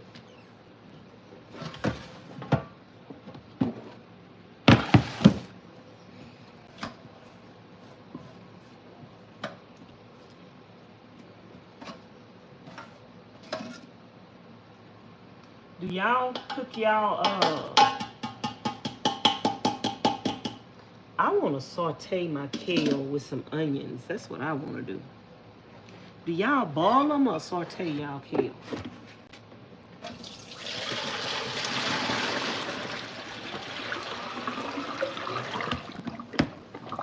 I want to saute. Ooh, that's dirty. Look at all that dirt in there. Yeah, we definitely need to clean these greens again. That's too much dirt up in there, baby. We got to see if we get some more dirt up out of here, even though we did them twice. We taking this to the wash again, baby. No ma'am. No Sam. No ham. We taking this to the wash again. 2 more times. 2 times. 2 times. 2 times. Which will make it a total of 4. We're taking this through the wash again. Yes, we is. Is that too many times? Y'all think it's enough? I done took it through the wash enough? Or do y'all think I should run it through the wash again?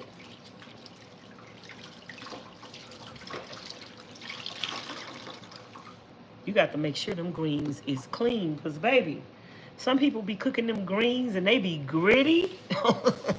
Some people think they could cook, y'all. Some people think they could cook. Girl, I be seeing the plates of food of these people. They be posting these pictures on Instagram and YouTube of they food, and I be like, oh baby, I wouldn't eat that if I was a chicken. Y'all know chickens and pigs eat anything, but if I was a chicken, baby, I wouldn't want it. I wouldn't want it. I'd be like, bah, bah, bah. No, I'd be a picky eater. Girl, some people be posting pictures of their food be looking nasty, and they just throw it on a plate any kind of way and thinking, girl, they think the plate make the food look good, baby. The plate don't make the food look good. It's all about the presentation. And some people don't cook with no seasonings, and they food be looking so bland. And then another thing, y'all, some people, the older they get, they can't cook no more. Like they can't cook no more. They don't even care. They just throw stuff together. And baby, that food be looking nasty. Ugh. People be lying to them and saying that look good. I don't care if nobody tell me my food look good, baby, because I know one thing about it and two things for sure. My food be seasoned, and it don't just look good, it tastes good, okay?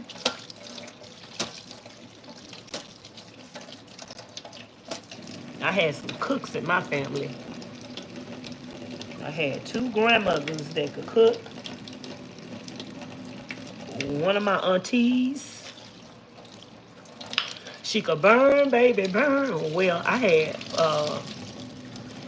one of my aunties on my daddy's side, like, her children say she could cook, but I don't know about that. But I know one of my other aunties, she could cook, and then I wasn't really that close to my aunties on my mama's side, just one. Now, the auntie on my mama's side that I was close to, she could burn, baby, burn. She could burn. She could cook, baby. She could burn. I'll eat her food any day. She used to cook me some grits, eggs, and upside down, not upside down,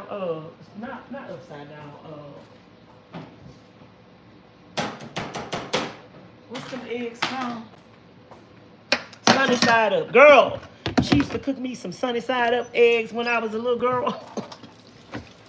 With some bacon and some ham. Ooh, baby, I used to look forward to that meal when she was around.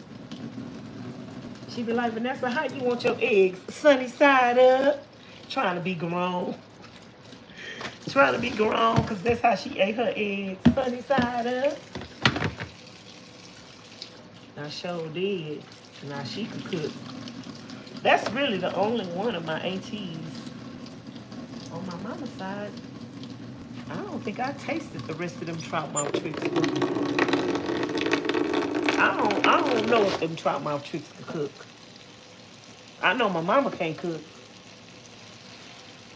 My sister that passed away said, Mama, if you want me to eat that food, you better let Vanessa cook, because, girl, my sister didn't even eat my mama cooking. And my mama be like, you wrong for that, baby. That's what she would tell my sister. You wrong for that, because my sister told her, if you don't let Vanessa cook that food, I'm not eating it. Girl, my mama would throw everything in the kitchen, in the pot, but the kitchen sink. And just don't prep it, don't cut it. Look, y'all, I'm about to post some dishwashing liquid in the greens. I'm about to do what I said you shouldn't do. I'm about to post some dishwashing, and so we're going to run this through the wash again, y'all. I don't have no stopper for this side of the sink, because I would run this through the wash too.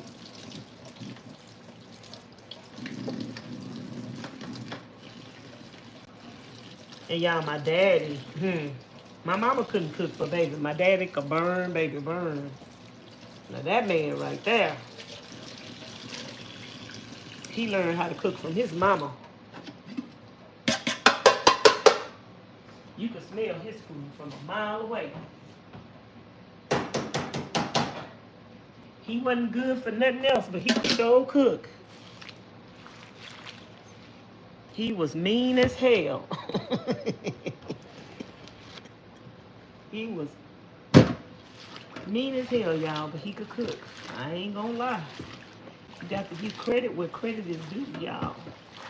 You might tell the truth about people. You know, some people, they talk bad about people and they never can give a person a compliment.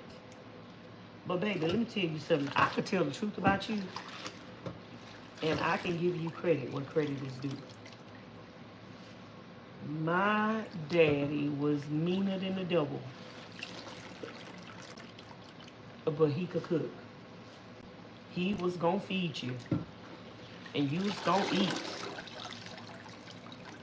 and you was gonna like it, and it was gonna be good. And then after that, he was gonna curse you out. And I ain't lying on them, I'm telling the truth. Some people think because you tell the truth about people and the truth don't sound good and it ain't nice, they think you, like, you shouldn't be allowed to tell the truth. That was my dad. I could tell the truth. If you knew him personally, you knew what I'm saying is true, girl. Like one day,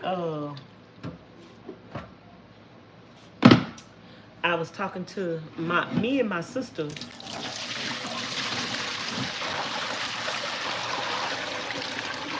Was talking to this guy that I was dating. And we was talking about my daddy, and the guy was like, oh, your daddy is a good man. Your daddy is cool people. Your daddy is this. Your daddy is that. So he was taking up for my daddy.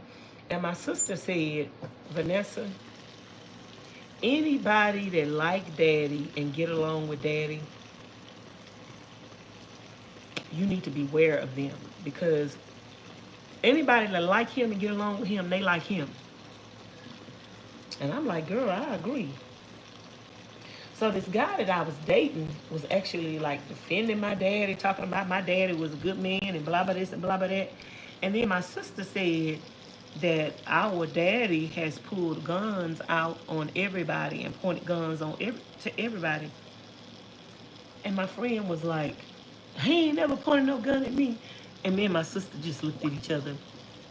And my sister said, have you ever seen my daddy gun before? And the guy was like, yeah. My sister said, has the gun ever been pointed in your direction?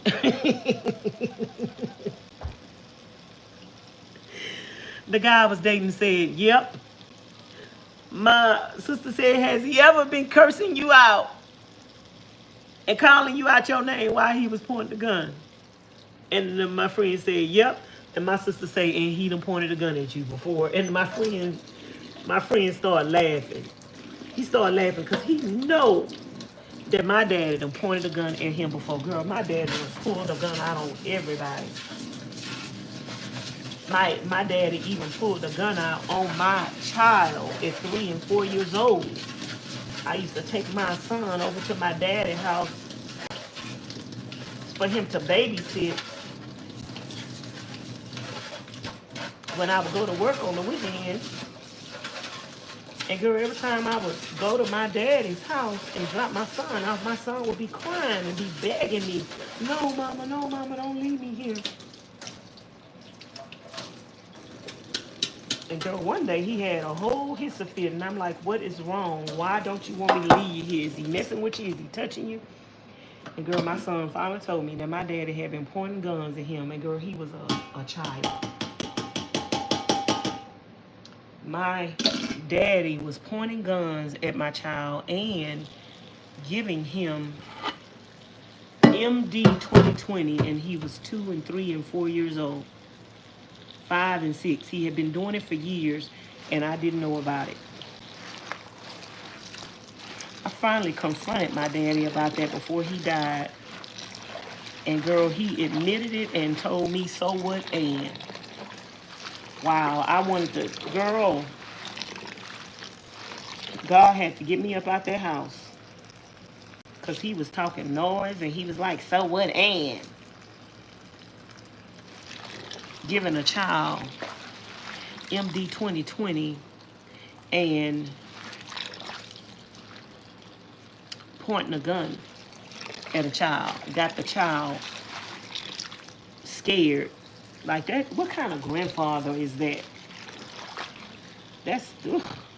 Y'all be careful who you let your children go around.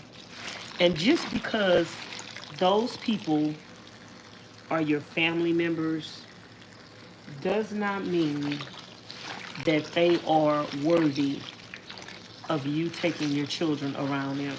Please, please, please take heed to that. And if you've had a violent parent and a violent family member who was violent when you were a child, they ain't changed. I thought that because my daddy wasn't in our lives when we was growing up,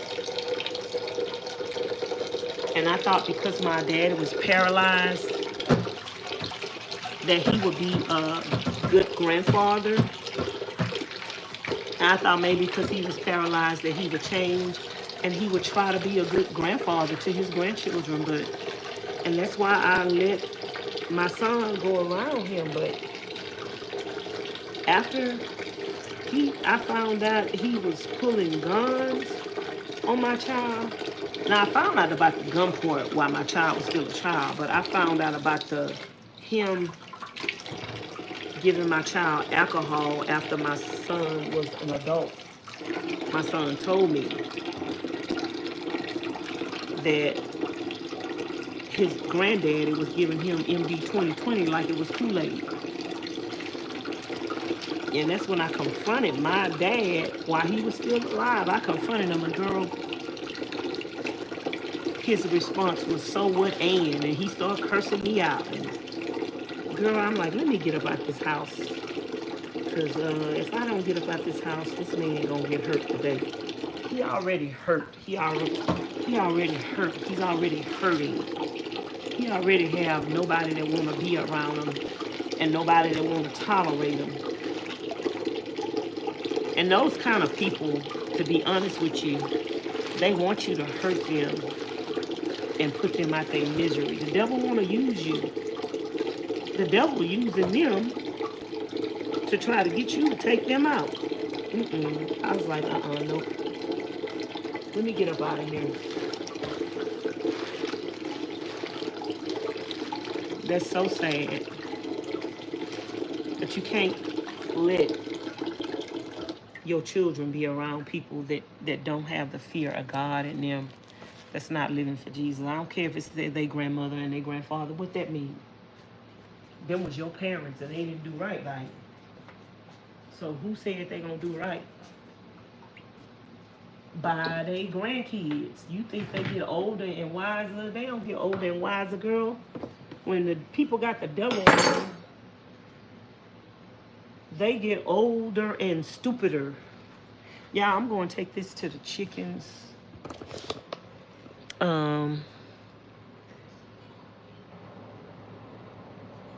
I am currently cleaning my house and I am so disappointed in myself for all this stuff I bought over the years. It is time to invest money so it'll grow. I know that's right. Instead of buying stuff. And you know what, Miss Queen? Hold on. Have a garage sale. Get some of your money back. Even if you don't do nothing but throw that stuff on a table. Oh, Lord. Even if you don't do nothing but throw that stuff on a table for $1, get some of your money back. I remember one time I was moving, or this one time I wasn't moving, but I wanted some new furniture. And I started cleaning up my house. I started purging. I started getting rid of pots and pans and clothes and dishes and curtains. I started boxing all that stuff up. Next thing you know, girl, I had a living room full of stuff. And I'm like, I'm going to have a garage sale this weekend. And I lived in some apartments, y'all. I lived in, some townhomes. It wasn't apartments. It was townhomes. I lived in some townhomes, but I was renting at the time. And I got all this stuff together. I said, I'm going to have a garage sale. And girl, I lived in the back. And somebody say, you ain't going to have no garage sale. And no, ain't going to make no money, girl. I had a garage sale. I called some of my friends, some of my family members, and told them I was having a garage sale. And baby, I got up early in the morning. I put that, because I had my own parking space. I put that stuff in the parking space. And baby, I cleaned up. And I didn't sell everything. I was selling my furniture and everything. I was letting people in the house to see the furniture. Girl, I was selling TVs. I was selling everything. Girl, I sold so much stuff. I made $3,000, y'all. And I didn't sell everything the first day. And instead of trying to put myself in a bind to buy some new furniture, I gathered up everything in my house, my clothes, my household items, and everything.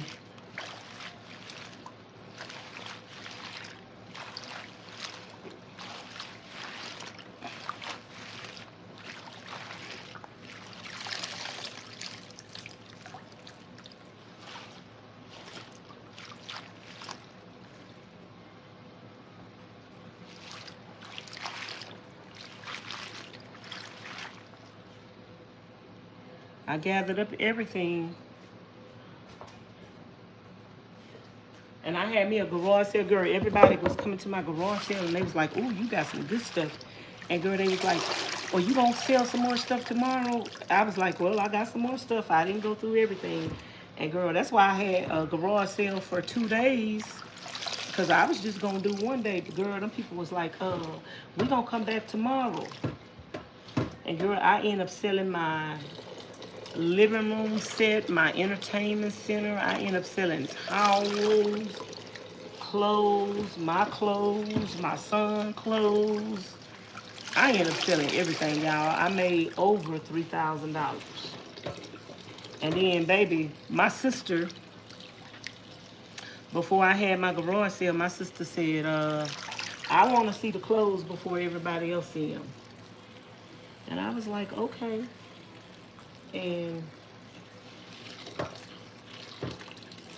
I put all my clothes out on the bed that I wanted to sell. And she came over there and she picked them and got what she wanted first. Then she called some of her friends. Because I had some nice clothes. Nice name brand, professional suits and stuff. Nice shoes. And my sister, she picked through all my stuff and she bought almost all, especially my suits and stuff. She bought all of that stuff. And then she called some of her friends, and some of her friends came over to the house and they was looking at the clothes, and some of her friends bought some stuff. And then one of her friends asked her, why your sister selling the stuff to you? Why she don't give it to you? Why? My sister said, why shouldn't I pay her for it? My sister was like, if I went to a garage sale and bought it from somebody else, why wouldn't I want to buy it from her? My sister was like, I'd rather buy her clothes than to go buy a stranger clothes. Because I know she done took care of her stuff. So that, let me tell y'all, that's how the devil will try to come in, y'all. The devil will try to come into your relationships and try to make your family members and your friends feel some kind of way. Why shouldn't you buy something from somebody that's selling it? People will give you what they want to give you, but when people selling something, you should give them what they want for it. Whether they're your friend, whether they're your family member, you shouldn't feel like somebody owe you something and somebody should give you something because, oh, we families, they should give that to me. No, if they're selling it and they need the money, if you want it, you should buy it. You shouldn't expect them to give you something that they selling. If they selling it to somebody else, then if you want it, you're gonna buy it. And if you don't want it, you ain't got to buy it. I'm sorry, you ain't got to. Ain't nobody forcing you. You see something that's for sale. Some of y'all people think because people own their own business and they your family and they know you, they should give it to you. Oh, we family. You should give me this. You should give me a family discount. Girl, I done had people be in my face.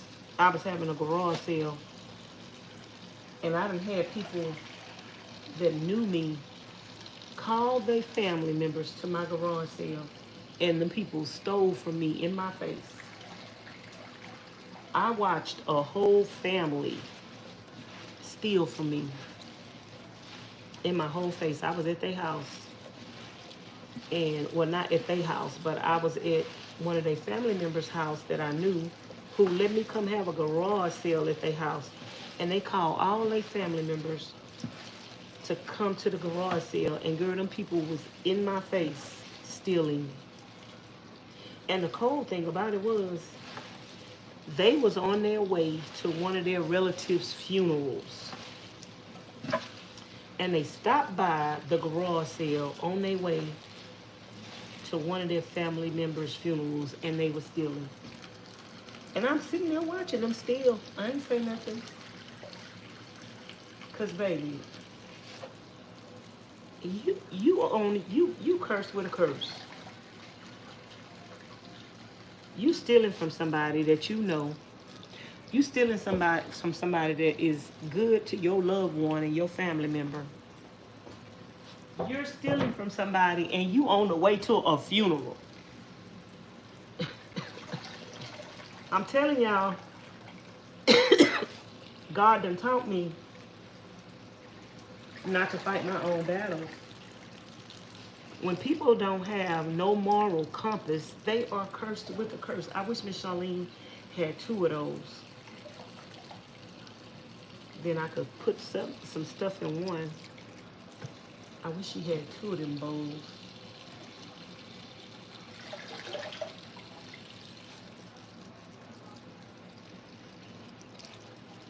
Yeah, girl, I ain't about to argue with nobody. You want to steal? Go on, girl. Go on, steal it. Girl, you think you doing something? You ain't doing nothing. You curse with a curse. Because one thing, if I was going to steal, I ain't stealing from nobody I know, y'all. Like, don't steal from your family members. Don't steal from your friends. Don't go to your friend's house and steal from them. Don't do that. Don't steal from your mama. Don't steal from your daddy. I know some people that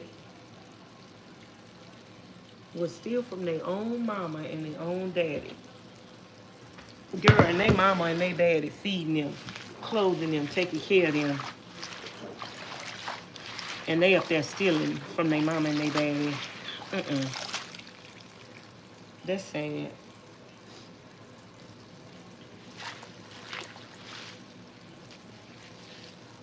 That is sad. And you steal from your mama and your daddy, and they feeding you and clothing you. You are an ungrateful ingrat. And I've known some people that their kids were stealing from them. I've known some people that you couldn't even let their children come to your house because their children were some rogues.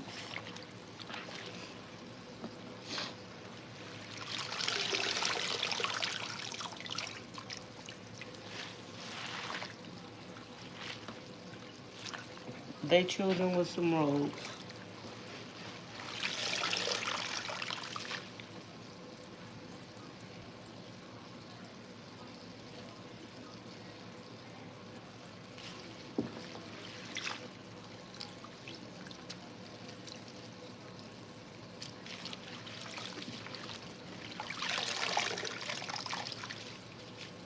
So we got some more greens.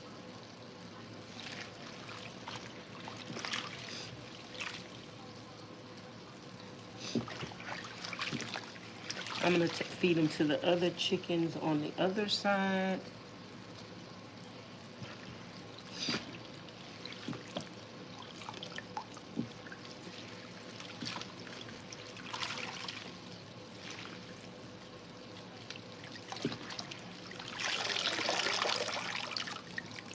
Let me see if Ms Charlene want any of this to make her a salad. I'm pretty sure she gonna want some since it's already picked and it's already clean. She gonna be like, I'm gonna be like, you want some kale for your salad?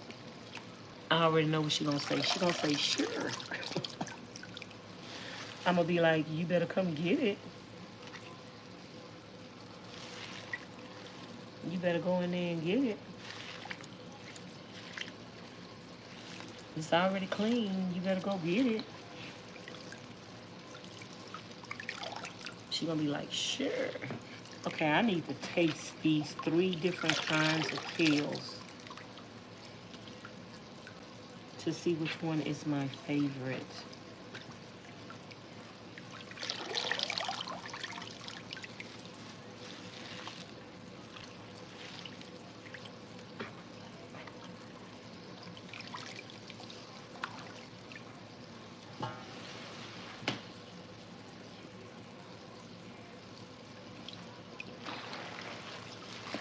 I'm trying to get this thing empty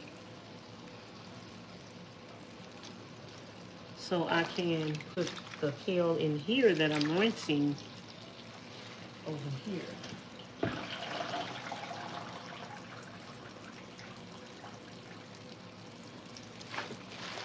So this pretty much makes the 3rd rinse, 4th rinse, and then 5th rinse. And then I think after the 5th rinse, I think that's enough, y'all. After the 5th rinse, what y'all think? Y'all think 5 washings and 1 rinse is enough?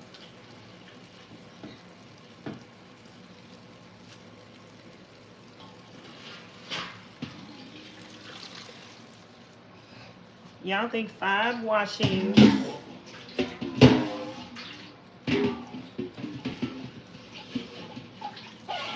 and 1 rinsing in the sink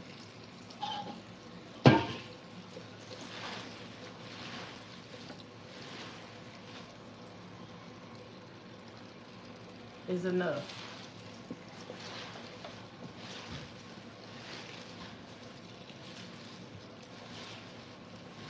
Hey girl, I picked the kale and I'm cleaning it.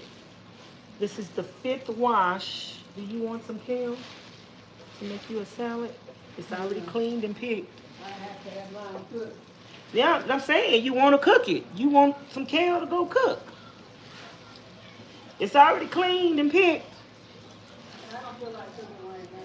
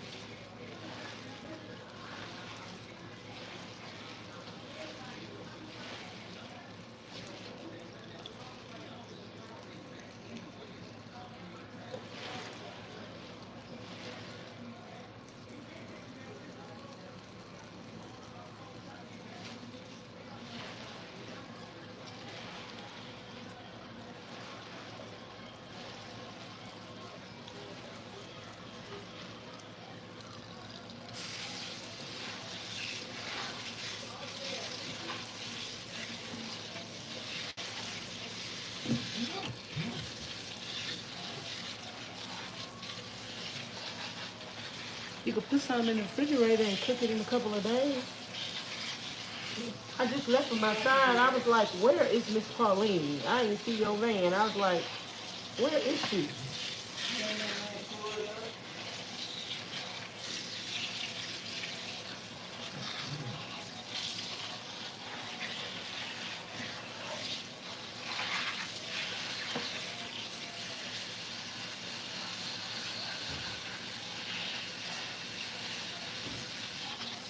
She just got in out the heat, y'all. She ain't feeling like no kale right now. But I will get some of this kale, baby, because this kale is already picked. It have been already cleaned. It have been through 4 washes and 1 rinse. And girl, I'll give me some of this kale. I'm gonna cook some kale. And we could freeze it. What do y'all put in y'all kale to season it? Miss Sierra, if you still in here, I want to know the exact seasonings you put in it. And do you saute it or do you boil it? I want to saute it with some onions.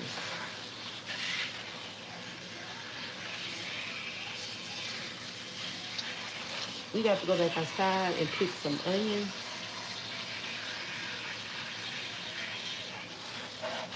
Ms Charlene. Charlene.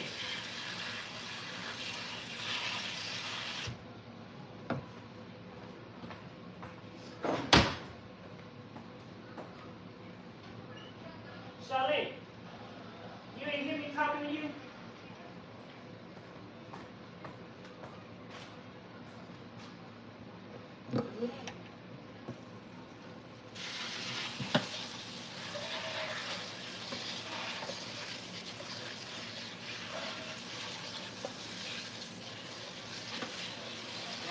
I done washed them 4 times, and now I'm rinsing them.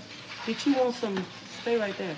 Did you want some kale for your for a salad or something? Cause I'm gonna cook all this. Do you want some kale for your salad?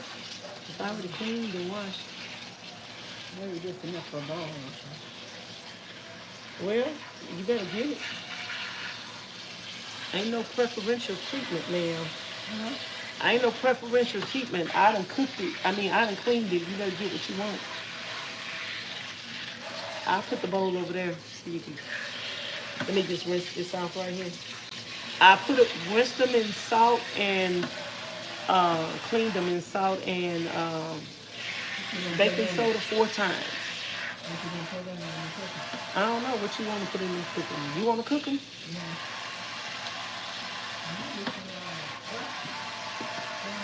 Some what? Might be some smoked turkey or ham hocks. What was you gonna cook them? Nothing? I was just gonna cook them and saute some with some onions and I don't know. I'm just the whole plant is dying. Here, whatever you want to take it out of there. This one been cleaned 4 times and rinsed. Whatever you want.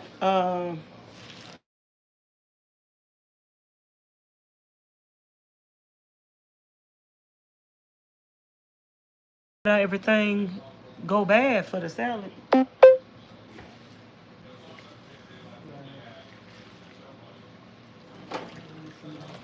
But I had to pick all the kale because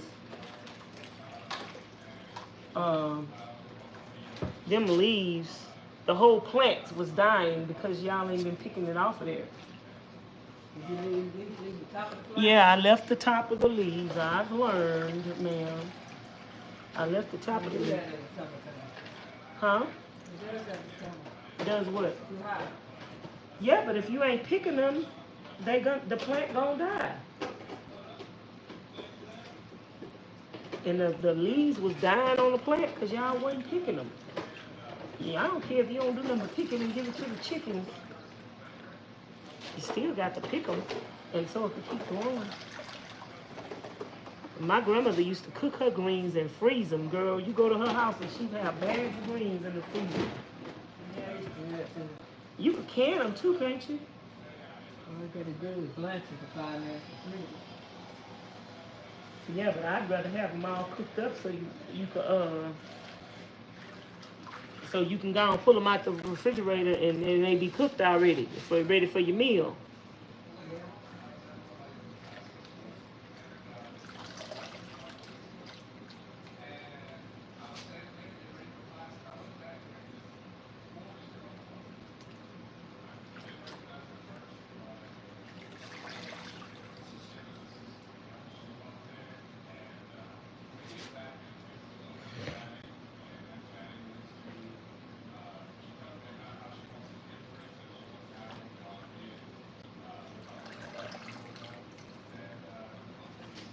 Do you be giving the chickens the stems?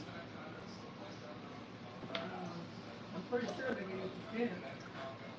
I'm talking about when you be peeling it off of there. All these stems right here, do you give them to the chickens? Probably. Probably. You don't know if you do or don't.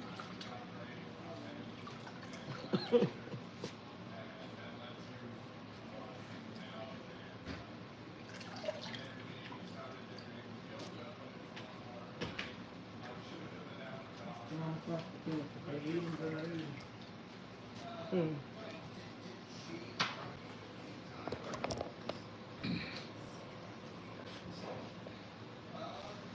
Do you want some of this kale to make you some smoothies and stuff? No, cook it up. Huh? I'm talking to you.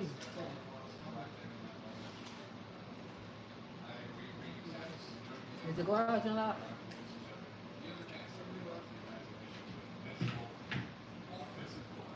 Yeah, put some of this in there for her to fill that up so she can make her a smoothie.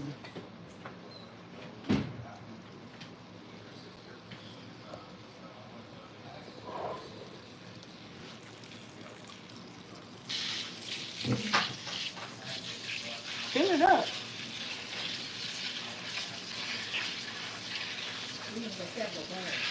Huh? Not if she put it in the freezer. Girl, don't, you can put all that in a blender, make you a smoothie. She gonna make that a smoothie for a week. You can put a lot of that in a smoothie.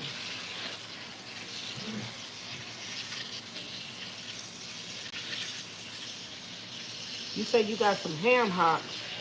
Them ham hocks got to cook a long time.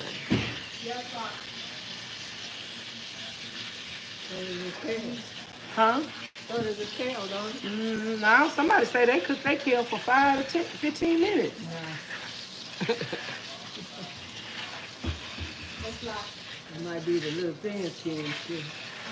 Alright.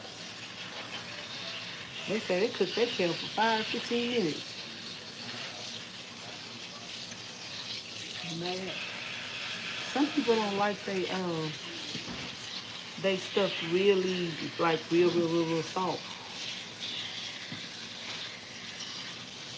I mean, if you could eat it raw, you don't have to eat it cooked for no 2 hours.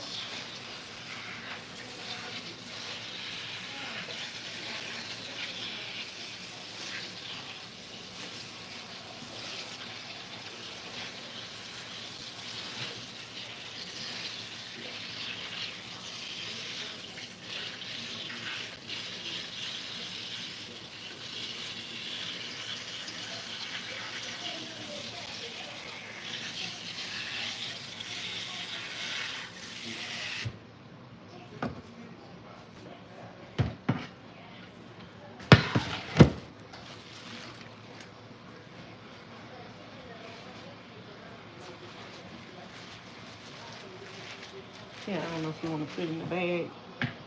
It's already clean. Alright, go. You see. It was a lot, huh? It was a lot, huh? Y'all ain't pulling it, that's why.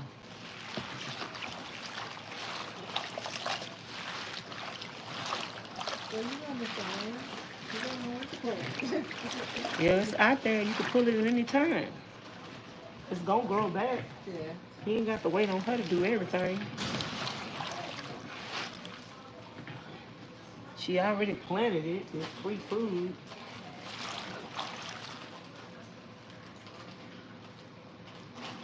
She told me not to touch it. So I didn't touch it. No.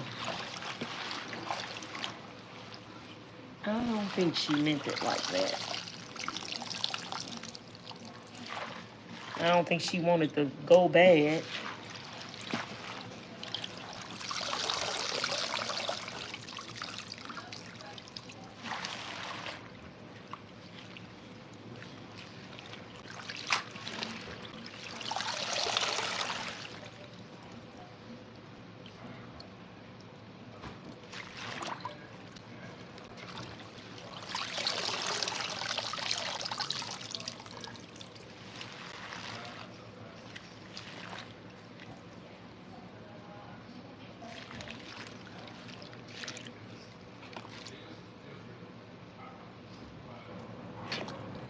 Is this it? I think this is it, y'all.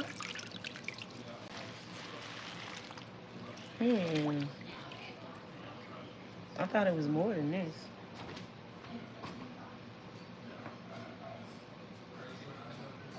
But this whole thing is full. So we rinse this out. We're gonna put this over here. Looks good.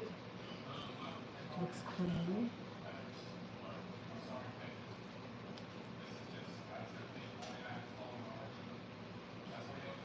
Looks good. Looks clean.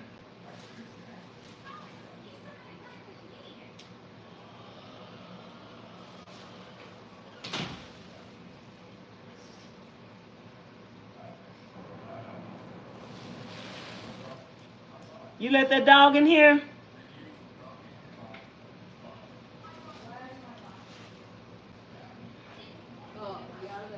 Come on. I think Charlene outside.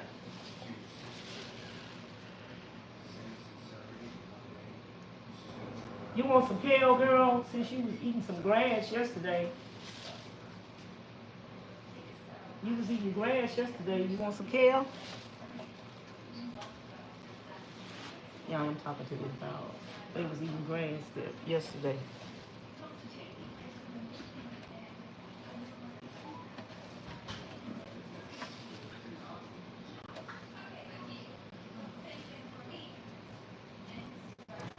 They was eating some grass yesterday.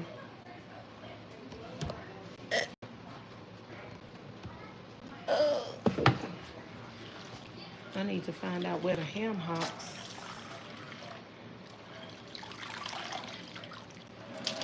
Or whatever Ms Charlene want to put in this. I don't think I'm going to the BLM land tonight, y'all.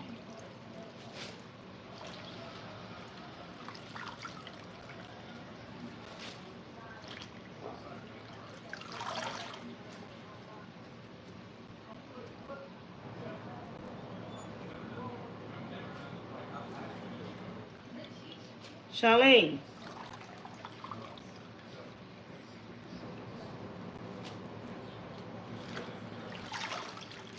Cause I wish I would have known she wanted me to cook some ham hocks. I could have been having them ham hocks on. Cause ham hocks take forever. I could have been having them ham hocks on.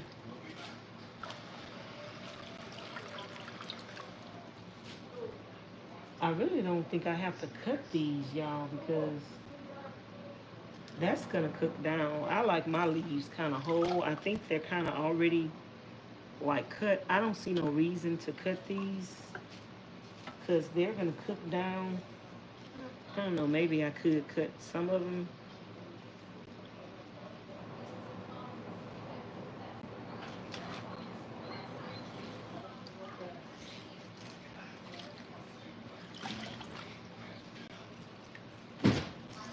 Charlene, where the ham hocks? Huh? Oh, that's what you're looking for? There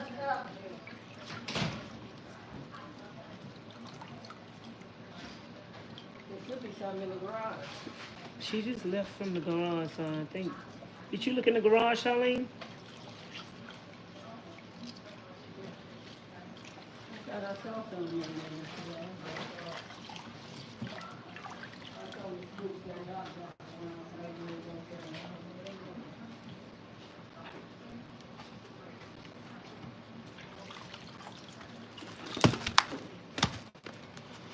You got a big pot? I know. I might have to go get more. Look, you need another bowl like this. You need 2 of these. What you got that bowl for? We need another one like that, girl.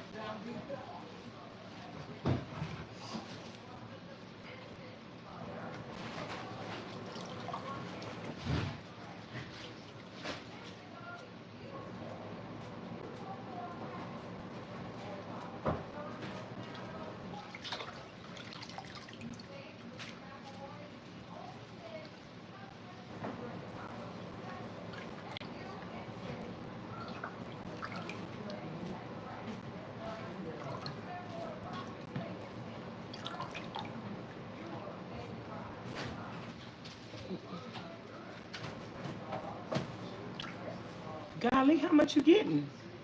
Mo. Did you ever pick them collard greens I told you to pick 2 weeks ago? No.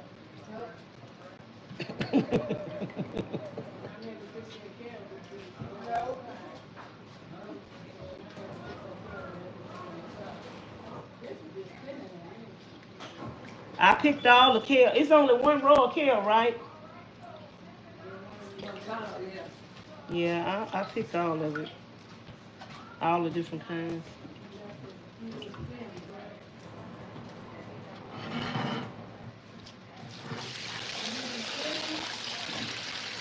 Huh? Did I use some stems? Oh yeah, I left the tops. Charlene showed me how to pick it a long time ago when she showed me last year. I remember stuff. You ain't got to tell me more than once.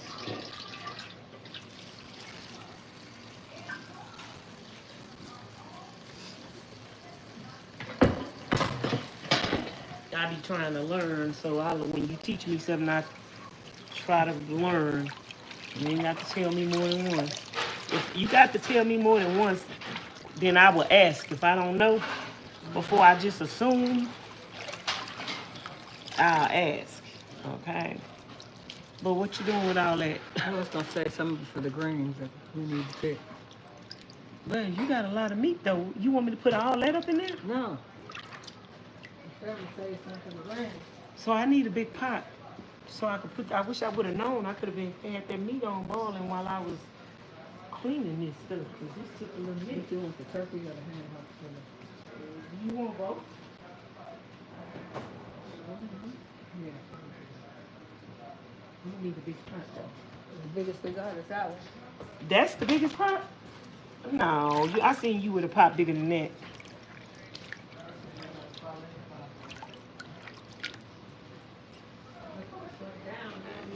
Yeah, I know. I know it's gonna shrink down, but still, it'd be nice if I could put it all in there at once.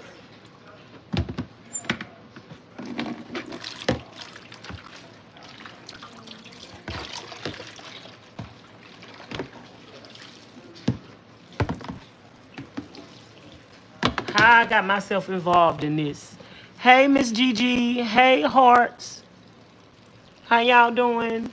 Thumbs up the live stream. Thank y'all for 71 thumbs up. Can we get to 75 thumbs up? We need 4 more thumbs up.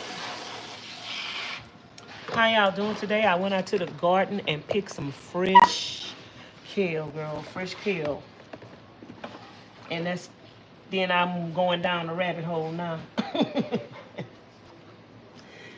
I picked it and now I got to cook it. I'm trying to give some away to Ms Charlene and she don't want none.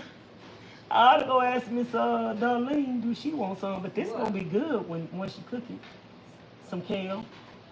You cooking all this kale in the freezer? What you talking about? Oh, don't give it to nobody.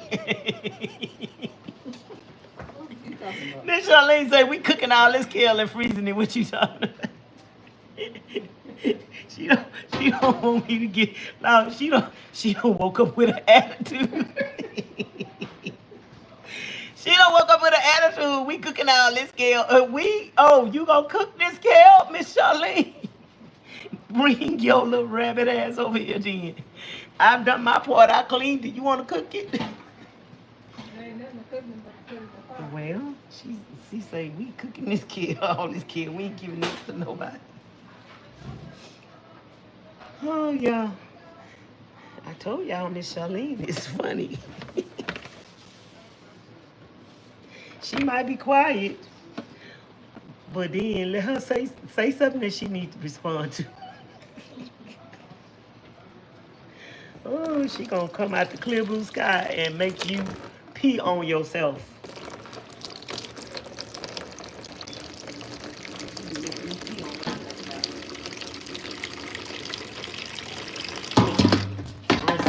Out for her. But this is a team effort, y'all. We gonna cook these greens. I picked them. I cleaned them.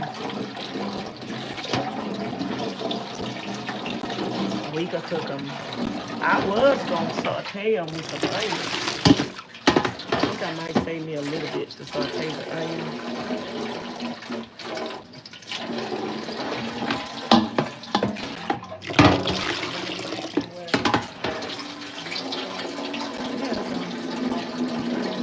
Hold on.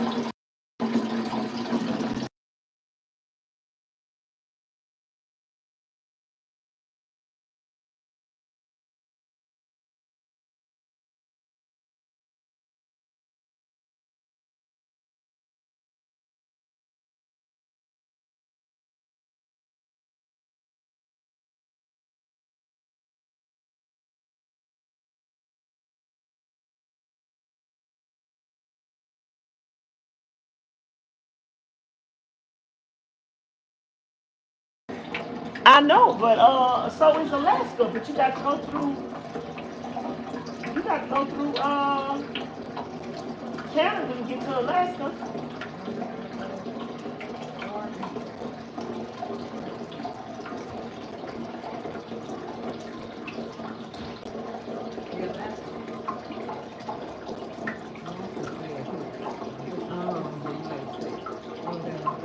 I don't know my states, child.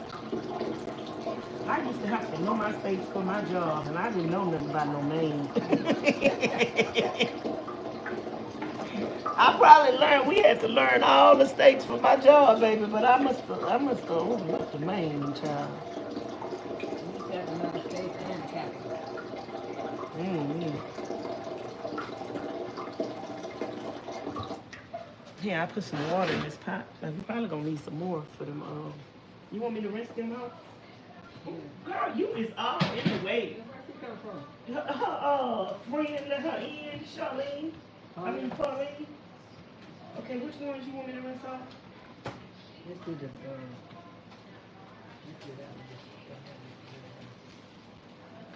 This? yeah, say this one for the green. Do you have enough greens?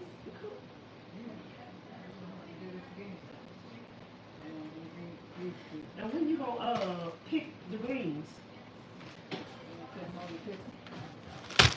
She say you told her she say you told her that she better not touch nothing.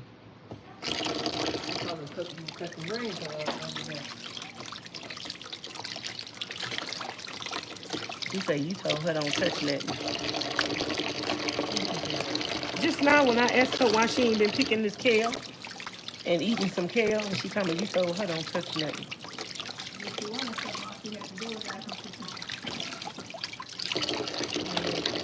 I say I don't believe that because I don't think she. Look, I say I don't believe that because I don't think she wants the kale to go to bad.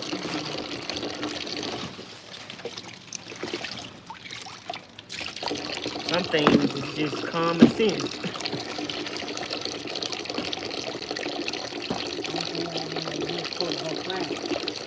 I mean, if you don't know how to do it right, that I said to myself, the reason why Charlene probably told her that because she ain't gonna do it right.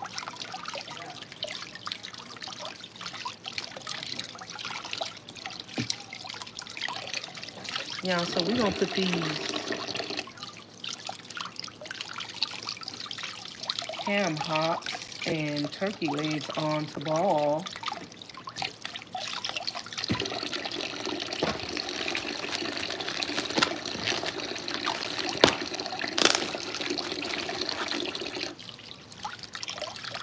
Yeah, I prefer to cook them better because that way, instead of they taking up the same room in the freezer, whether they cooked or blanched, and all you got to do is just like my grandmother used to do. She cooked them things. Girl, you come to her house, you get ready to leave, she give you a whole pack of greens. I'm like, oh, thank you.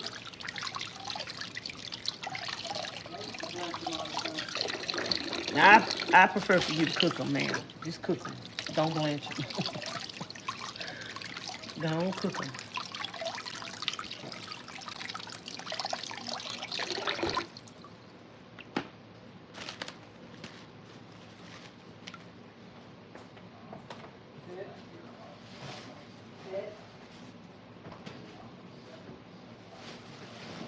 Okay, I rinsed them off. You want to put them in the pot or whatever you want to do with them. You know, you need some more water to put in there. Is that enough water?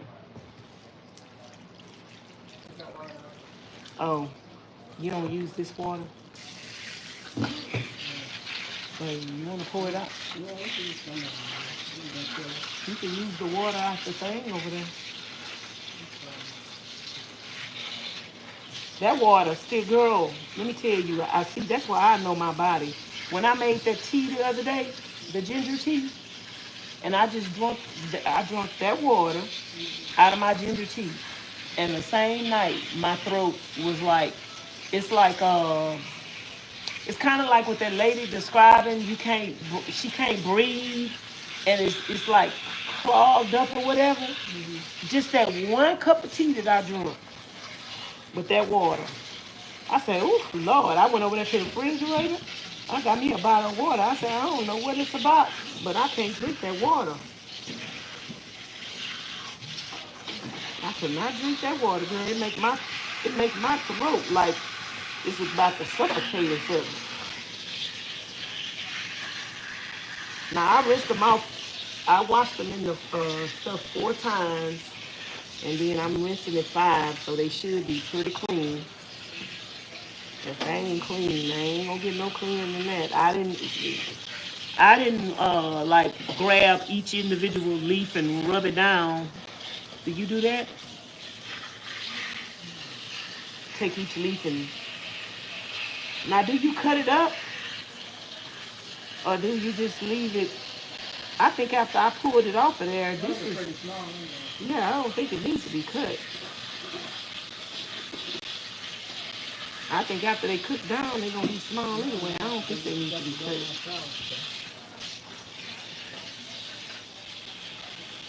Somebody say they cook the stem.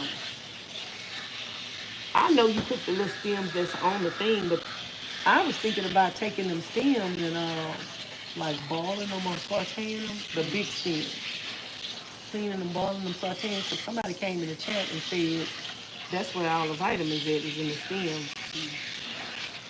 Somebody else said, what about making a stem broth? I'm going to try it. And I want to try all the different kales. I want to try the 3 pieces at a different time because I don't know which one I know that I like the one I like. And I think this is my favorite kind. But I ain't never really tasted the other ones raw separately to see. So I want to taste them to see which one is the best. I think it's still going to be the one that I like. That's a good thing to have them cooked in there because it's pretty too hot. Yep, and let them keep growing and cook you a couple of batches. I wouldn't blanch them. I'd gone full blown cook them. That way, when Thanksgiving or Christmas come, you already have some made. Cause you still got some blanch from last year. If they was cooked, we could go on eat them things now, ma'am. Just go all the way and cook them. Stop being lazy. Yeah, I'm telling them too. This gun don't help me a bit. You need you a hobby during the day so you can sleep at night like normal folks. Stop sleeping during the day. You need you a hobby in the house. An in-house hobby. In the air.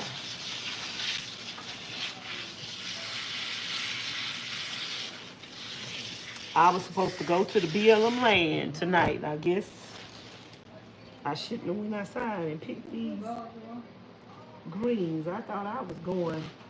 I thought this was going to be a quick wham bam. Thank you, ma'am. Why do you think I didn't go out there last night to pick a Because I thought it was going to be, girl, I went out there, them plants is big and full of, I'm like, this is a tree. Some of them so heavy, they leaning over. Y'all, should we go get some of this kale or tell Ms Charlene's sister? No, no kale. She ain't giving him the farm. She say, I already know my sister. we ain't giving this to nobody. She don't eat greens. It's just She another. ain't cut the collar. It's just another green. I can ask her. No, we ain't giving this girl. This gonna cook down. We ain't giving this this too good for them? They ain't gonna want it anyway. And if they did want it, they'll want it after it's cooked. They wouldn't want to cook it.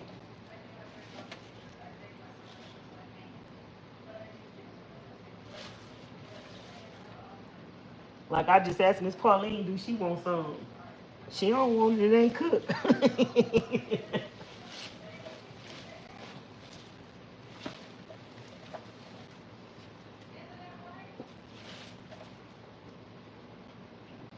Bella used to be a kale person. Hmm.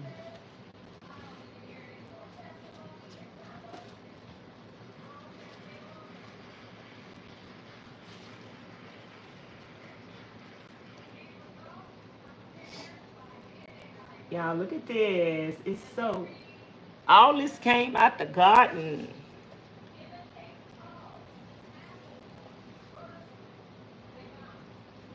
All this came out the garden, y'all. What time is it? Can I still go to the BLM lane? Ms Charlene say I can go to the BLM lane. That means she gonna have to finish cooking it.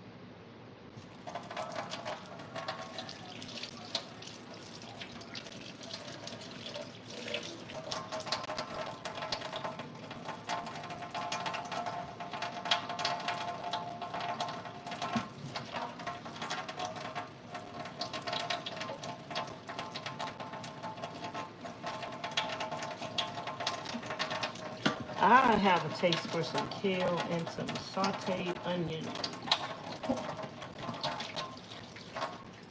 That's what I have a taste for.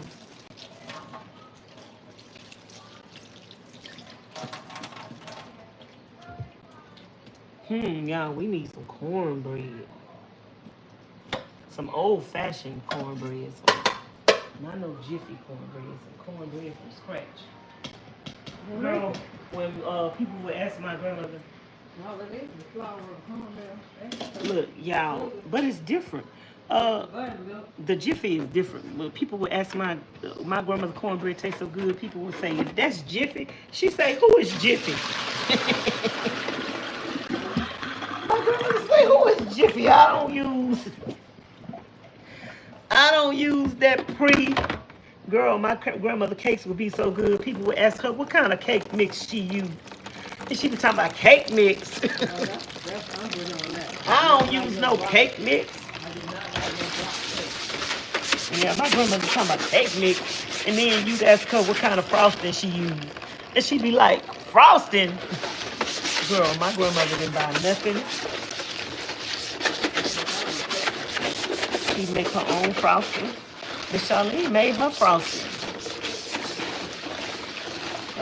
for a chocolate cake. Was that for Christmas or Thanksgiving? She made a chocolate cake. What was that cake you made for me for my birthday? Oh yeah. She made one of them for my birthday, y'all. That was good. Cause I don't like chocolate, y'all. I never did like chocolate on chocolate on chocolate. Now the only thing I like chocolate on chocolate on chocolate is my man. Is my man. I want. I didn't hear that, but I know what you're talking about. The only thing I want chocolate on chocolate on chocolate is my man. He could be black as tar. That is right for me. I like me a chocolate man. Chocolate on chocolate on chocolate.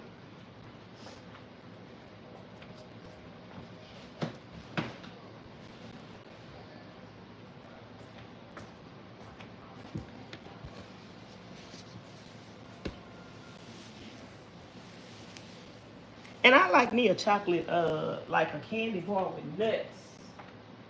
But just a chocolate cake, I don't really like chocolate cakes, but I do like a chocolate candy bar, like a Snickers and some almonds, a Hershey Kiss with almonds. I don't like the chocolate by itself. My candy bars have to have some nuts in them, if you know what I mean. I like my chocolate with some nuts.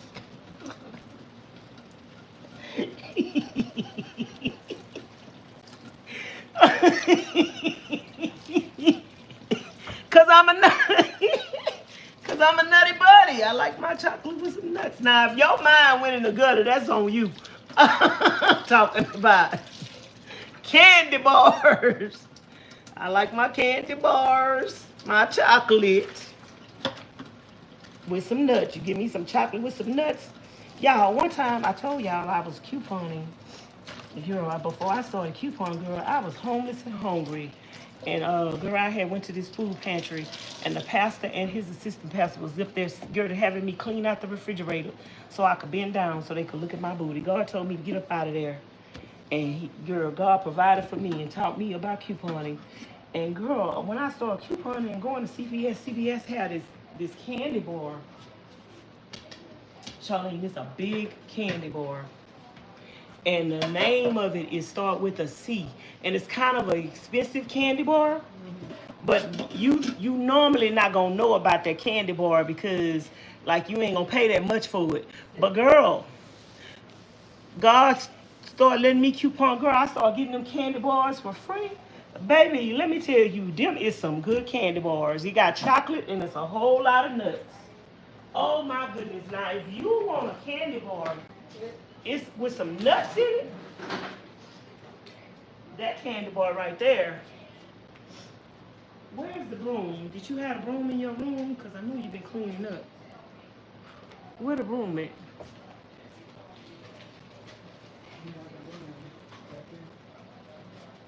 Now see, when you open that door and that dog want to come in because you spoiling them, she gonna be trying to, she living in the house now. You might as well go throw her in the bathtub and give her a bath and just make her a house dog. Nope. Might as well. Not doing it. Let her sleep in the bed with you with the other one.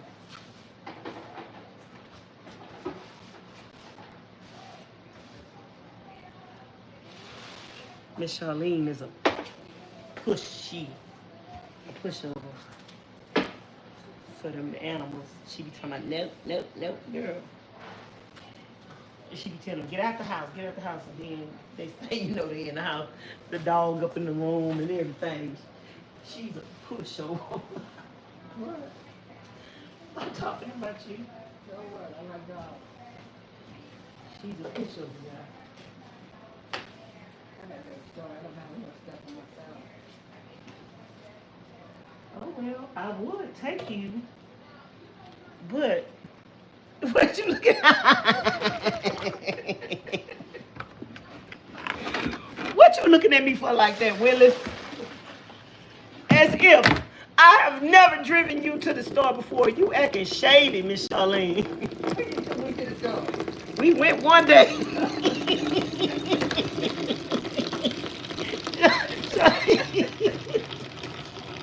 We went one day. Charlene, what? Shut up. What? Stop making me. Charlene, one day my car was cleaned out. We went. You don't remember, Charlene? You don't remember that day when we went and the car was cleaned out? You don't remember?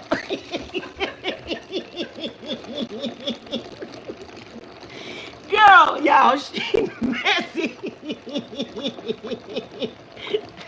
Y'all, let me go get some pine. You don't remember? No. We went, I remember. I can't tell you when. But I remember we did go one day. I drove in my car. One day. Now, I just said I'd take you, but I would take you to the store in my car. I could still take you to the store in your own car, but I got stuff on my front seat. Now, you have to take it off. Now, if you want to go in my car, we welcome. I take my own stuff. You know you don't mind me driving. No, I don't. Don't even try it. Ain't bad, man. Nah, I'm talking about you wouldn't mind me taking you. Do you want me to take you to the store? Yep.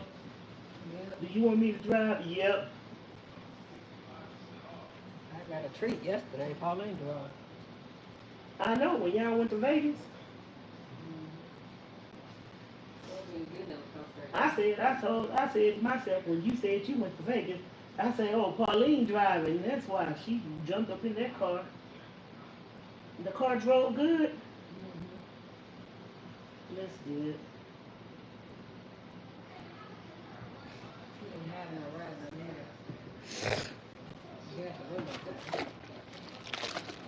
It's not rattling, it's wind noise. Do you know what I'm talking about?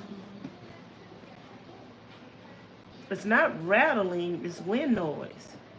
So she didn't have none of that? No. Well, that's a good thing. But you know, y'all's is farther back than mine. Exactly. But it really don't matter because on my other roof rack, it wasn't in the front like this one is. The other roof rack that was on the van. It wasn't in the front like this.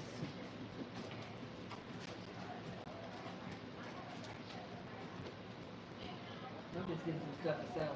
So. Y'all, we about to go to the store. But right now, though, I'm cleaning these cabinets. If y'all wondering what I'm doing, I'm cleaning the cabinets, the front doors. When you be up here cleaning stuff and cooking, the cabinets get dirty. So y'all clean y'all cabinet doors every now and then.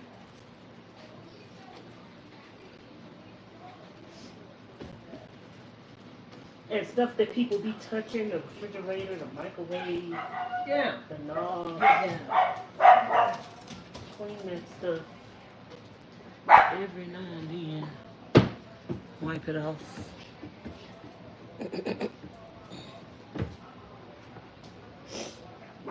Okay, I'm kicking you out now. Come on.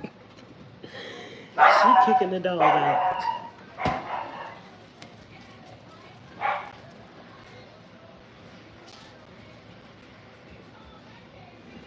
She pampered her,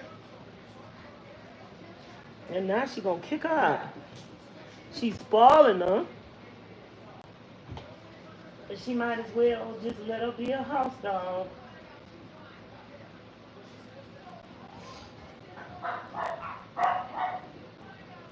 But she got a spoil.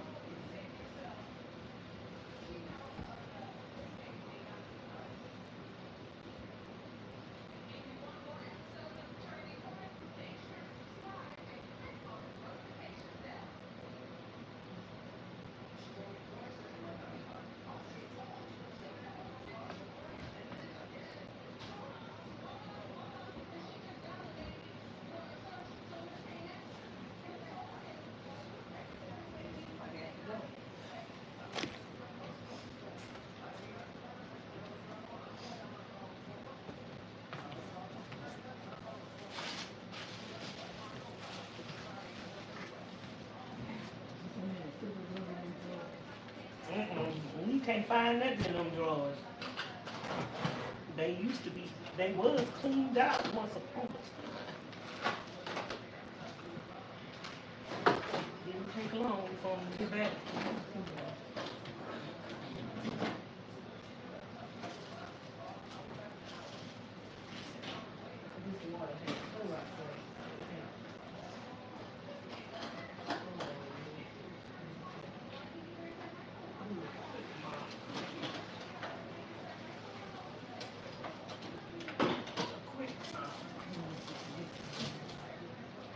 Oh, y'all, that's a lot of greens.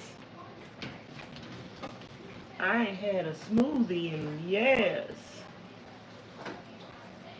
Y'all, we got a lot of tomatoes outside too. I was thinking about going pick some tomatoes and make a tomato salad. I love me a good old tomato salad, y'all. I love me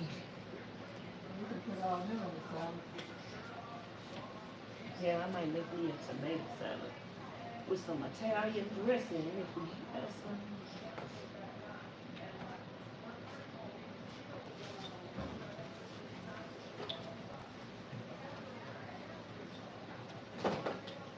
Y'all, this kitchen is a big kitchen. I ain't mopping the whole kitchen right now. I'm just mopping. I'm just touching the little stuff right here around the heavy traffic area. I know one time I mopped this kitchen and that room over there, girl, by the time I made it to that back door, I was ready to fall out.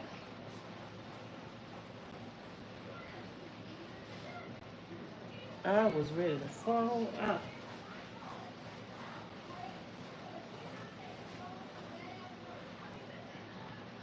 Okay.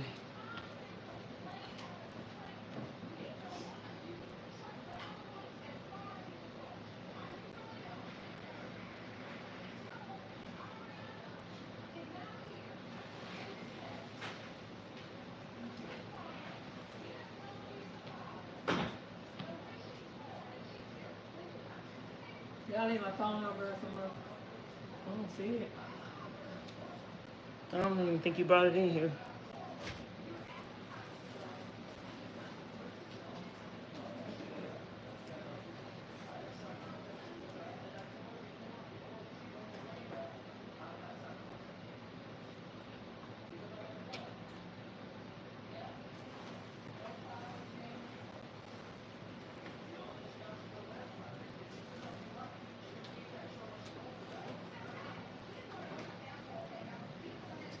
I have to sweep this floor. Over here, you need.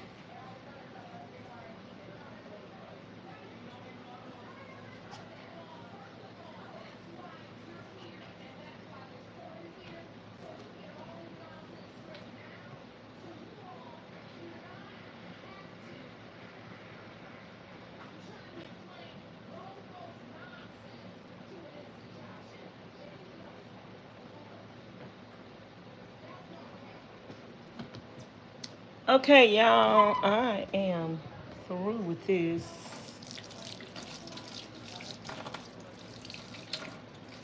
I'm gonna let this floor dry and then I'm gonna sweep it again. Sometimes when you mop, you're loosening up dirt. So after I mop, I like to sweep again. Hey everybody, what's up? We need one more thumbs up to get to 75 thumbs up. I'm gonna end the live. I'm gonna end the live when we get to 100 thumbs up. I'm hungry, y'all. Let's go outside and give this to the chickens.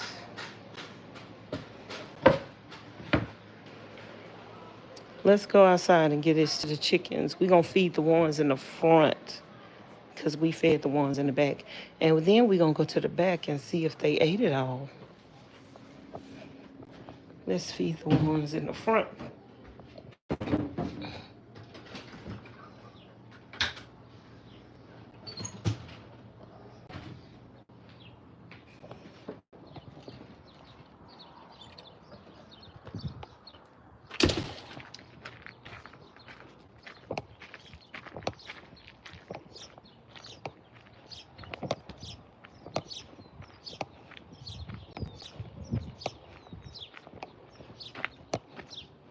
Can I get one more thumbs up? We need one more thumbs up. Look at the birds. Look at the birds, y'all. This is what it looks like to be on a homestead. You just walk out the door and you see wildlife and chickens.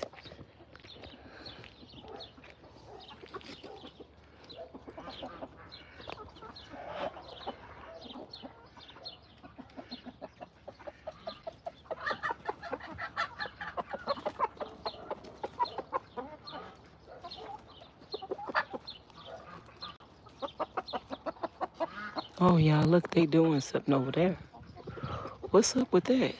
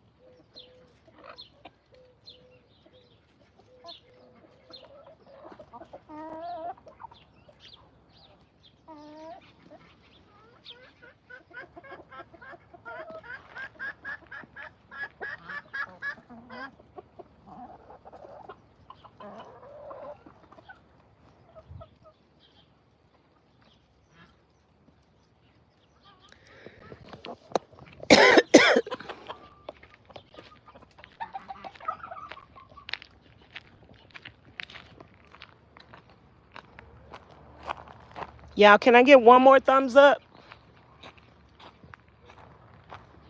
One more thumbs up.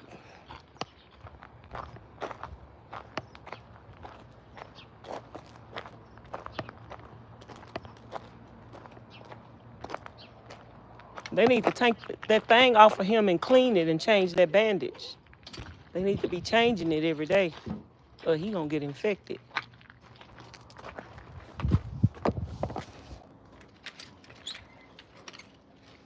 You wanna let her out? Harmony. Go. Go on, girl. Go. You wanna go with your mama? Go. Go, Harmony. Come on. Come on.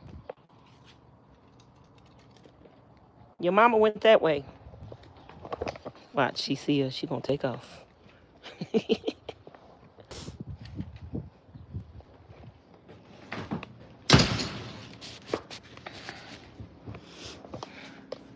Y'all, can I get one more thumbs up? Double tap the screen to give the live stream a thumbs up, or click the three dots at the top and then hit the thumbs up button.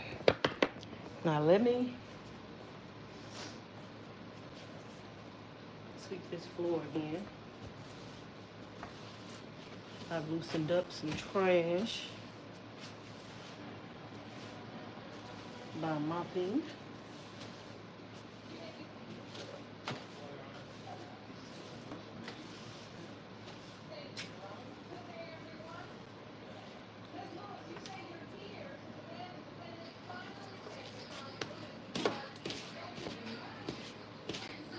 Can you turn that music off?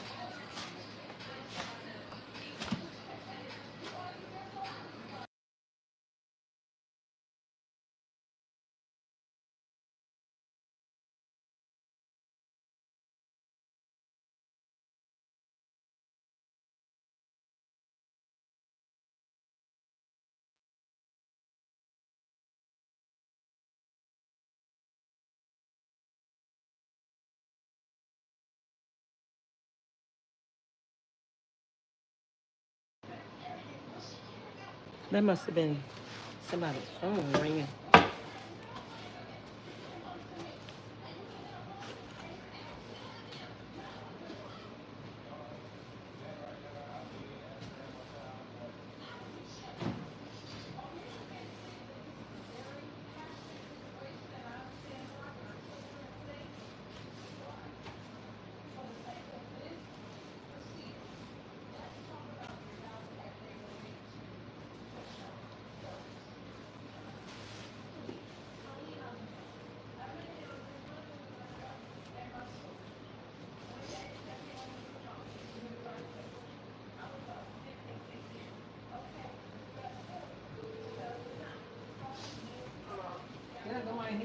have on every day. You can't be walking around with them raggedy band days that ain't they clean. Yeah.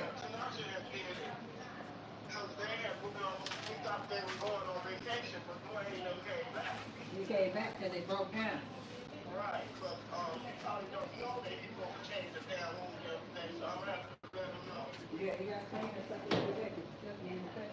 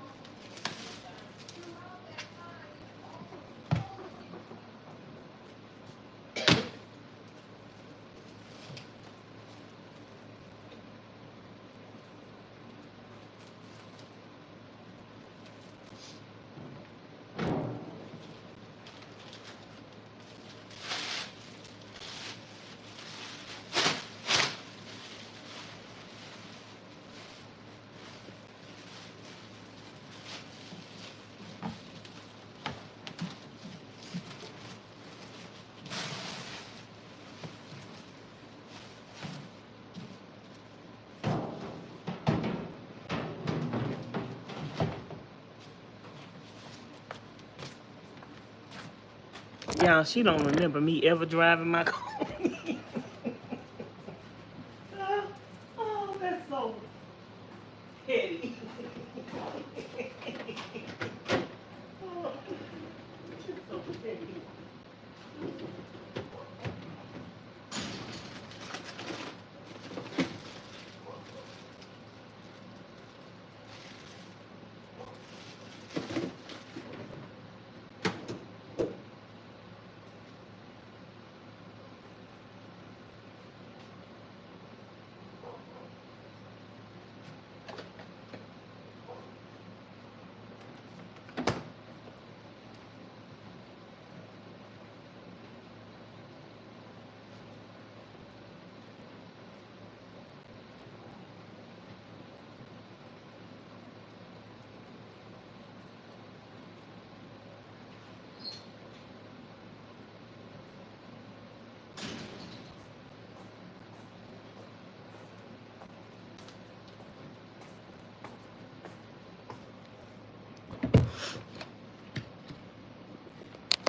Yeah, I'm gonna go take my stuff out my van so we can drive my van.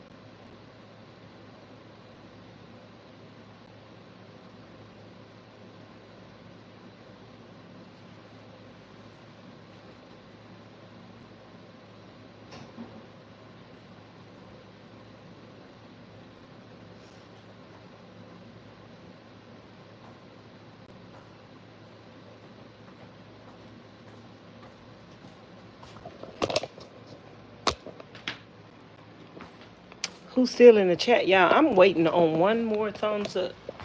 Can I get one more thumbs up? Can somebody double tap the screen so we could get to 75 thumbs up, please? And if y'all want me to go riding, taking y'all riding with me to the store, then y'all need to thumbs up and let's get it to 100. If y'all want to go to the store with me,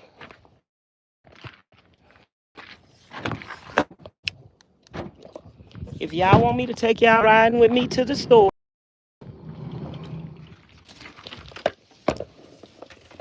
then y'all need to give me a thumbs up. So y'all better thumbs up this live stream.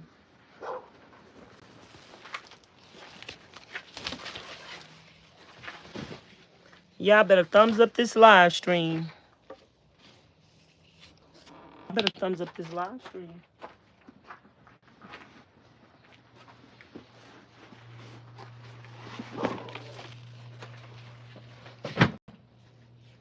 if y'all want me to take y'all to the store.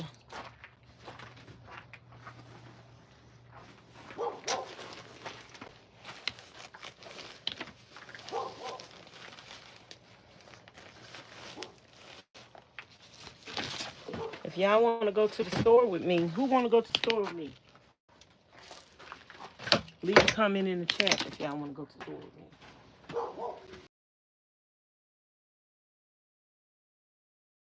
Friend that always jump in the car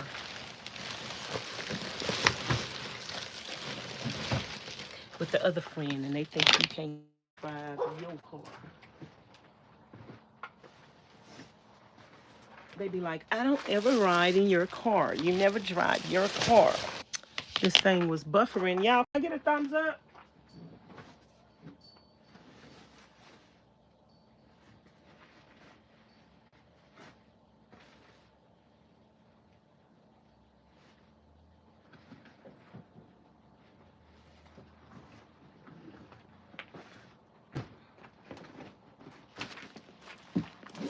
Can we get to 75 thumbs up, please? Ooh, that was a lot of stuff in that front seat.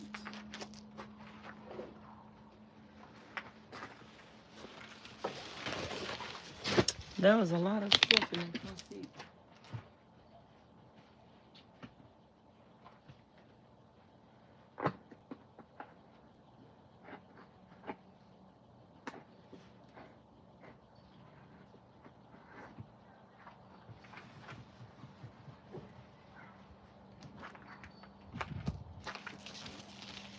She's sitting up here talking about she don't remember when we rode in my van.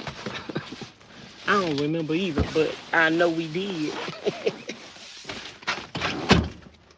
So today, she ain't gonna be able to say.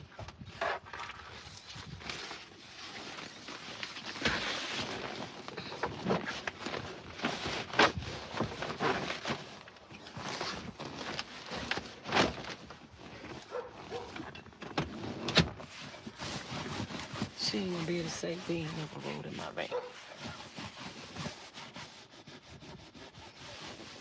The buck stops here, baby. I wonder if this seat is back enough, up enough, or back enough. I got something behind this seat. It might be too close up.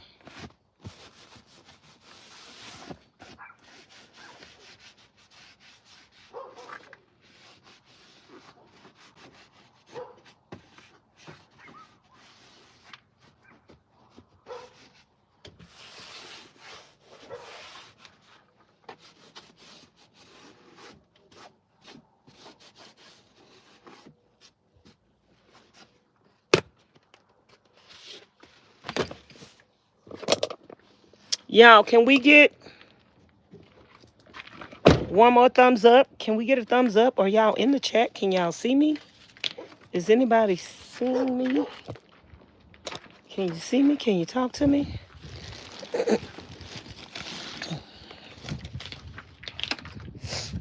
Can I get a thumbs up?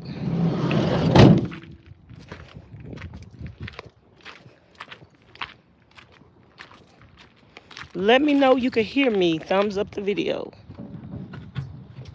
Double tap the screen or click the 3 dots at the top. Let's get 75 thumbs up. Woo-hoo, thank you.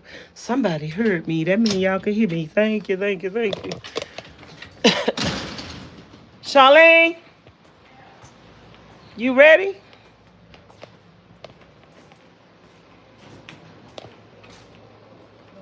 You ready?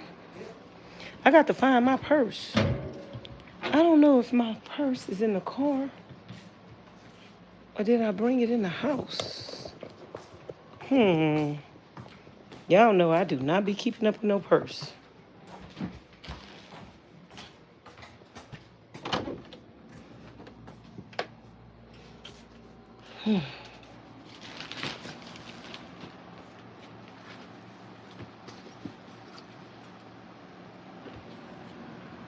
I'm going out in my thing on my head. Yes, I am. In my bonnet.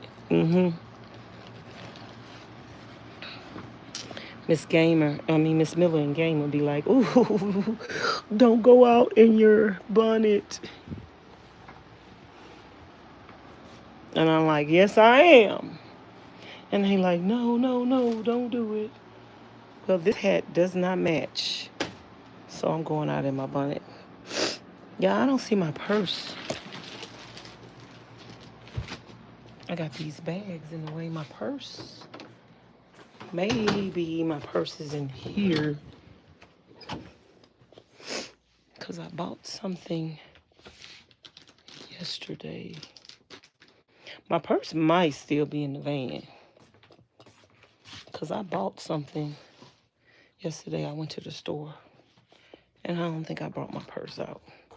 I need to get some water so when I go to the desert. Y'all, ooh, I got to use the bathroom. Girl, I was about to bring y'all in the bathroom with me.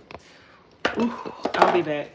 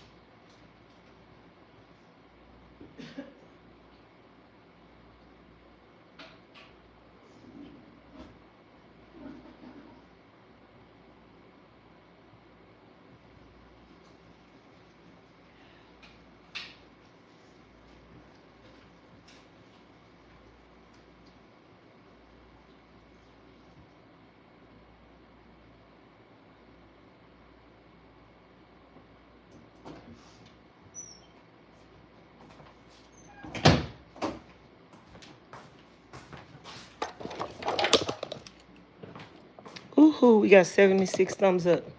Y'all, I can't find my purse. I hope it's in the car. I did go to the store yesterday, but I don't know if I brought it out or not. Let me give me a tea.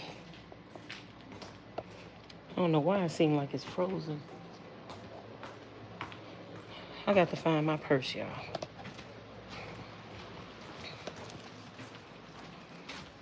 Maybe it's in the back seat.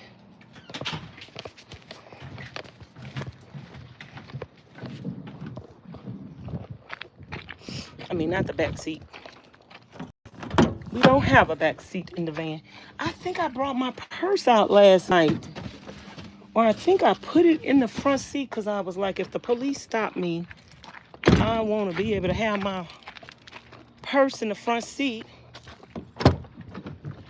Oh, I left it. Charlene? I'm driving. You're never going to be able to say, I never drove. You mouth trick. Now, I put everything out the van, but I don't know if that seat too close in the front for you, because I can take that thing out the back. Is it too close? That's too close. Hold on. No, I'm fine. That's too close. Let me take that thing out. You ain't going to say the first time you rode with me, you was uncomfortable. Nope, I'm not giving you nothing to talk about behind my... I'm not giving you... They had me all crunchy. Yeah, I'm not got all that junk you be having in that van. You ain't gonna be talking about me. Get out. Get out. We getting that thing up out of there. Now. We got to do this right so you can have something to remember. Because you act like you don't remember the last time we went to the store. I remember we went to the store at least one time. Now, it wasn't more than once. Oh, you remember when I came? I know you remember this now. You remember when I came and got you to go to the garage sale? The man? Oh, yeah. Nah. Mm-hmm.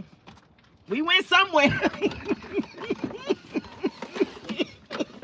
We went. I'm going to kill myself. Look at your hand. You need some lotion? Girl, I just got to washing all them dishes and cooking them greens. You got some in here? I Oh, yeah, have. you got some up there. I had some lotion on this morning. I can't talk. I would ask you to the doctor, but... Excuse me. I had some lotion on, madam. I think that's a little bit. I don't know. Oh, yeah. I could push it back further, but No, then... just lean it back. I'd rather have it lean back than... Like Darlene, you drive it straight up. Okay. Oh, I got some lotion in here. What just said this? Right here. Oh, it ain't coming out though. Now you got to turn around.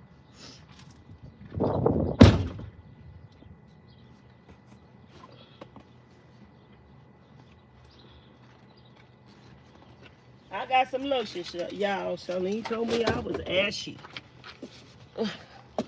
She's being very outspoken. Well, if I didn't tell you, you'd be hollering, how come I didn't tell you? Girl, I don't care. y'all looked up. Miss Miller and Gamer. Y'all looked up. I went to the bathroom to use it, and I seen my cap on the cabinet. And I was like, why don't I put the cap on? Y'all looked up because our show was about to get up out of here with that bonnet on, because it don't bother me. Now, what did I do with my key?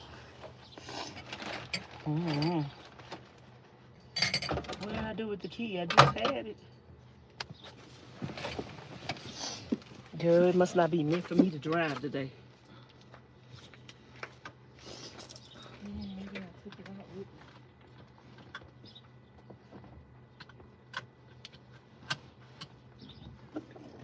me. Is this a spare?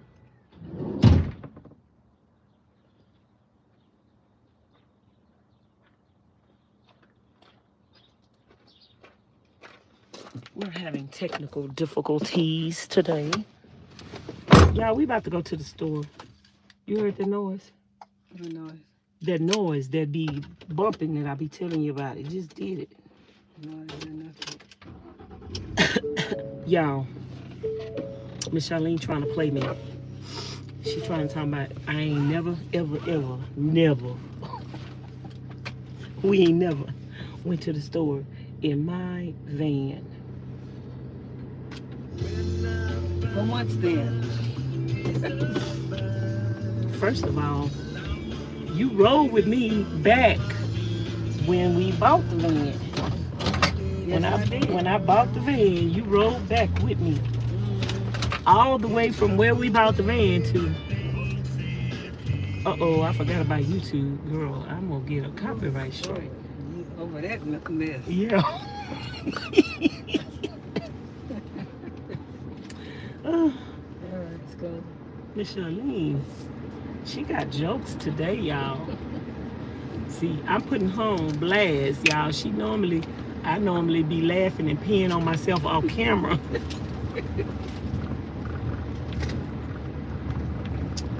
I'm putting her on blast today, y'all. See, she funny. Y'all see, she the yin to my yang. I tell a joke and she get the butt of the joke. Okay. She be getting my little joke. Some of y'all slow. Some of y'all act like y'all slow, but y'all ain't slow. Some of y'all act like y'all don't know I be joking. And be acting like, oh, she's so serious. Oh, she just told Ms Charlene this. Oh, she just told her that. And y'all know. And Ms Charlene be over there laughing and y'all be trying to make a big deal about it. Girl, shut up. Go get you some business. Go change your diaper. I'm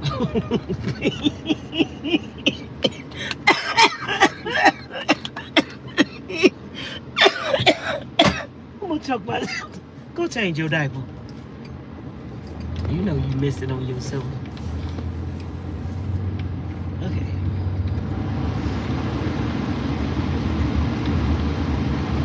No, it's my air.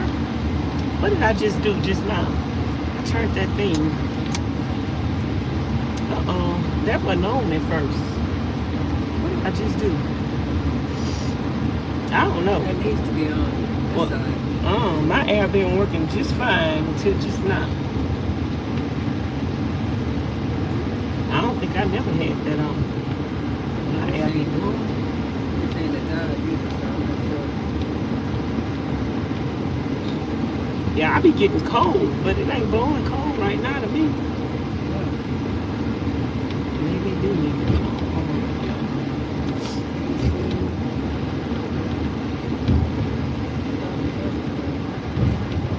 Yeah, play with something.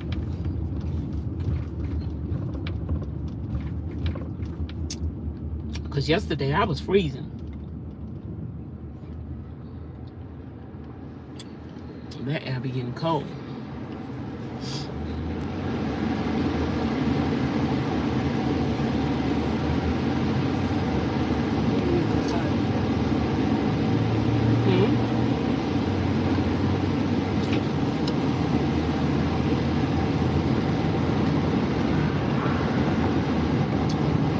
Yeah, that whole window rolled down. I just pressed it one time.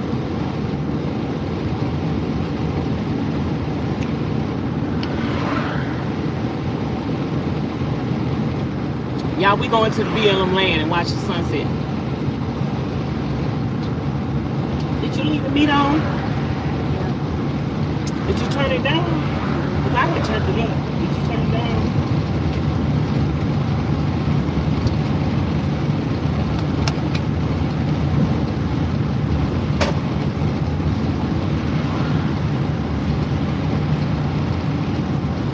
Y'all, the sunset looks totally different on the BLM land than it does over here. It's not the same. It ain't hidden like it do on the BLM land.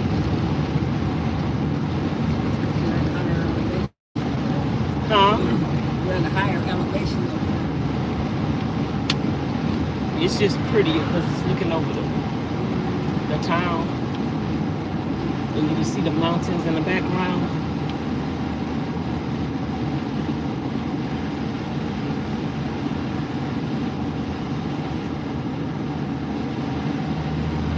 All I got to do is find me some water. And I'll be straight. I want to go up to Mount Charleston though. Remember that lady we was talking to? She said it's about 10 to 15 degrees cooler up there. Mount Charleston at least has trees. I don't know. I got to go see myself. Was supposed to go there a couple of years ago.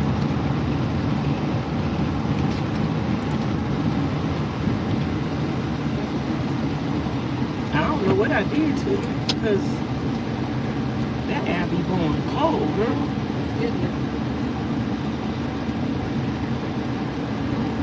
I had to turn it down.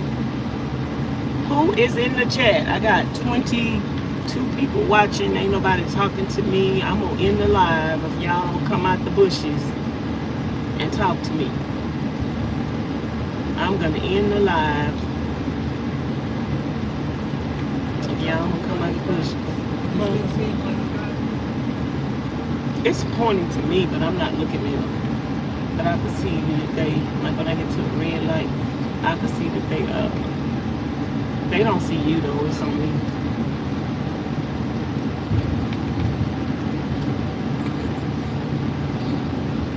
I got this little thing from Ross. I be getting all my things from Ross. But you got yours from AutoZone. Yours is taller than mine and it's bigger than mine. I think I might like yours better because it's taller. I want to get another one to put over there so like when you ride with me, you could put your phone over there. So I'm gonna get the one from AutoZone, O'Reilly. That's one too, but it didn't stick. That's the one you put up here. It didn't stick.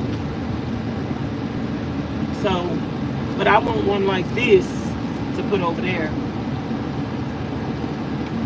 Because one day I might be riding in my own car. You might be driving, and I can sit over there.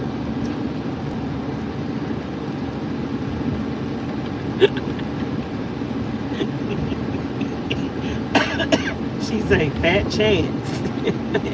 At that. If I'm gonna drive, I'm gonna drive my own self car. Well, we might be taking turns. You know what I mean? Charlene, we might be driving the main.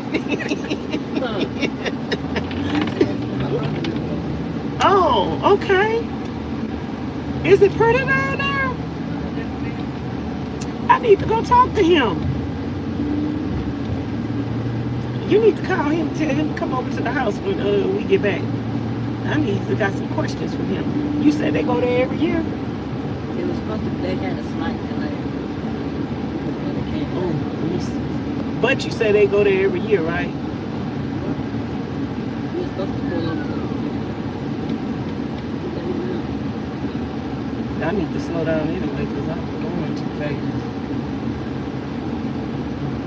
Oh, last night when I was coming back, baby, and it was dark, baby, the police had somebody pulled over on that side of the road, baby. I was going 31 miles an hour. I said, Charlene put the field gun in me. At first when you said it, it went in one ear and came out the other one did, but then one day she repeated it. And she said, the police are here, girl, they will stop you. And then we see my 3-4 cars pulled over. Okay, I got it. Now, though, they let you go by and you leave the fireworks, and then when you get in your car, check off, but you're getting pulled over. When they take you over. Wow, do they give you a ticket? I don't know if they give you a ticket or not, but they wait till you get almost to Vegas. Why do they sell them if you can't buy them? Certain areas that you can. So they be watching you to see that you bought them? They be watching people buying illegal. I don't know who be snitching, but they be pulling you over behind the fire. I ain't no firecracker person. My friend would buy thousands of dollars. My friend in Houston, girl, they spend $2,000-$3,000 on firecrackers every year, and they be the one on the street. You know how the house on the street be popping crackers after everybody else to stop. Baby. If you're gonna get them, don't get them on the 4th of July. Get them soon. That's when they watch them. Well, they can come to your house. Yeah, I ain't no firecracker. I can't spend no money on that kind of stuff. That's a waste of money to me. If I buy some firecrackers, baby, it's gonna be a little pack of firecrackers. I'll probably spend $10, and that's probably just gonna be on one pack, cause they probably high. Yeah, I ain't been the kind of person that could spend money on stuff that it got to do something for me, y'all. I'd rather go to a hotel and go to a restaurant and go somewhere and go on vacation. You $1,000 on some firecrackers? I can't do it, y'all. I can't. See, that kind of stuff, that don't do nothing for me. Feed me. They catch you when you're going to, 372, like you're going to California. They think they got away scot-free. Pretty soon they pull over. Maybe they just randomly pulling people over. Maybe they checking everybody. I don't know. They could stop me. They ain't gonna catch me with nothing. I don't ride dirty. I don't ride dirty, child. I don't do that. I ain't interested in that anyway. Now you asked me, do I have something else? I remember one time the police stopped me and he said, can you search my car? I said, what you looking for? I'll tell you whether or not I got it. What you looking for? Do you have any firearms? Do you have any, he played the game with me too. He had a little sense of humor. He's like, do you have any firearms? Do you have any drugs? Do you have any paraphernalia or something, how they say? And I say, no, no, and no. What is paraphernalia? Like the people be having them pipes and stuff. Oh. They don't think it was smooth jail. Girl, I ain't got none of that. No, no, and no. And then and I'm like, if you want to search, you can search. But I ain't got none of that. No, no, and no. If the thing could be empty, they still get it. Girl, when that police stopped me, the police stopped me in Mexico, y'all. I had a little money on me. Not that I had forgot, y'all. I promise to God, I had forgot I had that money on me. I had forgot that I had wanted to go to the bank, and he went through my purse, and he came in the van, and he went through the van, and I don't know where I had the money at. I don't know if I had it in my purse or I had it on the seat or something. Girl, the man found the money, and when he was booking me, because everybody said I didn't go to jail, when he was booking me and taking all my stuff, girl, the total amount that he had, that he found on me, I think it was in my purse, he found the total amount, and he had me sign that he had found that amount of money. And I'm like, where he got that money from? Is he giving me some extra?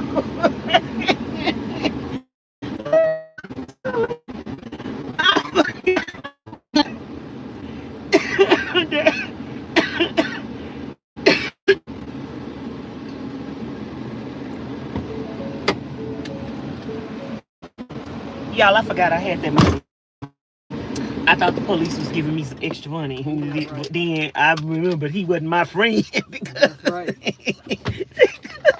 Where I got that money from? I had to remind myself. I said, oh, I was supposed to go by the bank before I got on the road, and I had forgot to go by the bank. And yeah, he probably thought I was a drug dealer.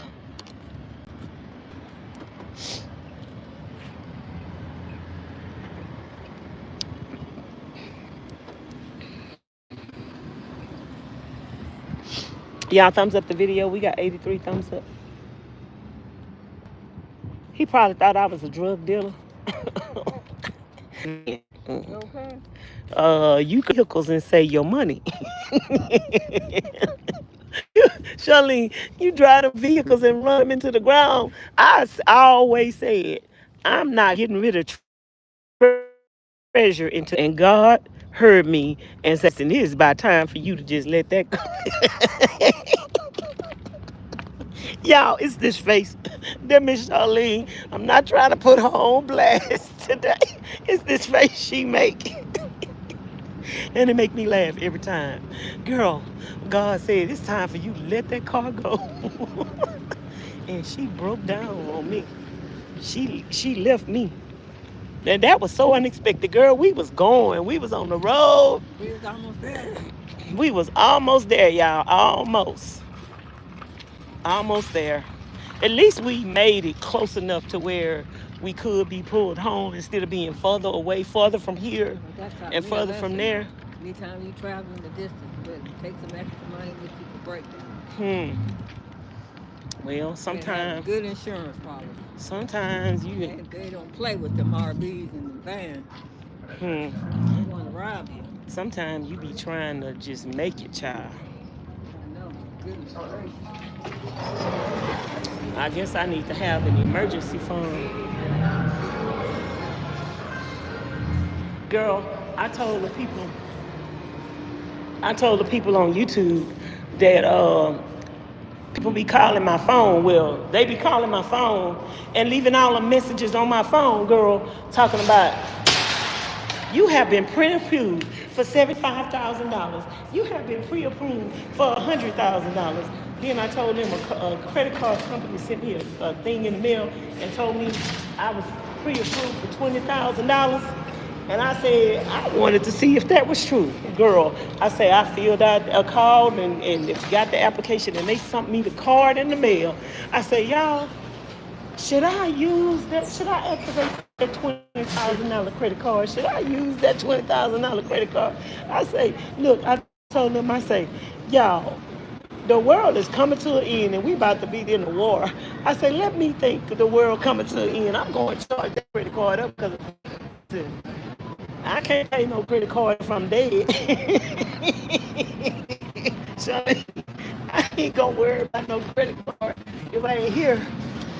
I ain't gonna worry about no bad credit and I ain't here.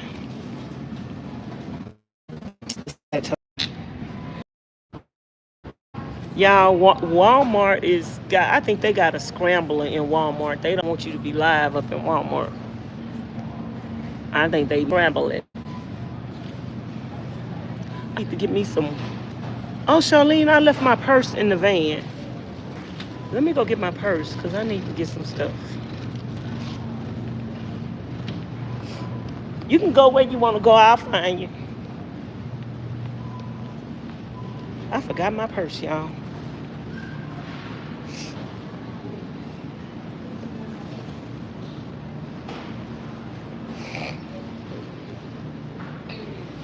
Can see that? I can see Big Bird, Sunshine.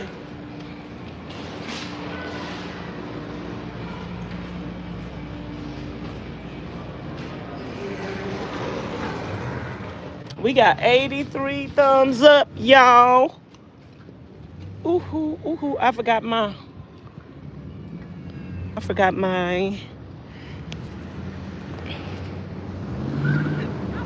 purse in the van.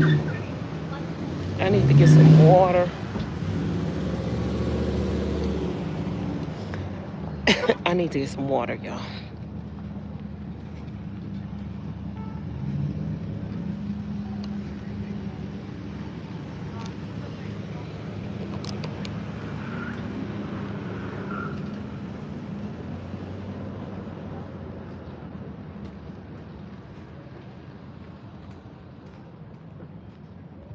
I need to get some water. I went and washed the van the other day, y'all. She is looking good. I need to tell Ms Charlene too. Let's take her van to the car wash because that's the only time it's gonna get clean. She was paying other people to wash it, but baby, they don't even be cleaning it right. And I took her to the car wash and washed it, and she was like, oh, she didn't even know it was a,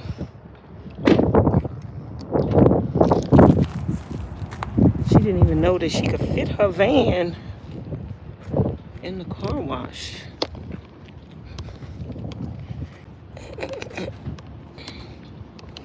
She didn't even know that.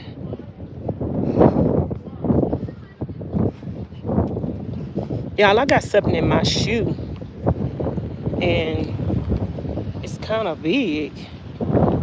I can feel it. It's like a rock or a piece of wood or something. Look at that. I knew it. I felt it.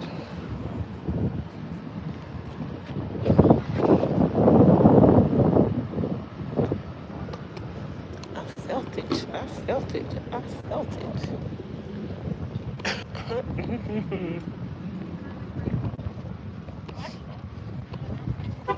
Did you get what? Garlic bread?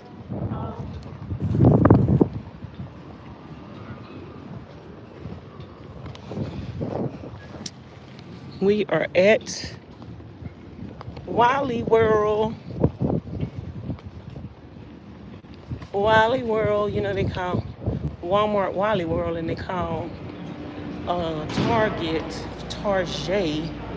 A lot of people protesting Target, y'all, but I don't be protesting stores like that. Like, if I need something from the store and I like that store, I'm going to the store. I don't be protesting like that. They got to really do something to make me say, But yeah, I don't just be protesting people like that. I don't know where Ms Charlene went, but she might have went by the meat department. Let's see if we can find her. I forgot what she got on. What was she wearing? Oh, there she go. Y'all want me to pass by the BLM lane?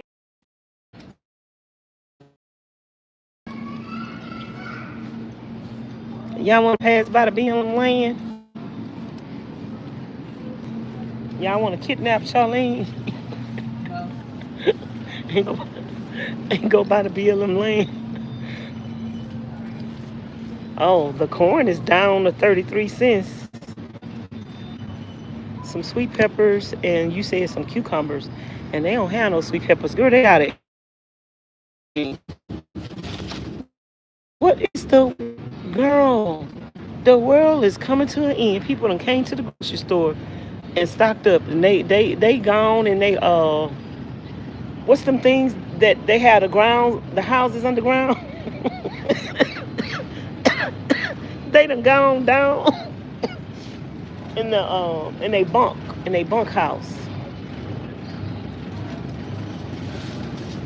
They done gone down in they bunk house, child.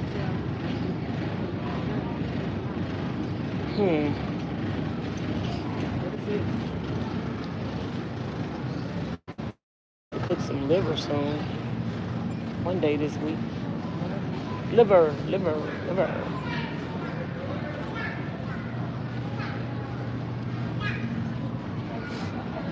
Oh, we got 85 thumbs up, y'all. We are in Wally World. I came to Wally World to drive my friend because she claims that we have never drove sunshines anywhere. She claims. Don't even try it. You acting shady like great.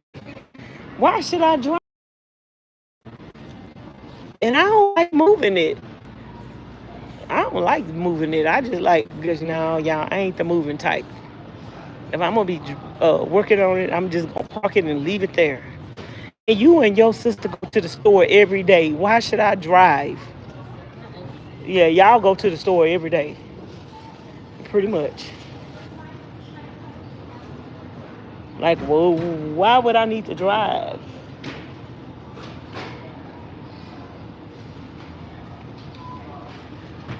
Trust me, we don't come every day anymore. We used to come 2 or 3 times a day. Y'all will still come 2 or 3 times a day if you forgot something. How would these prices?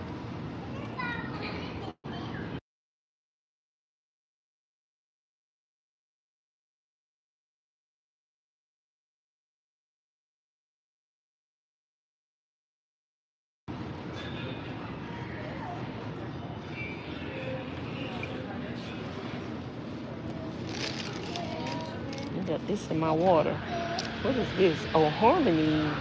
Girl, I used to love some Harmony when I was a little girl. I was a weird child. I ate weird stuff, y'all. I ate squash. Yeah, I was a weird child. I ate squash. As a child, I ate Harmony corn. I ate liver. I ate okra. Girl, you put it in front of me, I ate it. You want to know why? Because meals was far and few and in between. And when you got some food, you ate it. Because my grandmother used to feed us bread. Bread, everything was bread. Girl, I don't even like bread today. We ate so much bread. Girl, my grandmother used to go to the store and she'd buy $40, $50, $100 worth of bread. She had the longest deep freezer I ever seen in my life. It was longer than this whole register thing. And you open it up and it's full of bread. And we ate bread for everything.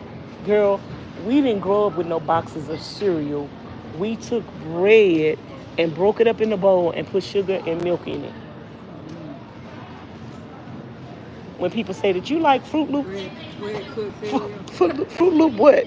And girl, we used to eat peanut butter on a spoon because we was tired of bread. Girl, we ate peanut butter on the spoon. That was, and then my other sister, because I don't like bread, because I say we ate too much bread. My other sister don't like watermelon, because she say we ate too much watermelon. And I say, when? I don't remember us eating a whole bunch of watermelon. Girl, you must have been eating it all.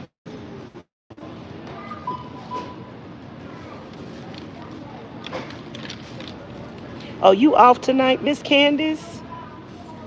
Hey, Miss Sierra. I'm sorry, Vanessa. I got to answer your question. I sauteed my kale. I had to leave for a moment. Where are you and Miss Charlene? We in Walmart. I'm trying to kidnap her so we can go watch the sunset. Y'all want to go watch the sunset? The sun is about to set. It's 6 o'clock, 6:42. It's about to set. It just be 20 minutes. And it ain't going to burn. Y'all want to go watch the sunset? I'm not going to listen to Ms Charlene. She riding with me now. She got to do what Y'all, she got to do what I want to do. I bet you she'll never get her ass in that car again.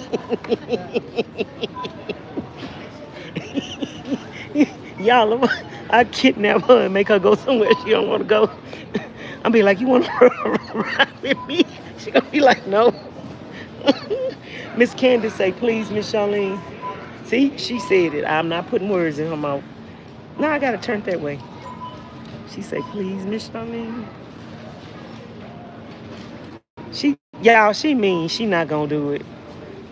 She mean, y'all. Y'all know she mean. Y'all know she is mean. Y'all don't know her like I know her. Y'all don't know her like I know her. She ain't all that nice. She's a mean old. Y'all. Shut up, fool. Y'all, she's a mean old bitty. Miss Candace say, Miss Charlene. Miss Sierra say yes. And tell Charlene I said hello and you are crazy. Who, she crazy or me crazy? Miss Sierra, anytime somebody say tell Miss Charlene hi, it's usually Miss Sierra. Miss Sierra always say tell Miss Charlene hi. She's a mean old bitty, y'all. Y'all, I'm trying. Old bitty for you. I'm trying to get her to say yeah. She say she got my old bitty. she don't care nothing about what I'm saying.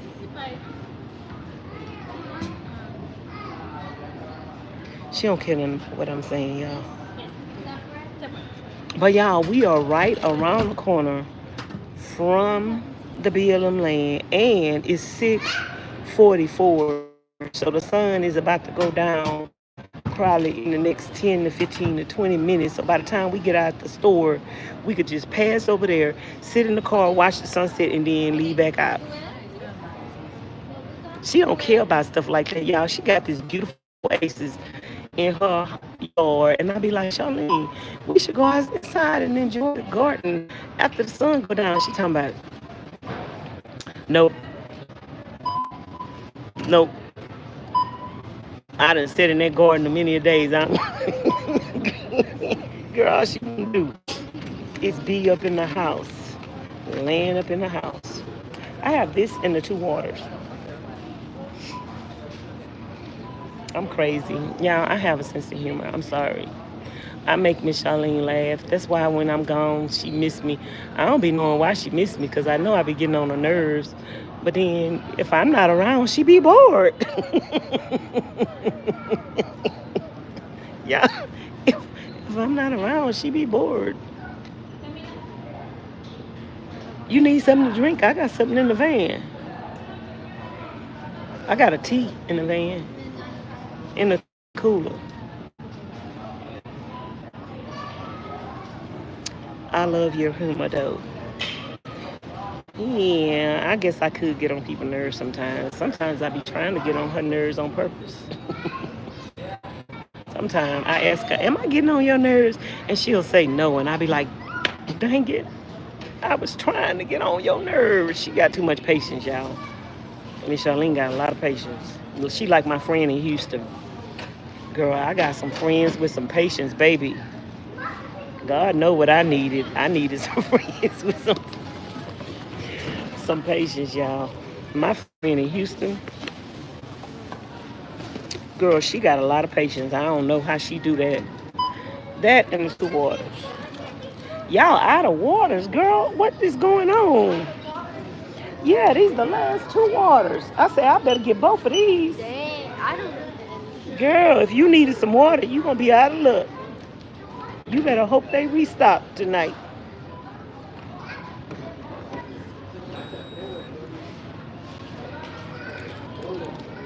You better hope they restock, child, because they is out. A lot of people can buy water. I am at Walmart, you guys. Hey, Miss Rachel. I came and took Ms Charlene to the store because she said I ain't never took her nowhere in my car. Girl, she lied on me. I ain't going out like that. I am not going out like that. She is not. Girl, I'm going to have to take her to the store for the rest of the week. She say she going to the store. I'm going to say, you want to ride? You want me to take you? I guess I need to be a good friend, girl, because she trying to make me out to be a bad friend. I am not going to let her pass that rumor around. I'm in Cali, and it is 6:47. Okay. Miss Sierra say it's hot. Hey, Miss Rachel, I'm trying to get Miss Charlene to go so we could go watch the sunset on the BLM land. She don't want to. I was supposed to go to the BLM land today. I changed my plans for her to clean them greens and pick them for her. The least she could do is let us go watch the sunset.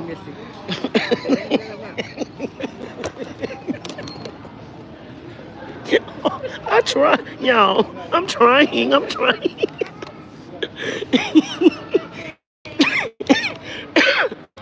Thank you. You got the receipt?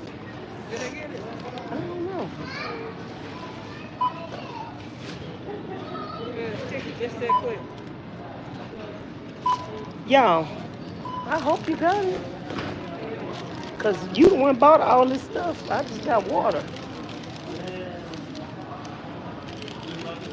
Girl, just show them any receipt. They ain't on. Y'all. Y'all, I went to the garden and picked all that kale. Y'all see me out there in that hot sun picking all that kale. Came in the house and washed that kale 4 times and then rinsed it off a 5th time. And I'm missing out on my sunset. And the least she could do is let us pass by the sunset. And she said, you're not going to make me feel guilty, Missy.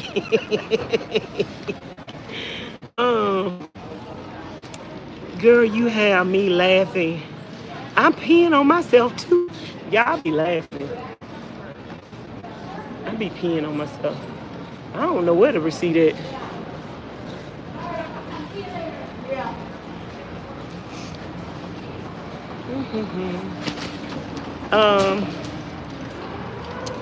Miss Vanessa, I have got to meet you one day. I love your spirit. Girl, you got to meet me one day? I'm scared. I'm scared, y'all, of meeting people. I'm sorry. I'm not meeting nobody else. I'm sorry. I'm just kidding.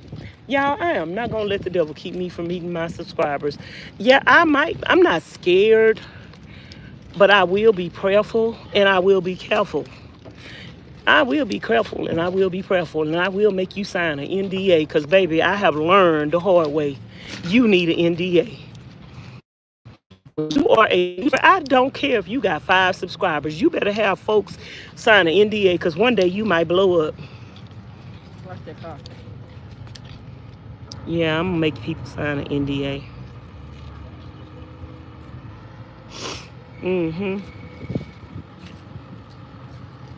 Nah, I ain't scared. I'm just messing with you, Miss Candace. But I got to say that for all them other trauma tricks that's in the bushes. I think you are good people. And I definitely would love to meet you.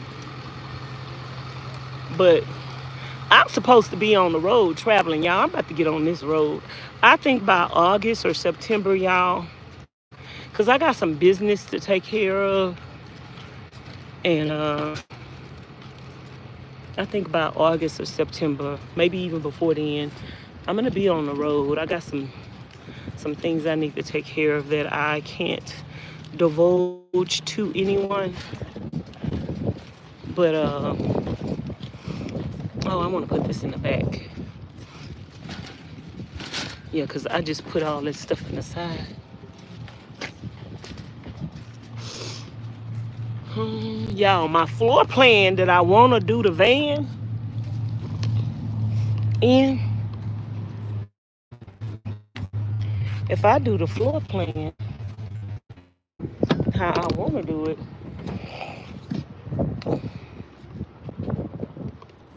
did Ms Charlene just go get in the car? Girl. Oh, I'm about to talk about her, y'all. I thought she wasn't right there. She got in the car. I was about to talk about her. She got in the car and left all this stuff for me to put up by myself. I know I'm driving to the BLM land now. Can I get to the what? Oh yeah, it's right there. I needed a trash bag in here because I had this stuff.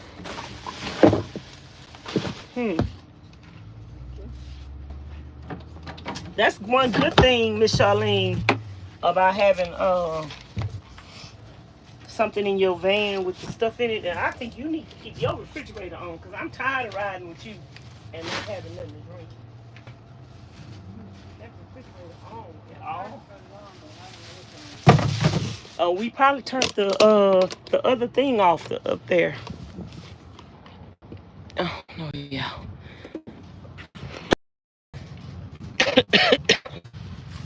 Y'all, let's go to the BLM land.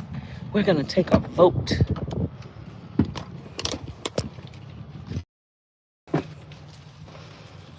Ms Charlene was about to buy a drink.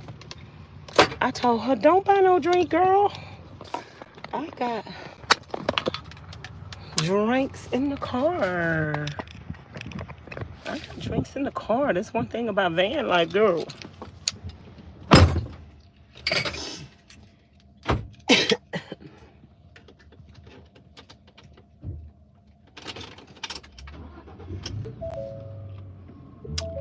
If I have ever make it to one of your meets and greets, I'll protect you or maybe run, depending on what we're up here. I know that's right.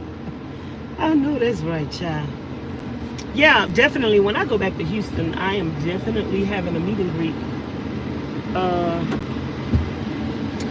I think I'm on I want to have a meet and greet at Main Event when I go back to Houston.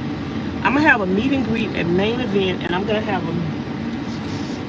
That's the other one. I got two of them. Remember, I got 4 keys. I took a vote and asked them, should we go to watch the sunset, and they outnumbered you 10-1. Yeah. Y'all, let's take a vote. Should we go to the BLM land? Or should we respect Ms Charlene's? No, we ain't gonna go drop you off. The sun gonna be on unset by the time we get. It's about 7 o'clock. Y'all, I hate having boring friends who have no sense of what does they call it? Doing what's that thing? Spontaneous. They don't have a spontaneous.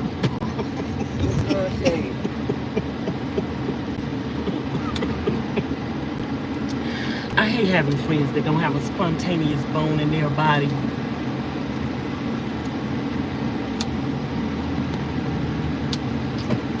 Y'all, I'm just playing. Okay, we had this whole conversation yesterday.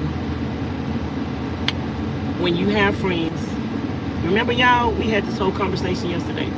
When you have friends, you respect their wishes and you don't force them to do things that they don't want to do. Remember, we talked about that yesterday.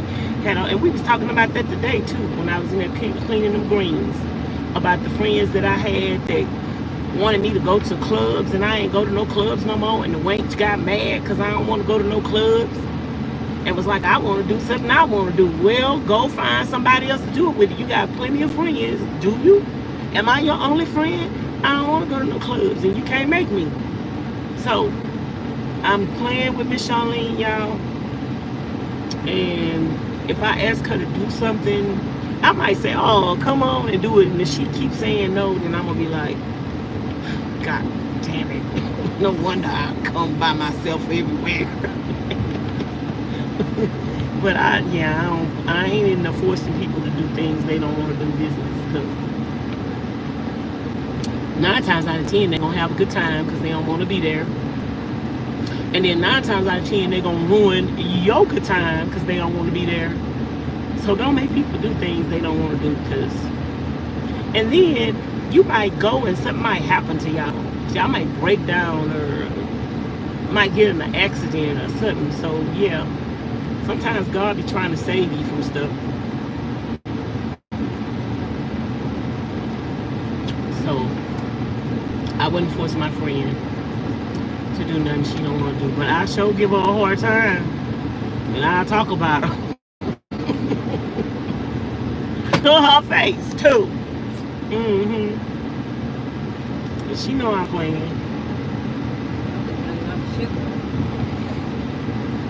That's what this other man, when I was over there somewhere and I met this lady and this woman and we was talking and it was hot outside and the husband said he was thirsty.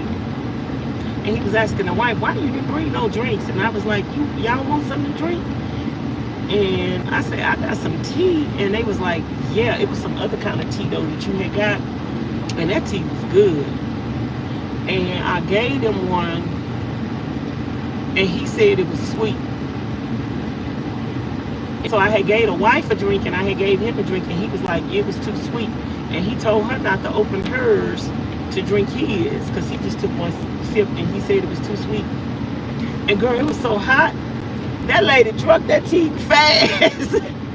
And then she drank that tea so fast. And then she was opening up the other one. And he talking about, I'm thirsty. I should have kept my tea because I'm thirsty and it's better than nothing. And he said, give me my tea back. And she said, this not your tea. That was so funny. She said, this not your tea. It's talking about what you mean. I just gave you my tea. She pointed over there. Girl, she had drunk. Girl, she had drunk his tea. That was funny. She has drunk his tea. She said, this not your tea. And he said, what you mean? I just gave it to you. She said, yeah, and you gave it to me. Sorry. That was so funny. He was like, I'm hot. I'm thirsty. I should have kept my tea. I told him, I said, you could have mixed it with a little water. And, you could have. I told you, I don't know what, and see that thing not on. That light wasn't on yesterday. This, over here. I had to turn this thing down because baby, I be freezing. Girl, look at my my chicken bumps. My skin, when I get cold, goosebumps. Yeah, them goosebumps, but it look like a chicken on me. That chicken skin when you clean the chicken, y'all, and that skin be, girl, that's how my skin look when I be cold. This air really works up in this van. That's a good thing. Cause baby, I lived in a van. Y'all, I'm gonna make Charlene make that face. I lived in the van for 3.5 years, y'all, and I did not have any air. And whenever I would drive somewhere, sweat would be rolling all the way down the crack of my booty. And I promise you, I'm telling the truth. Baby, I be driving and it be hot and I'm driving somewhere and I got to drive 4 or 5 hours to get there. Girl, that sweat be coming all the way down my back to the crack.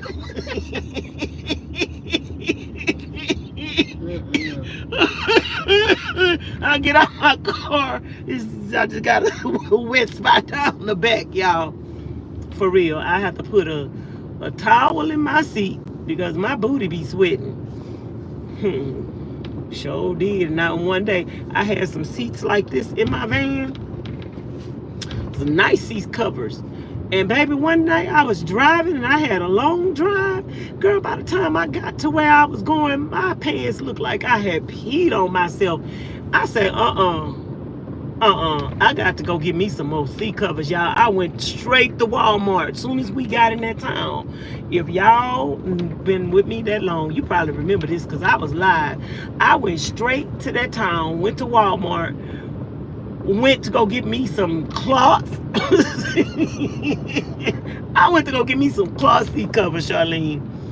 But I definitely got to get me like a little pad or a towel or something to sit on because y'all, them cars behind me riding my tail and the speed limit 45. And see, I hate people that do that. See how close that man, look back in your window, Charlene. See how close he is on me? I hate people, even if somebody get in front of me, y'all, and they are riding slow, I am not gonna be riding on the people's tail where if they hit their brake, I'm gonna hit them. Like, I think that's so dangerous and disrespectful. You're supposed to be several car lengths behind a car anyway. You're not supposed to ever ride up on people like that. And you know, I had told somebody one time, y'all, that you are technically, when you're on the freeway and anywhere, you're technically supposed to be 6 to 10 car lengths behind somebody. And somebody told me one time, well, if people did that, we would never go nowhere. Now, actually, you would not be having no wrecks. And then I said, they was like, no, that's not true. I said, I don't know how you pass your driving test, because baby, my husband couldn't read and write, and in the state where he took his driving, I got married when I was 16. My husband was 28. My husband did not have a driver's license because he had tried to take the test 3 or 4 times and he couldn't pass it because he couldn't read and write. But in the state, we found out that if you cannot read and write and you are illiterate, my husband was illiterate, that somebody else can read the test for you. They can't give you the answers, but they can read the test for you and you answer it. But you know, if somebody reading the test for you, they could point to the answer and tell you, or you could act like you reading it out loud or whatever. So of course I helped him with the test, and he passed the test for the first time in his life. And he had took the test like 4 or 5, and I'm 16 years old. So let me tell you, you are supposed to be 6 to 10 car lengths behind another car. You're not supposed to ride on people. Some people say, oh, it's 2 car lengths. No, it's not. Go back and read your test. You missed that question. It's 6 to 10 car lengths behind another car. Because think about it. If you are 2 car lengths behind another car and the people have to stop and hit their brakes real quick, you're going to get in an accident. You do not have time to respond. 2 car lengths behind them is not enough. But if you're 6 to 10 car lengths behind other cars and you do not ride up on cars like that, if something happened in the front of you, you have time to pull over all the way off the road and you will not be in the middle of that mess. I do not mind riding slow, and I don't care who get behind me. They can go ahead and go around me, child, because guess what? I'm a safe driver. I ain't no driving Miss Daisy. I do go the speed limit, you guys, especially when I'm on the freeway.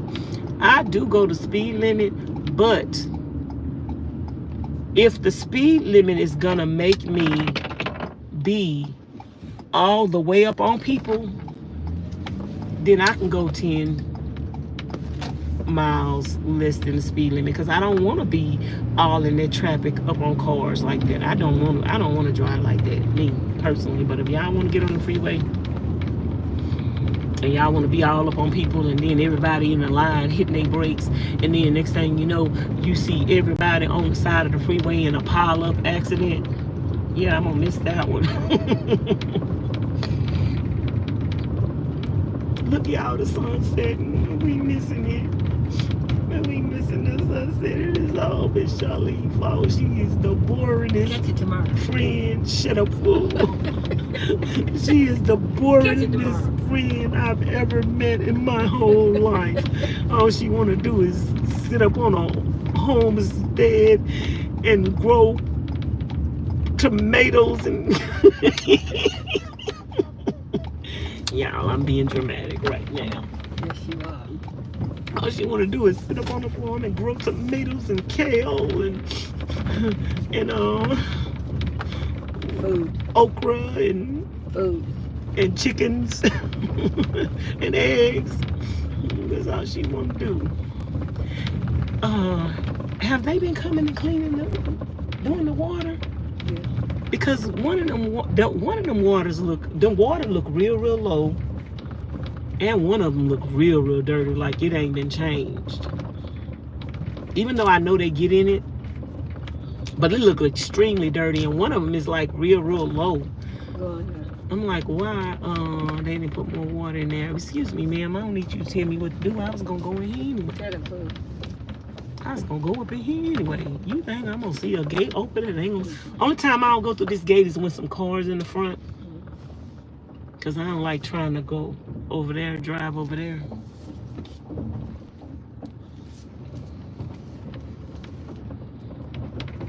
Y'all, the sun is setting officially, and we're missing it.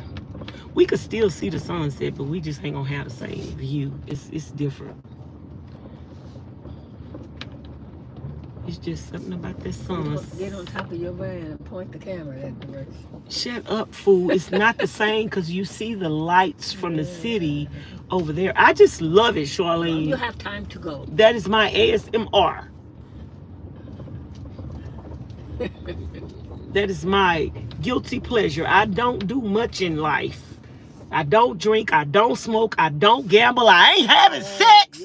The least I could do is see a sunset. Y'all, I'm getting very dramatic right now. I don't drink, I don't smoke, I don't gamble, I don't have sex, I don't overeat, I ain't fat. We don't know about that last one. Shut up, fool. I am not fat. Look at me. I am fine as wine. Some 57-year-old women wish they looked like this. No wrinkles. Huh? The sun are kind of... But I see you, once they get up messed up like that, I'll use that to wash my face or bathe with. Oh, okay.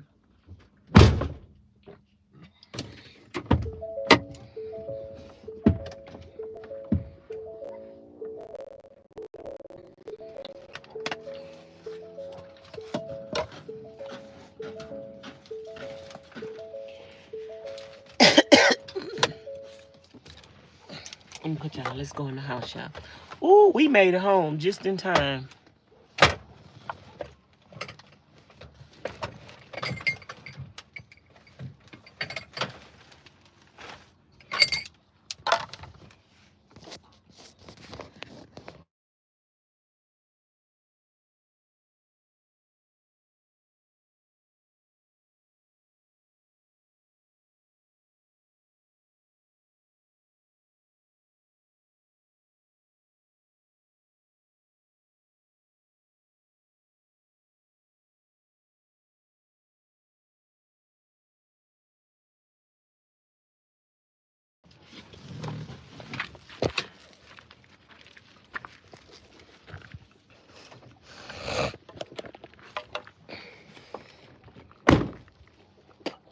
Sorry, y'all. I have to keep spitting because I don't swallow. I'm going to come get that. Let me put this phone on the charger.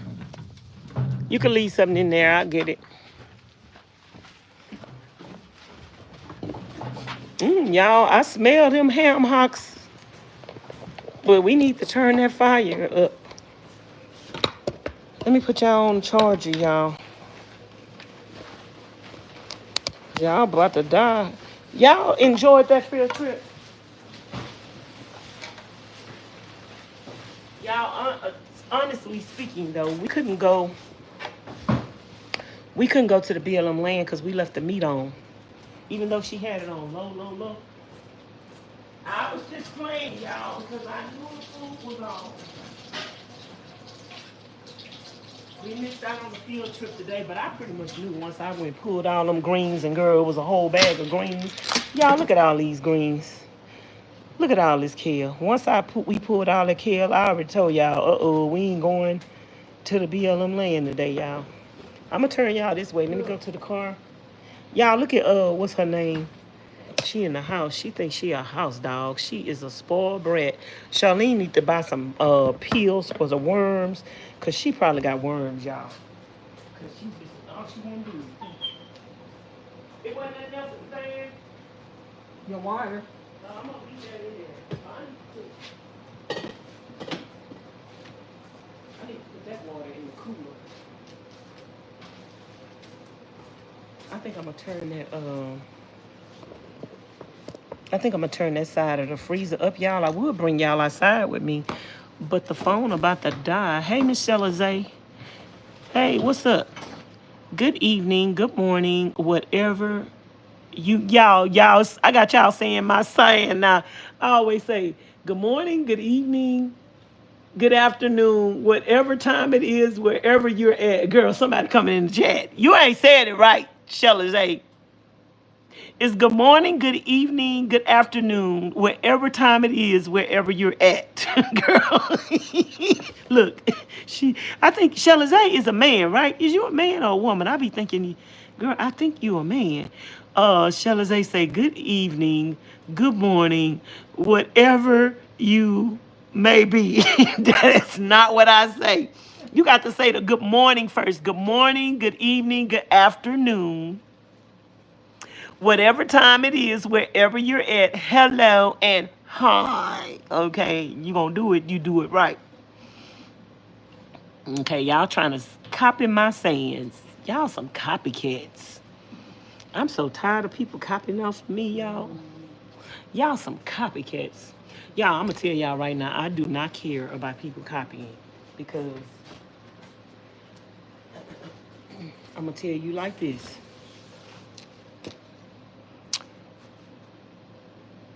You ain't the one that invented nothing. You is not the inventor. Like, you may have invented something, but you ain't invent a lot of stuff. And people are free to do what they want to do. I don't worry about people copying off of me. If I inspired you to do something, some people not going to give you credit. And I'm used to people not giving me credit. It's okay. But I'm still doing my thing, and you could copy one thing that you see me doing, and God gonna give me 10 million more ideas. So, like, try to keep up if you can. I don't mind speaking to everybody. That's all. I know, Charlene, I'm just messing with you.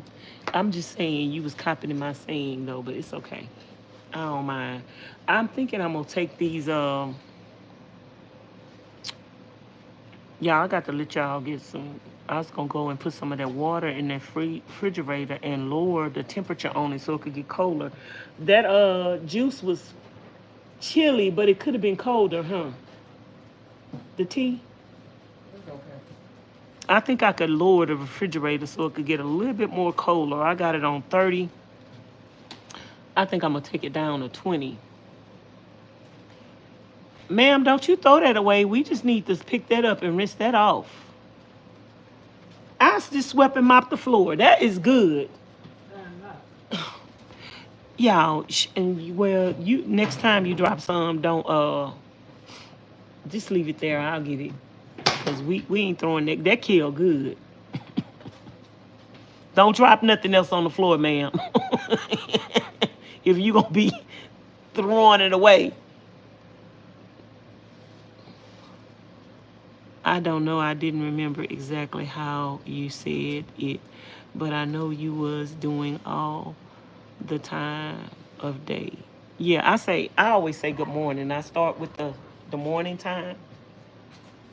I say good morning, good evening, good afternoon, whatever time it is, wherever you're at. Hello and hi. That way it includes, because everybody on different time zones, y'all. We even got people watching us from another country, and it's morning for them. It's morning for them. Charlene, somebody say these things have a lot of vitamins in it. Should I boil some and make us some broth or tea or something? Yeah, we'll try it. Let's try it. We could try anything once, y'all. It ain't gonna kill us. I know that. Come on, you go outside. They say she ain't used to being in no house. She just bothers people. She don't know how to sit down. If she would sit down and rest her nerves, somebody might let her stay in the house longer. But she's so greedy. She think every time you go in the refrigerator, you about to feed her. That's all she know. She know you for, Charlene. She just know you for some food. She trying to use you. She just know you for some food. She pimping you.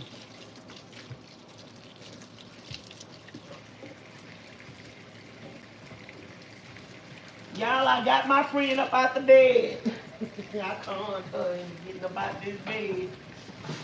Y'all went pick them that kale. And next thing you know, she in the kitchen. She did not plan on being in this kitchen cooking today. But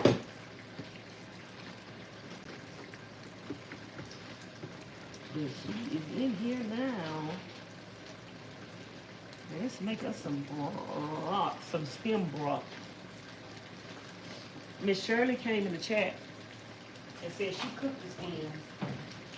But somebody else said maybe you could use them for some broth or a soup. Or maybe you could cook them like we eat, what's them things we buy? Asparagus. Girl, who knows? I might try to saute some of these. We might could eat these like asparagus. I'm gonna saute some and I'm gonna boil some. We about to find out today. Ain't nothing to it but to do it. Look, y'all, I'm rinsing it off. Ain't nothing to it but to do it.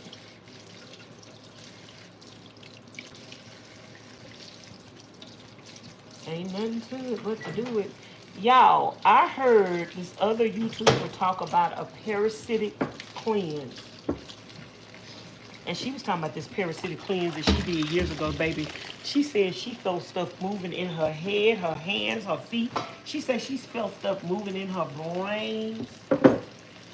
And she said when she used the bathroom, she seen it. And she said it scared the mess out of her.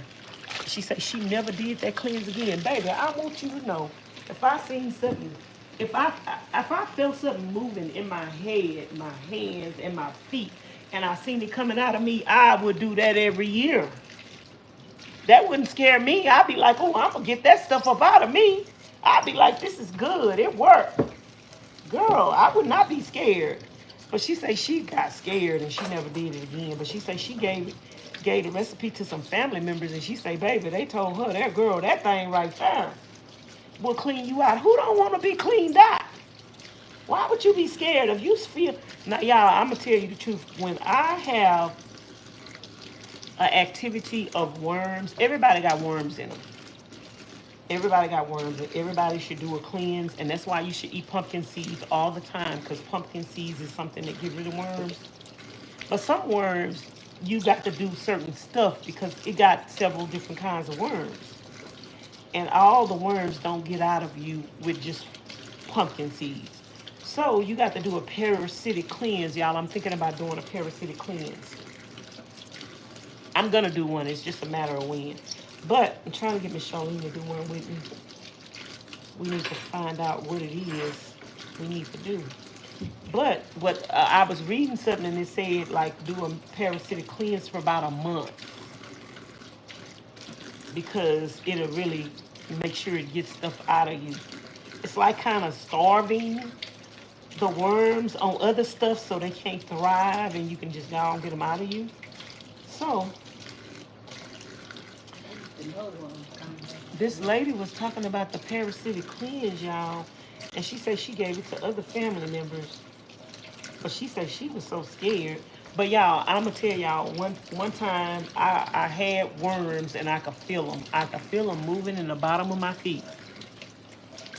And I was around one of my relatives and I said, girl, I'm about to go to Whole Foods and get me some pumpkin seeds. I say, I feel them worms moving in my feet. And she say, what?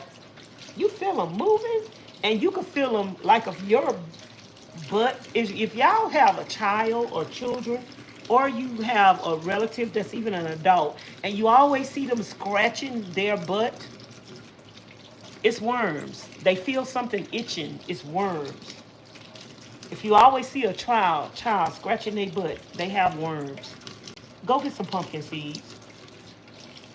And baby, I stopped what I was doing and I went to the store and I got some pumpkin seeds, and my relative told me, because I buy about 10 pounds of pumpkin seeds from the store and I just eat on them. It's a good, very good snack. Pumpkin seeds are good for a lot of things. So I had bought some pumpkin seeds. No, she didn't want me to give her none at first because she didn't know what pumpkin seeds was and what they do. So when we came back, I looked it up and I put some videos on and I let her watch the videos. Girl, when she seen all the pumpkin seeds was good for the next day, she said, Vanessa, can you go get me some pumpkin seeds here? And I got her about 10 pounds of pumpkin seeds, y'all. Baby, let me tell you something. I could feel them pumpkin seeds move. I mean, I felt them worms that day. I felt them worms moving in the bottom of my feet. And this girl was saying when she's a vegan. She said, you would think that I'm a vegan and I don't eat no meat, and you would think I wouldn't have no parasites. Girl, parasites, I'm gonna tell you something. If you're a vegan, you have more parasites. You have more parasites than people that eat meat. Because, baby, where you think all the food that you eat grow from? It grow from the ground. It grow from, yeah. And parasites come in a lot of different ways. Parasites come from the dirt. Parasites come from the flies flying on it, the bees. The parasites come from a lot of different ways. The gnats. What do you think those things are before they become a fly, before they become a bee, before they become a maggot? What do you think that is? It's a parasite. Parasites are in the air. They're just not. Girl, you breathe, you eat. Your parasites are in your water. People think, oh, well, people that eat meat have a lot of parasites. Baby, let me tell you something. If you drink water, you got parasites. If you drink water, you have parasites. You sure do. You could become some people vegetarians. You could become a watertarian. Man can't live on water alone, and man can't live on bread alone. We need them all. But you could become a watertarian, and you're still going to have, you could just drink water only. You're still going to have parasites. Parasites are a microorganism. And you have microorganisms in everything you eat and drink. So you need to do a parasitic cleanse. And you need to eat pumpkin seeds as a snack all day, every day. But you better start giving it to your children when they're young so they will like them. And you will get rid of them parasites. Even your dogs have worms.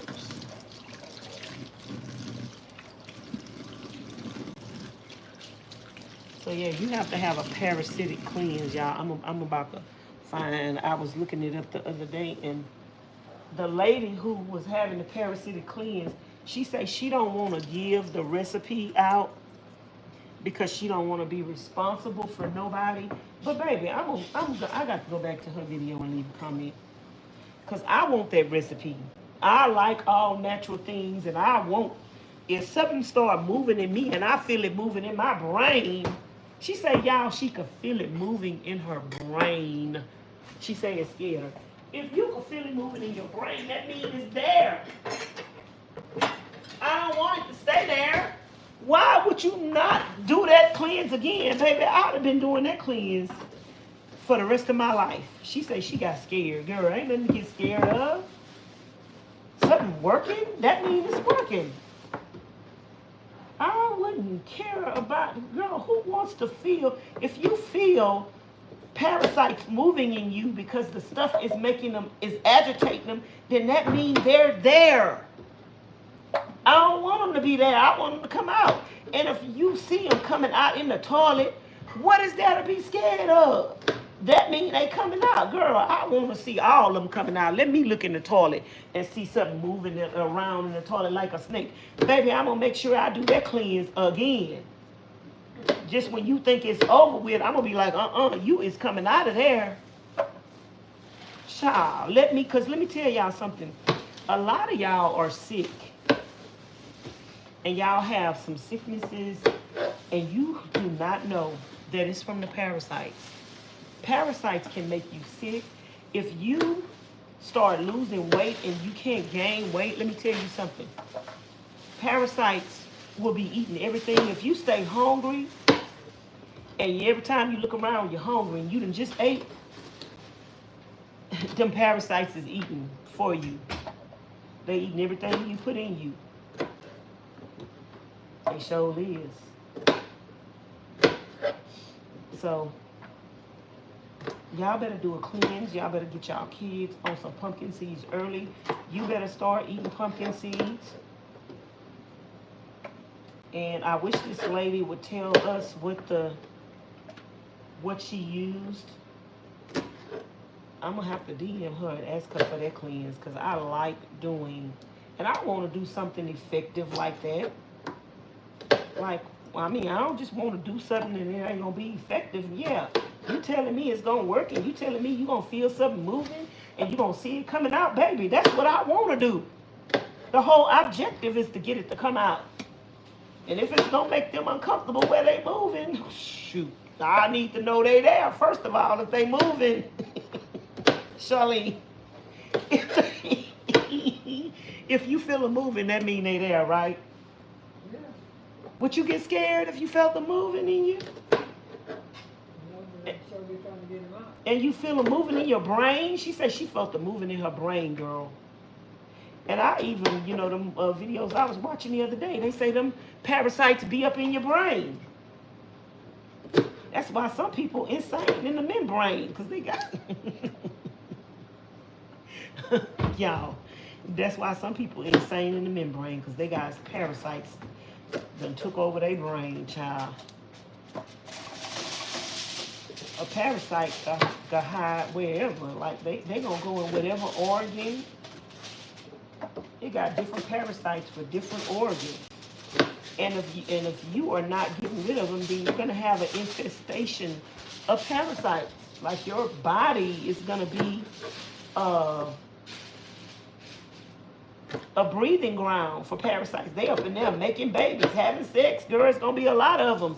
If you ain't eating no pumpkin seeds and doing other stuff to get them parasites up out of there, and then you thinking you're doing something, I'm just gonna tell y'all this. I'm not opposed to veganism. However, that's not the answer to all your problems, because sometimes certain things you think you're doing is solving a problem and is making more problems. I watched this survey. It was a test, like a test study. I watched this test study years ago. They had families in the test study, and everybody in the family ate a certain way. And then they had this other family. They were well off, they were rich, and they were vegans, and they could afford to buy high quality vegetables. And they tested all the families for this, and they tested all the families for that. And baby, I want you to know, this lady that was a vegan, her whole family was a vegan, and they ate expensive vegetables, everything organic. And they did all these tests on everything. And the family that was vegans tested the lowest on everything. They came last in place for everything. When they tested they stool and they was testing for certain things, the family that was vegans came last on everything. And when they revealed their results to them, the lady that was a vegan, she cried. And she said, how is that? How is it that they came last on every test that they gave? Her whole family came last on everything that they tested all the families for. Number one, you get a lot of deficiencies by being a vegan. And number two, you get more. Listen, y'all, they tested them. They also tested people for like chemicals in their food and who was being exposed to more chemicals in their food. Now the lady, she thought they was gonna pass this test too because they ate everything organic. Her whole family passed their failed their test because they're vegans. And even though them people be telling you the food is organic and they don't use this chemical and they don't use that chemical, y'all, that family that was vegans, it was a mother, a daughter, a son, and a husband. It was 4 family members. And every last one of the family members failed all of them tests. And they failed the one where, now they eating everything organic and she's buying all this expensive groceries from the store and she's cooking for her family every day. Y'all, she was a Susie homemaker mama. But I want y'all to know, they came in. When I talk about stuff, I want y'all to know, I have an opinion and I'm opinionated, but 9 times out of 10, my opinions are based on facts. Because I've been doing my research on stuff for years. I've been wanting to and choosing to live a healthy life for years. I've been doing herbs and stuff for years. So it's not no fluke thing. I've been doing home remedies and stuff for years. And I've always done my research. I'm going to watch 20 and 50 and 100 videos on something that I want to know about. And I'm telling you, this lady, that girl, she was crying, she was bawling. She was like, how is that? How can she, girl, it was families that ate junk food and didn't do nothing healthy. And all they ate was junk food, girl. They was higher up in the rank than she was, and her whole family was a vegan. And then it was some families that ate just meat, and it was some families that ate semi-healthy. And the family that was the vegan came in last on every test, and they tested them on all kind of stuff. So I'm gonna tell y'all right now, if y'all think that just eating vegetables is, I'm not trying to discourage you because you do whatever you want to do, but I'm just telling you, sometimes you need to go look at stuff from a scientific perspective and watch the test when people watch videos where people do a test on something and it's an unbiased test. It's a blind test. It's a test that's just bringing you scientific facts, and they don't really have no dog in that fight. They not vegans trying to prove that veganism is healthy. They not carnivores that's trying to prove that carnivores are healthy. Because you know them carnivores and them vegans, baby, they be going head to head. Like y'all, let me tell y'all something. I used to say all the time, I could be a vegan very easily because I love fruits and vegetables. When I decided to do carnivorism, I started watching a lot of videos. And then a lot of vegans was coming to my channel and posting all kind of crazy stuff. And so I went to go do some research on veganism.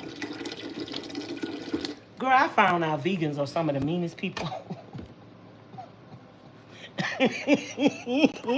Girl, when I started watching videos and I started doing my research, I found out vegans are some of the meanest people on earth. Baby, them vegans is mad. I think them vegans mad, y'all, because they want some meat.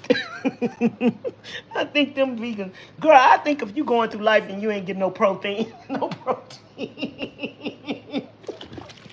Girl, them vegans be taking things serious. They be ready to hurt you. Girl, them people was coming to my channel saying some of the, when I first started the carnivore diet, girl, them people was coming to my channel saying some of the nastiest stuff. And I'm like, are you not a vegan because you want to be one? Can I be a carnivore because I want to be one? Why you have to come to my channel and talk about me and call me out my name and say stupid stuff about me and tell me that I'm evil and I'm wicked because I'm eating animals? Baby, you eating a fruit, I don't care. You eating something that grows from somewhere. I don't care. If you choose to eat fruits and vegetables, that's your business. And if I want to eat some meat, that's my business. And if you don't like seeing me eat meat, I don't understand. If you're a vegan, why are you watching people that eat meat? I don't understand. I think you miss it. And I'm trying to figure out why you're taking carrots and cutting them up and trying to make it look like some bacon. I'm trying to figure out why you taking some cauliflower and trying to make it look like some chicken wings. Because if you're a vegan, you should just straight up like carrots and straight up like cauliflower, and you shouldn't be trying to make it look like no bacon and no chicken wings.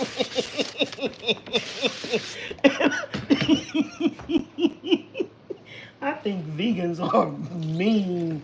I think they crazy. I think they won't. And some vegans, y'all, okay, because I don't disagree with, I'm trying to tell y'all right now, if you're a vegan and you like it, I love it. I think I could be a vegan very easily. But if I was a vegan, I wouldn't be hating on people that like meat. Just like people that like meat shouldn't be hating on people that's vegan. This is a free country and a free world, and whatever somebody wants to do for their own health, whether it be what they eat, whether it be what religion they want to participate in, whether it be who they want to have sex with and who they want to be in a relationship and who they want to marry, whether I think it's right or wrong, it ain't none of my business at the end of the day. That's how I feel about everything. I feel that way. Like, maybe God say this in the Bible and he say that in the Bible, and I might agree with him one-heartedly, 100%, because I do. But at the end of the day, God gives us all free choice and all free will, and whatever floats your boat. I got an auntie that say, and she been saying this for years, if you like it, I love it. If you like it, I love it. If you want to be a vegan, I love it for you. If you want to be a carnivore, I love it for you. If you want to eat pig feet, I love it for you. Are they pickled? Can you give me some? Because I don't like the pig feet that you cook in the pot. But I do like some pickled pig feet. And I ain't had none in years. You got some pig feet, I'll eat them, okay? I sure will. Now, I don't go out just buying no pickled pig feet. But right now, I'm talking about it and I kind of want some. Okay? I'm not opposed to, see, I don't, girl, I'm one of them people, girl, whatever floats your boat. I'm not, let me tell y'all something. On this carnivore diet, we supposed to be eating carnivore diet. We supposed to be eating a can of sardines a day. Ms Charlene don't like sardines. And Ms Charlene been eating, I tried it, y'all. I bought like 4 or 5 cans. Y'all seen me do it. Ms Charlene be eating some oysters. Ew. I tried them. They is nasty. Every time I get my sardines, here she come with them old nasty, rubbery sardines. I mean, oysters. And I be like, and she say, every time I eat these things, are you gonna do that? I'm like, yep. Yo, but just whatever float her boat. It's her mouth. Whatever she wanna put it, she wanna put them nasty, rubbery. Now, I could eat them oysters if they could. But the ones that come out the can, y'all, I can't do it. I tried it. I went to the store, bought about 5, 6 cans. And I'm like, No, you already ate them. I had bought them and put them in there. Put them in the closet. You probably ate them already. But girl, cause I wasn't gonna eat them. I put them in the thing. If you ate these sardines out of there, you ate them. Yeah, I wasn't gonna eat. I mean, not sardines.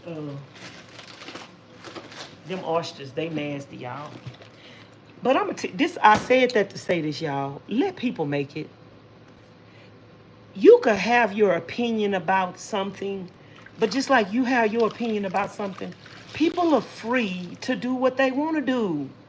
Like, let people stop having a problem with things that people do. It's their life. Let them do it. Let them do it. Leave people alone. Stop harassing people and bullying people because they want to eat meat. And you sitting up here telling them you're going to die and your arteries are going to get clogged and you're going to do this and you're going to do that. You can't force people to do nothing. Y'all, when I first met Charlene, I told her about the carnivore diet. I was like, you need to try the carnivore diet. She like, I am not eating no all meat. And she kept saying this and saying that. And I was like, well, let the woman do what she want to do. And then one day, I think she went and did her own research. Because I was telling her about Dr. Ken Berry, and I would be telling her what I knew and what I had learned about the carnivore diet, but she wasn't hearing it. She wasn't hearing it, and she was not buying it. She didn't care what I said. She didn't care how many times I told her this, and I told her that, because I would be telling her, this could help you with this, and this could help you with this. And I was telling the truth, but baby, she wasn't hearing it. And then one day, I come up in here, and she watching Dr. Ken Berry, and she watching other people do carnivore diet, and then next thing I know, she up here making recipes on the carnivore diet and making a carnivore diet pizza. I'm like, what's going on? And she said, I'm gonna do the carnivore diet. And it was when I wasn't saying nothing about it. I'm like, huh? What got into you? She say, well, I wasn't hearing what you were saying, and I wasn't buying it. Because when I would eat my bacon, and I would save my bacon grease, baby, and she'd be like, I ain't eating all that bacon. I'm not eating all that bacon grease. That's going to clog my arteries. And she went and did her own research. Y'all give me one more thumbs up. She went and did her own research, and girl, Ms Charlene, do you save your bacon grease? Ms Charlene, do you eat your fat on your meat? Yeah. Child, she went and did her research, and she done lost too much weight, y'all. Ms Charlene is down to less than 120. She trying to add. She's not adding stuff back into her diet because she's tired of the carnivore diet. She's adding stuff back into her diet, girl, because she done lost too much weight. She was what was you, 140 something? No, 135. When you first started? No, baby, you was 140 something. No, I never been that. No, she was a fat I was not 140. chicken. She was 40. I think she was 145, y'all. I think she was 140. My biggest weight was 136. She lying. She forgot. She got on that scale one day. She got on the scale, y'all, and one day she was 145. I remember. Girl, play.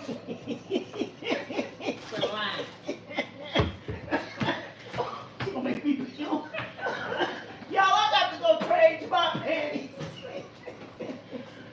I got to go change my panties, y'all.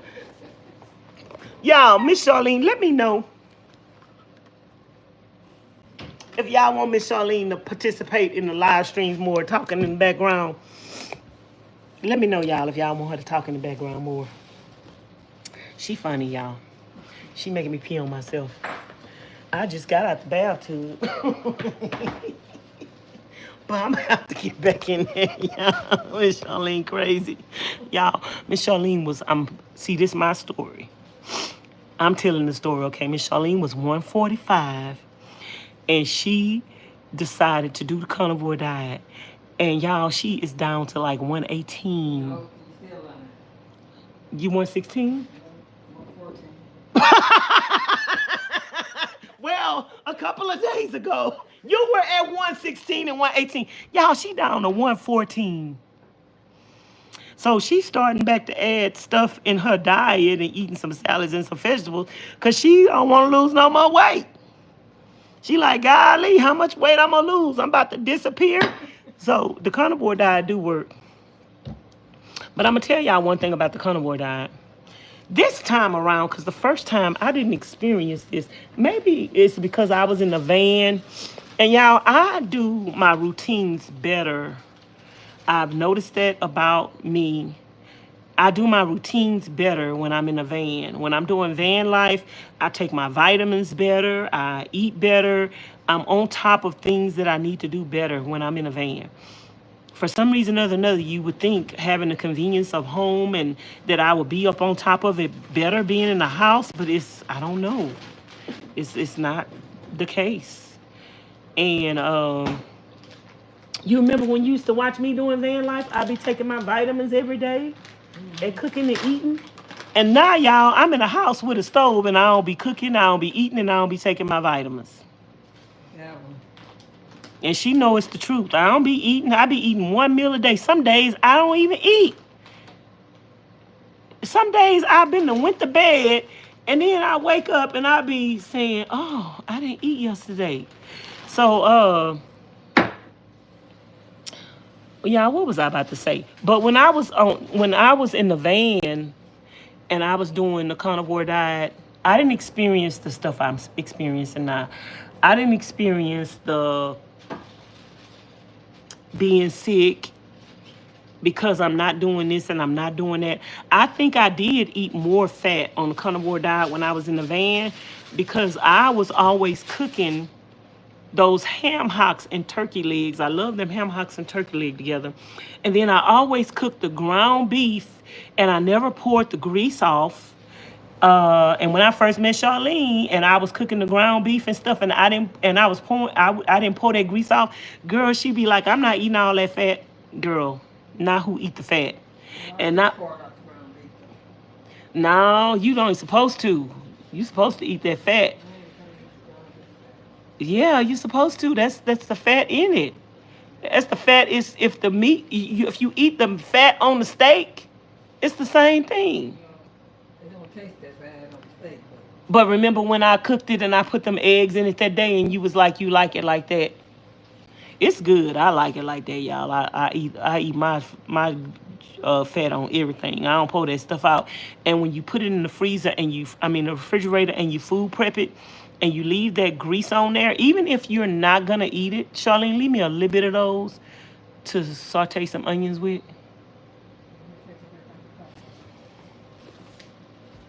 Oh, we ain't got none in there. I can take my Yeah, girl, we need some of them. I make one. Some saute me some onions. Yeah, a little more. One more hand. I want to saute me some onions with that. Baked codfish is good.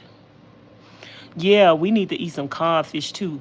On the carnivore diet, they were saying just taking codfish oil is good for you too.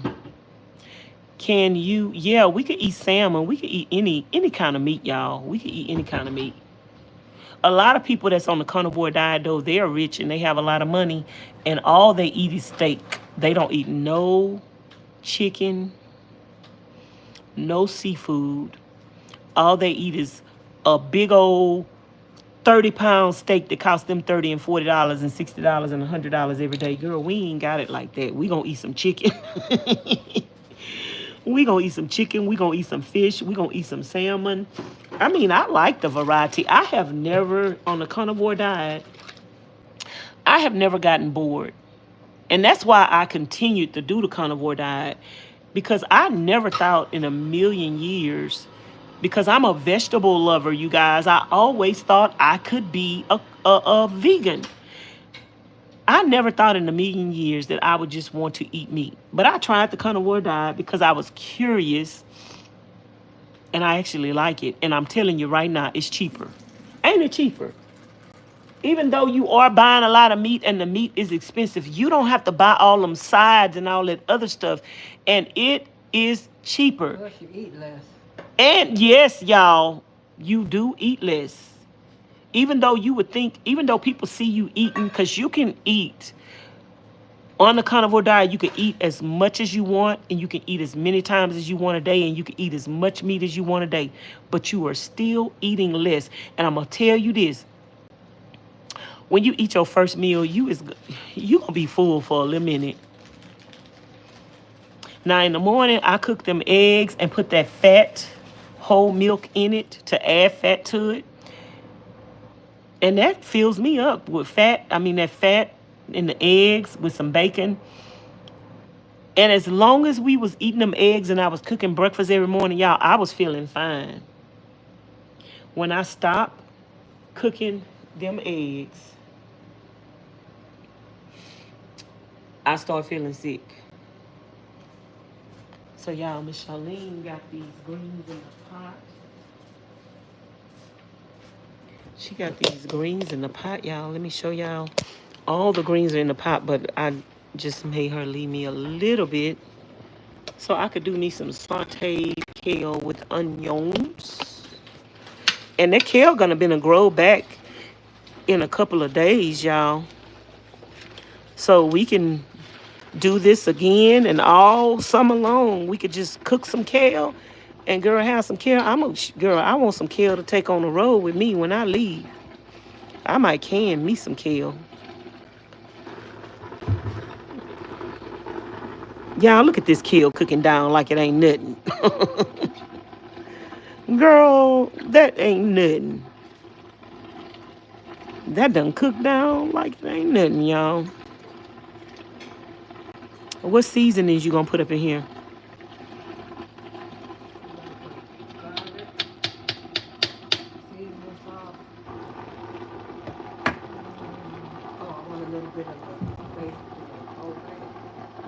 Anybody got any questions for Ms Charlene while she's in her chat participating?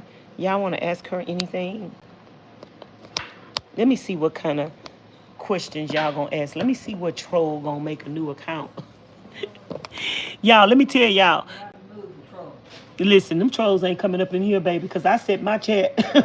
I set my chat now where you got to be subscribed to the channel for so many months and weeks before, so they can't go create no account right now.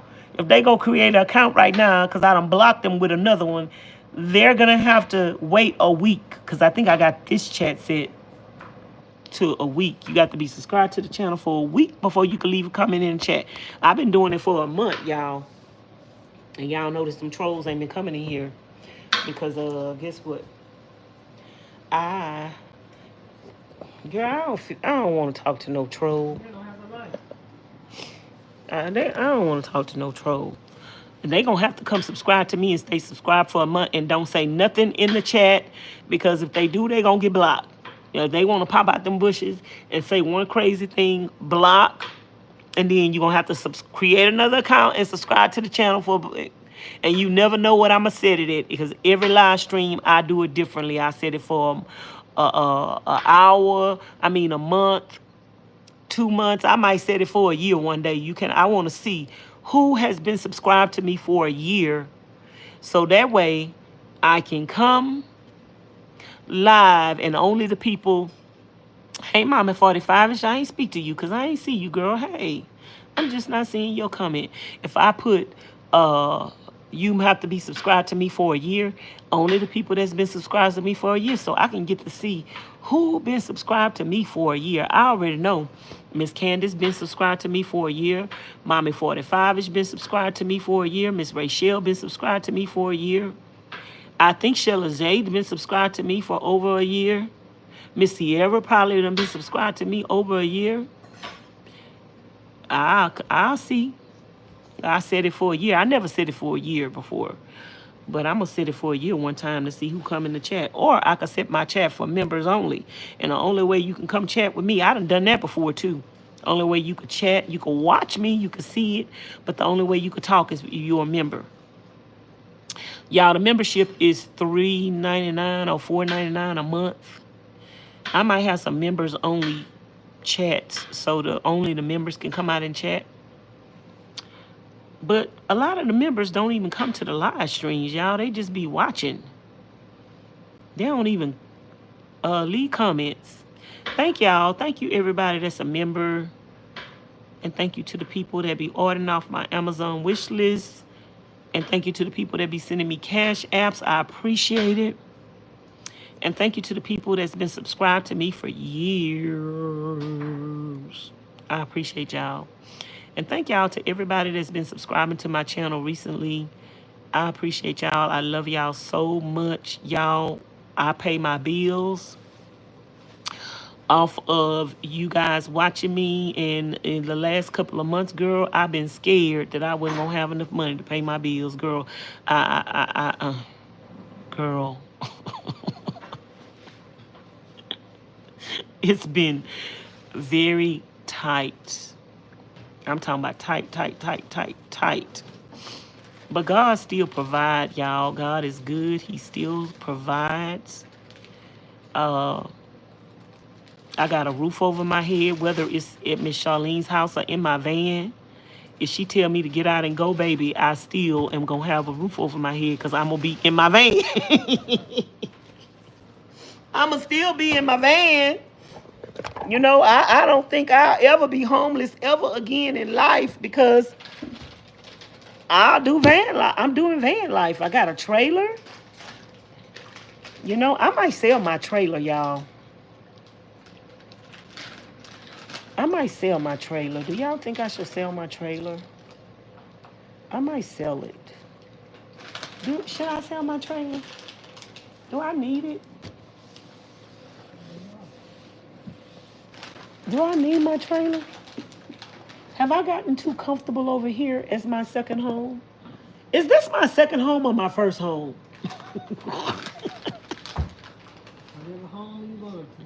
I'm confused, y'all. I don't know if I still do van life.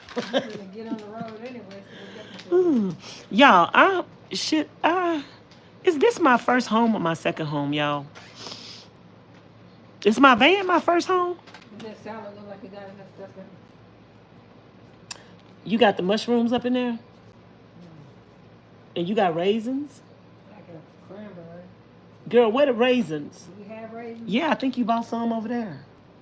I think you bought some one day to make a salad because you was supposed to, the last time you was supposed to make a salad, I think you bought some raisins somewhere.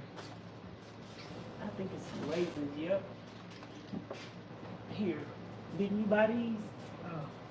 Because you were supposed to make a salad. Yeah, mushrooms and raisins. And what about, do you have some beets up in there?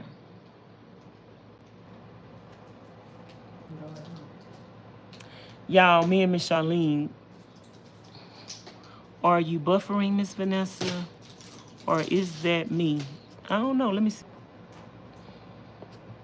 Leave out and come back in. Hey. Miss Candace say I love you too. Y'all, I don't know if this is my first home or my second home. For now, this has been my first home because I've been staying here and not in my van. But my van is my first home. If y'all ask me, my van is my first home. My trailer is my second home. But Miss Charlene home has been my first home, second home, and third home because I've been here. And I have a place that can be a pit stop for me anywhere, anytime I'm tired. And I thank God for being able to have a third option.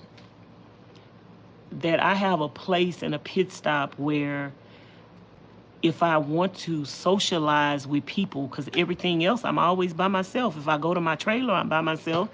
If I'm in my van, I'm by myself. So now I got an option where if I want to feel like I have a family and I have a friend and I'm around people who love me, care about me, I can come here. I have a dog that'll jump up in my face and kiss me if I want to be around. it's good to have options. Ain't God good? It's good to have options. And I can go and leave and stay gone for a year and don't come back. And Ms Charlene ain't gonna, they don't bother her. She ain't gonna be like, oh, she's acting funny. And no, I be trying to tell them, come on, let's go. Sometimes she gonna come and let's go. And sometimes she ain't gonna wanna go. And if she wanna come, she can come. And if she don't wanna come, she don't have to come. And if she don't wanna come, it ain't gonna keep me from going. And I know she's supposed to say that part. She's supposed to say that part, but yeah, y'all, it's good to have choices, and God is the one that gives people choices. Nobody else should have a problem with how God is providing for other people in their lives. Nobody should have a problem with that. And if somebody got a problem with that, it's because God ain't doing nothing for them.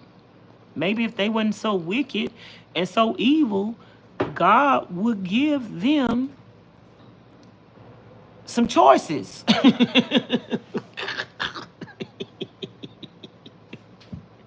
God is the one that gave me these choices. I don't know why people mad at me because I got choices. Baby, I got choices, y'all. And thank you, Jesus, for them choices. Did you pick an onion out the garden? It was one up here. The one up there. Yeah, I don't know if I'm going to cook the kale tonight because I need to go get some more onions. There's an onion in the garden. I need to go get some out the garden. Yeah. What you did with the cutting board you had? Yeah, I need to go get some onions. I want you to see you cut that anyway. I want to see how it look. Y'all, Ms Charlene make a good salad. She puts everything in it but the kitchen sink. And Ms Charlene, I want to tell you something. The next time you use that onion that you have, I mean that knife that you have in your hand right now, can you please wash it? Because that knife is dangerous and I don't like it. And I remember I cut my finger on that knife before. Was it this one? Yeah, it was that one. So I would appreciate it. I would appreciate it when you use that knife right there. You could leave all the other dishes in the sink. But that knife, I would appreciate it if you wash that knife, because that knife right there, I almost cut myself every time you put that knife in the sink. And I was waiting on the opportunity to tell you, now that's the one thing I'm going to require that you wash and put up. Please. And thank you. And I'm asking her kindly, because girl, that knife right there, that knife is my enemy. That knife be coming for me. Yo, that knife be coming for me. I be like, God damn it, I ain't see you there. And I be like, leave me alone. Girl, that knife be coming for me right there. I don't like that knife. I do not like that knife. Why you got your fire so low?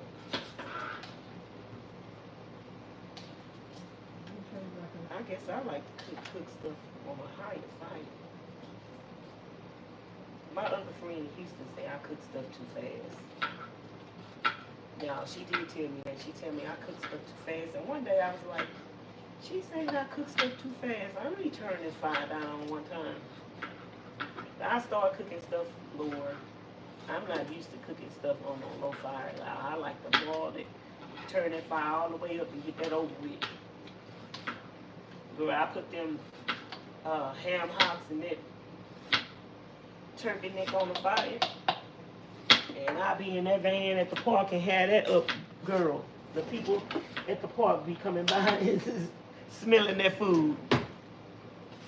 I miss being in my van, y'all. I miss doing van life. I miss sitting out places with my doors open. I miss it.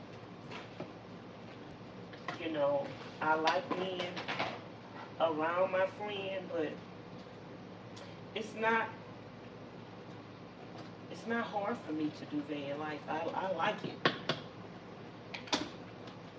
You know, it don't bother me doing van life and not having different lenses of home, because I lived in a building for over 10 years with no convenience, with no running water, with no plumbing, with no lights, with no gas, with no water. And I made it work. I made it work. I went to the flea market and I bought stuff and I found stuff to make it comfortable. I put gutters up on the building. Girl, one day I went to the junkyard. I was scrapping and I went to the junkyard and Charlene, somebody had threw away a whole, they had pulled the gutters off their house and they threw away a whole set of gutters and they hadn't crushed them yet. And you know, at the junkyard, y'all, just like you go sell stuff to the junkyard, if you didn't know this, you can buy stuff from the junkyard too. Did you know that? That you could buy stuff from the junkyard? If you go to the junkyard and you drop in something off and you see something on the pile that you want, you could buy it. They charge you, like they pay you for the junk that you dropping off, but you can't just put it on your vehicle and let them go over the scale and just say, oh, I just switched it out. You can't do that. They actually sell it. So they sell it to you for more than what the person dropped it out for, but it's still pennies on the dollar. So if you ever go to the junkyard, if y'all did not know this, if you ever go to the junkyard and you see something on the junkyard pile and it's within reach, you could ask that person to get it for you. And then sometimes at the junkyard, they have different bins where they weigh copper and they weigh other stuff. And sometimes people throw away antique stuff. They throw away coffee pots and stuff. You can go look at that and you can buy that back from them. So I go to the junkyard all the time, baby. And when I'm in there, I be looking on that pile. I be seeing what, and girl, I done found some good stuff at the junkyard. And I asked them, can you get that for me? And they'll go over there, even if it's way up at the top, they'll go over there with their crane and they'll get it and they'll bring it and they take it over to the other side and they weigh it. And you're paying for it by weight for what they charge. That must be in Texas. Well, I think all junkyards do that. I'll ask the man next time out, because y'all, recently I had a whole bunch of scrap and I took it to the junkyard out here. I'm going to ask him next time. You went to recycling, though, didn't you? No. Across the street. I went to the other one. I went to both of them. There's two recycling. I threw away trash and I went and sold some metal. I'm talking about the scrap yard where you sell metal at. That's what I'm talking about, the scrap yard where you sell metal at. Usually the junkyard where you're dumping stuff at, if you see something there too, they let you get it. They try not to tell you don't touch. Yeah, but I mean, they try, but you can. Sometimes, let me tell you what I do, because they do now at the junkyard. You thought I was talking about the junkyard? Yeah. No, I'm talking about where you scrap stuff at. Where you scrap it and you sell it.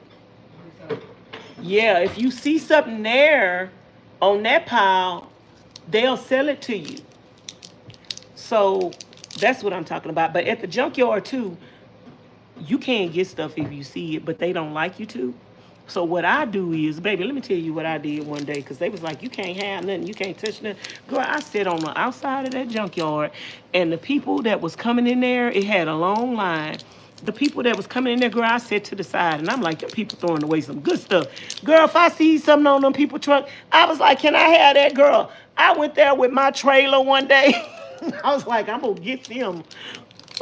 I went there with my trailer one day, girl. My trailer was empty, and I sat on the outside of that dumpster, and the line gets real long, and the people be passing me by, and they be stopping, and I say, sir, can I have that? They like, sure, baby.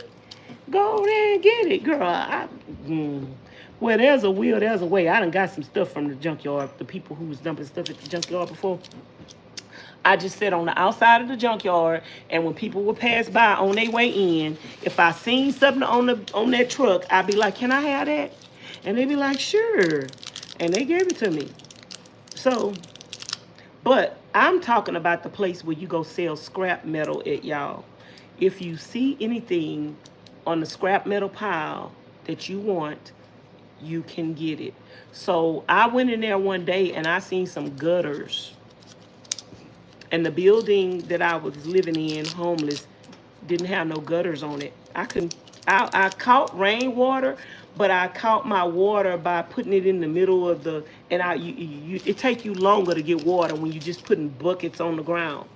So, girl, I was in the junkyard and I seen them gutters, and I asked that man, "Can I have them gutters?" And he said, "Yeah, we'll sell them to you." And he said, "You want them all?" And I said, "Yeah." He said, "Okay, I'm gonna get them for you." That man got them gutters and he weighed them, and actually he put them in my van, and he said, "Go on the scale," because I had just dropped all my metal off. He said, "Go on the scale." So I went on the scale, and then I came back and he put all the gutters in my van. And so now they made me go on the scale with the gutters in there, and they charged me for the gutters. And girl, they was, baby, if I had bought them gutters from home, and they was commercial, these gutters. And one reason why I wanted these gutters, because the building that I was in was a commercial building. And these gutters were commercial gutters. They were the kind that people make. They make those commercial gutters. They were some good gutters, girl. Let me tell you. I bought them gutters. I think I might have paid like $20, $30, or maybe even $50 for them gutters. But baby, they was a lot. It was a lot of gutters. I put them all around the big girl. I climbed up on that roof of that building. And people was like in the neighborhood. And when I climbed up on that building, I said, "Oh, you can see everything from here." I was getting all kind of ideas. I was like, I'm going to make me an entrance from the inside of the building. I could just climb up on the top and have me a little lounge chair up here and everything. Girl, I never got around to all that. But that's what I had planned to do, baby. But I climbed up on that building, girl. I could see everything from miles and miles. And I put them, I think it took me like a week to put them gutters up there on that building. Then next thing you know, when it rained, even if it was a little light rain, girl, I had some barrels. I went to another place. I was telling Ms Charlene the other day. Girl, God was providing for me.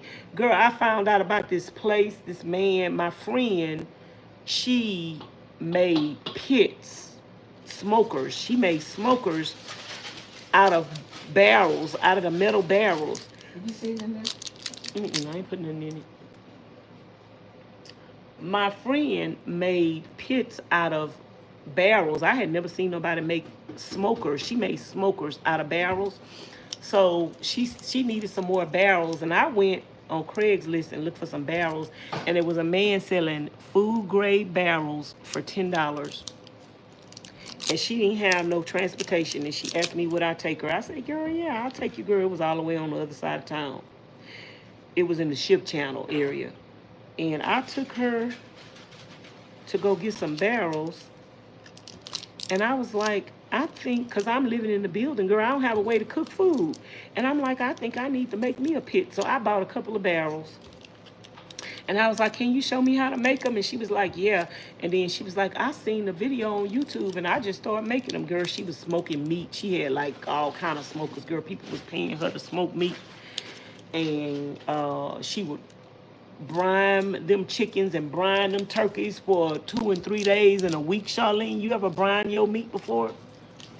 Girl, she was cooking the food for her brother worked for the city, and every year the city would like buy 15 turkeys, and he brought a brine turkey that his sister had cooked one time, and the company say we don't want no more turkeys from nowhere else, and they was paying her sister to brine the turkeys, and she would brine like 15 turkeys every year for them and then smoke them. And so she had multiple smokers. So when I seen her make the smoker, I'm like, girl, I need to make me a smoker. Girl, I can start smoking my meat at the building. Ain't no point in me being hungry and not having no way to cook no food. So I took her to go pick up the barrels. And the man had the food grade barrels. She bought several. I bought several. And then he had the food grade plastic barrels. And I was like, oh, I could use them plastic barrels for rainwater, Charlene. So, girl, next thing you know, my little van is full with all her barrels and my barrels. and we ain't got enough room to put the barrels for the water. So I think I might have got 1 or 2 barrels for the water. And I'm like, I got to come back another day to go get me some more rain barrels. And I went over there to go get me some more rain barrels. I say, well, I'm out here. I might as well get me some more of these barrels to do the barbecue pit. And did some more people see me with barrels, and they was like, Vanessa, where you get them barrels for? Girl, I'll give you $20 for them barrels. Girl, I was like buying them barrels wholesale. Okay, I'll sell these barrels. Baby, I'm getting them for $10. And then when I went back the second time, let me tell you something. See, that's how God blessed me. That man say, you bought so many barrels for me. He was like, I really need to get rid of, because I think he was getting them from his company and he was getting them for free. And he was like, I really need to get rid of these barrels because I get them all the time. He said, I tell you what, if you keep coming by and buying barrels from me, I'll get them to you for $5. Girl, he was giving me them plastic barrels for $5. He was giving me them food grade barrels for $5. Girl, let me tell you, my stomach was scratching my back and I was hungry. Girl, sometimes I put them barrels on the in the truck and go out on the corner, and I was popping them barrels. Girl, I'm a hustler. I ain't got to sell no drugs. Charlene. I ain't got to sell no drugs. I sell some barrels. And then I started buying them barrels from him. And my friend, she always wanted some more barrels because she was brining the chickens and all that shit. So sometimes she get an order for a lot of turkeys and chickens, so she needed more barrels. And then I was getting them barrels for $5, and she ain't had no ride out there, and she was buying them from the man for 10 at first. And she was like, Vanessa, well, since you go and get the barrels out there, you bring me the barrels over here. And I'm like, because I'm a good friend, y'all. I know I could make money off of stuff, but then that was my friend. I'm like, well, you was willing to pay the man $10 for the barrels. Just give me 10 for them. I had to drive out there anyway. And she was like, yeah, that mean I ain't got to go with you. And girl, next thing you know, I was selling the barrels to her for $10. Girl, I'm going to pop. I'll pop it. Pop it like it's hot. And that man was like, he the one, he say, you know what, if you keep coming out here and you keep getting them barrels, I'll give them to you for $5, as many as you want to take. And I say, oh, really? Girl, I lost that man number. I don't know. I tried to find that man. And I end up losing that man number. Baby, I wish when I go back to Houston, I get me some land, I could find that man number. Because I tried to tell somebody, let me tell you something. I tried to tell somebody I knew years ago, you ain't never got to do nothing illegal, immoral, or indecent. Because if you, and you never have to work for nobody else ever again in life if you don't want to. If you want to be on a 9-to-5 job and you want that job to own you, you go be on a 9-to-5 job. But if you don't want to be on nobody's job, I'm telling you that God will provide for you, and you will make more money in a week than you can make in a month on somebody's job. And that's the truth. Now, if you want to be on a job and you want to get insurance and you want to get retirement and all that, go on and stay on that job. I don't have no insurance. I don't have no retirement. And I'm probably going to be working till the day I die. I'm on YouTube working for pennies on the dollar. But if I wanted to go hustle, and when I say hustle, I don't mean selling no drugs. I don't mean doing nothing immoral, illegal, or indecent. But if I wanted to go hustle, y'all, I would. And I ain't never got to go be on nobody's job. I'm going to hustle for myself. I'll go find some barrels to sell.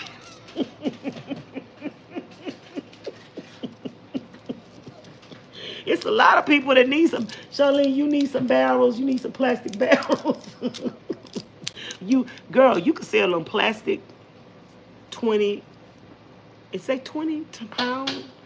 20, 50, I don't know, them big old best barrels like the other ones. You could sell them barrels for $20 a piece. Some people used to sell them for $30 and $40. But let me tell you, I'ma always undermine the competition. You sell them barrels for 50, I'm selling mine for 20.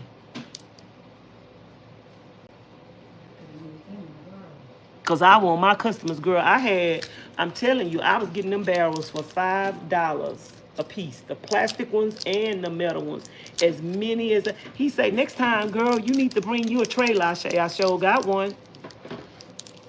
I brought my trailer out there, girl. That man was giving me the hookup. See, God put people in my path that they see I got the hustle in me, and they be trying to help you. I told a lady years ago who was jealous of me. I didn't know she was jealous of me at the time, y'all, but she ended up telling me she was jealous of me. And she asked me one day, how is it that God always bless you and you always meet people that's blessing you and helping you? I told her this. I say, if people see you trying to help yourself,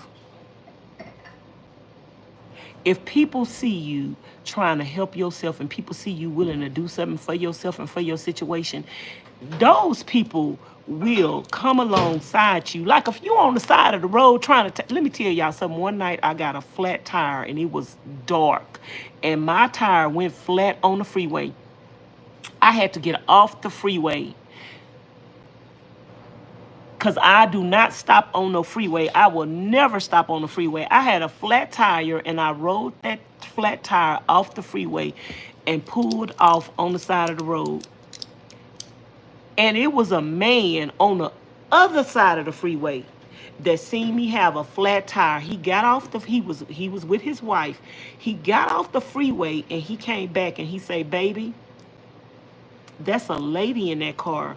He said, if that was you, and he seen somebody else pull off the side of the freeway, and he said, baby, he said, that's a lady.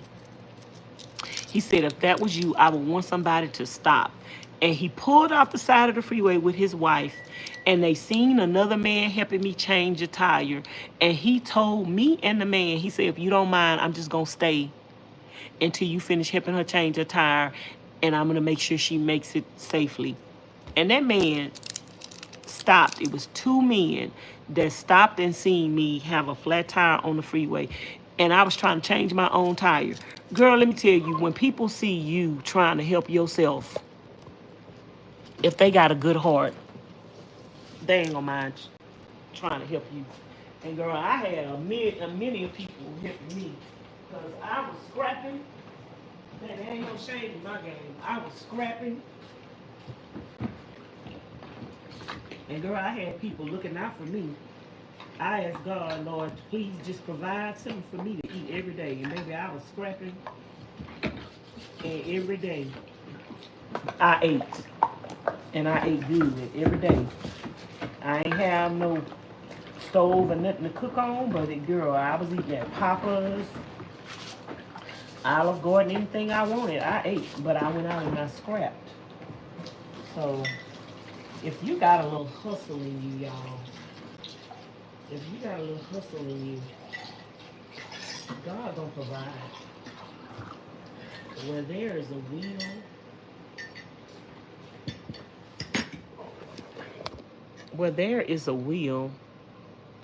there is a way. Who believe that? So, y'all, I boiled these stems and the water is green. I'm gonna taste it. I'm gonna see what these stems taste like. Somebody said, was that you, Miss Candace, said I could make a broth out of these stems? We might be saving these stems, y'all, because on the carnivore diet, we are supposed to be drinking broth, chicken broth, and all. And when you from your meat, you save it. So I'm gonna taste this. Let me taste this. You might have to add some to it. I don't know. I just want to taste it. See what it tastes like.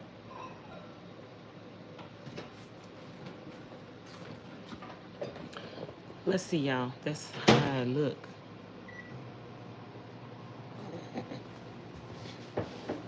All my life, I've been hustling.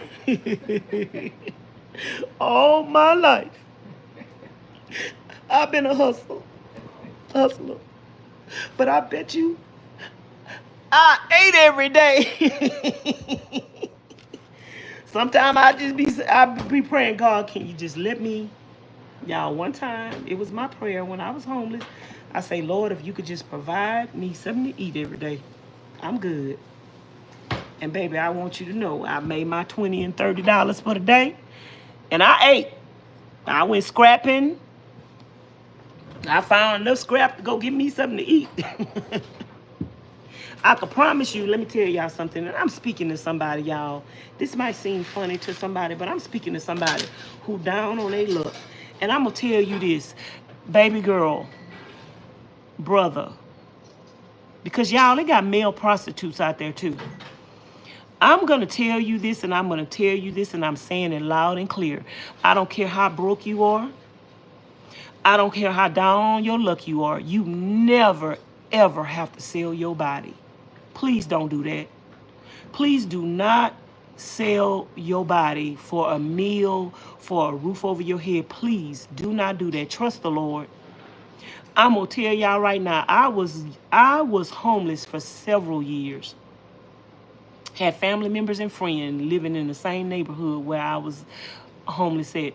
And I could promise you, not one day of my life did I have to sell no coochie for no moochie. That's something I will never do. I don't care how hungry I am. I will never sell no coochie for no moochie. Please don't do that. Please don't lower your standards. Don't lower yourself. Don't think that you have to sell no coochie for no moochie. Whether you are a man or a woman, don't do it. Don't do it. Trust God. Let me tell you something. I've never had to do this before either, but I promise you if I had to, I would. If I had to go walk up to somebody and say, ma'am, I'm hungry. Sir, I'm hungry. You don't have to give me no money. Can you order something and bring it out to me? Can you order me something off the 99 cents, me and you? I promise you, if you did that, somebody, you might have to ask 3 or 4 people. But I promise you, if somebody walked up to you, Charlene, and you was going in the restaurant and they asked you to order them something to eat, would you do it? I promise you, if you ask somebody and you're not trying to get over people and you're not asking them for money and you say, ma'am, I'm hungry. Can you please order me something? Can I have your leftovers? Baby, I will eat some leftovers. I have dumpster dive and went in a dumpster and found some steaks better than... Girl, I found steaks so big one night and I was on YouTube cooking them. I'm going to tell you, God will provide for you. Before I sell some coochie for some moochie, I will go jump in a dumpster. I will go ask somebody. I've never had to go on the street corner and beg nobody for nothing. But I promise you, if I had to, I would. I ain't too proud to beg before I did that. Before I sell some coochie for some moochie, I'm going to go ask somebody for something. I'm going to go jump in a dumpster like I did. I ain't never had to, girl, it done been people on YouTube talking about I used to be an ex-prostitute. When, where, and how. Because can't nobody give me enough money for this. I'm going to keep this to myself, baby. I promise you, I would never.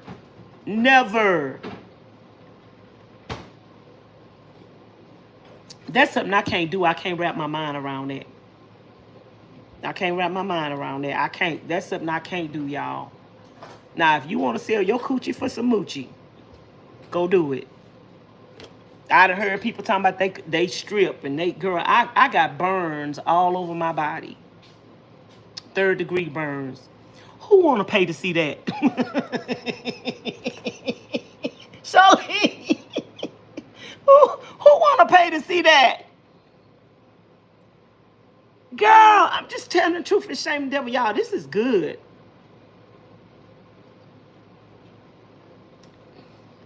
This tastes good, Charlene.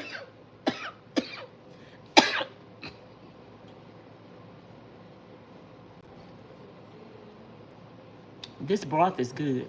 Let me see what she said. What you said? This tastes real good. Now, I don't know how tender the vegetables are because I want to taste them. This tastes really, really, really good, y'all. I'm talking about real good. Mmm. Mmm. And you can even eat the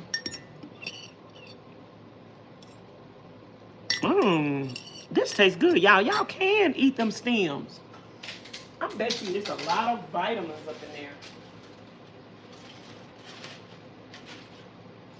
I bet you it's a lot of vitamins up in there, y'all. But I'm just talking, y'all. I'm just talking. I ain't never sold no coochie for no moochie. I never could and never will. To each his own. But it ain't, I can't get that hungry that I'm gonna stoop to that level and sell no coochie for no moochie. But if you want to sell your coochie for some moochie, it's your coochie and you can do whatever you want to do with it. But I'm gonna suggest that you don't do that. I'd rather for you to go panhandle and ask somebody for something. And go stand by a restaurant and ask somebody, can they please buy you something to eat? I might not give you no money. But if you ask me to buy you a burger or ask me to buy you something to eat, I will. If I got it. Now, sometimes we got to say no. Sometimes people have asked me for things before. And I had to say no because I didn't have it for myself. I mean, you the only one know what's in your pocket.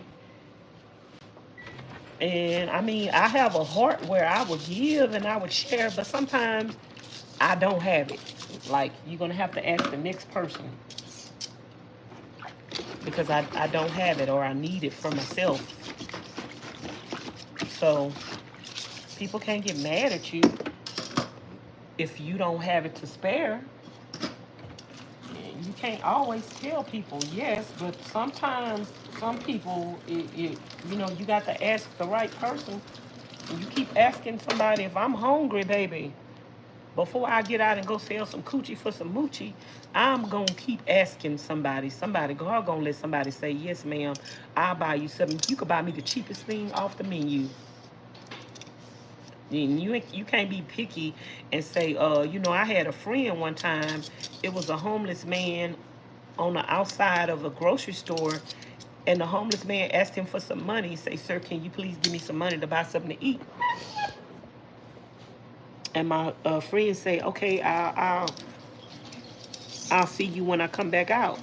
And my friend, the store sold plate lunches. So my friend, the homeless man, said he was hungry. So my friend ordered a plate of food for the homeless man and brought it out to him in the bag. Girl, that homeless man cursed my friend out. He cursed my friend out. And told him, I asked you for some money. I ain't asked you to go in there and buy me a plate of food. How you know what I wanted to eat? Girl, that homeless man cursed my friend out. And I had went to my friend's house. And because he bought him a plate and he bought the man a plate.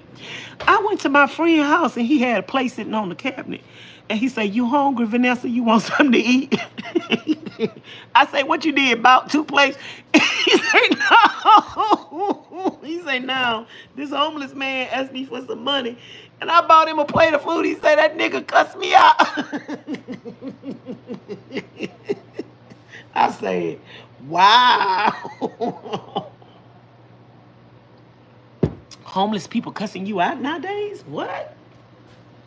Girl, that man cursed him out because he bought him a plate of food. Girl, you ain't really hungry. and you really didn't want, you wasn't gonna take that money and buy no food. You was gonna take that money and buy some alcohol. If you hungry and somebody buy you some food instead of giving you the money, if I was hungry and I was begging somebody for, I wouldn't be begging for no money. I'd be like, sir, can you buy me a plate of food? Can you buy me some water? It ain't nothing. If a person really hungry, because I'm not going to give you no money, but I will buy something for you. I will say, what would you like for me to buy for you? It's this homeless woman used to live in the neighborhood, and I seen her all the time. I would see her all the time. Girl, one day she was sitting there in the sun, in the scorching hot sun, and I was passing by, and God said, go in the store and get her something. I went in the store. I bought her some lunch meat. I bought her some crackers. I bought her some chips. I bought her some drinks.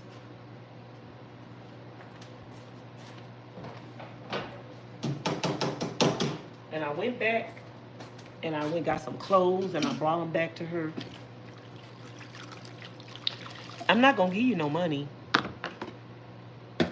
Especially if I know you got a... God tell me to give you some money, I'm going to give you some money. But if I know you got a habit, I don't spend my money on cigarettes. I don't spend my money on alcohol. So I'm sorry, but I can't give you no money for no cigarettes and no alcohol. But I can buy some food for you and give it to you. And if I buy some food for you and give it to you and you curse me out, I can't help you. Girl, that man cursed my friend out. I was like, oh, the nerve. Hey, Vanessa, I have been having your video playing all day to run up. Oh, you been watching me all day. Thank you, girl. I appreciate you. Thank you, thank you, thank you, thank you, thank you. Appreciate you. Y'all, Ms Charlene just got through making the salad. Y'all, I was supposed to be on the BLM land tonight. Ms Charlene said you can go tomorrow. She said you ain't gonna put no guilt trip on me, y'all. I'm trying to make her have a guilt trip about us not.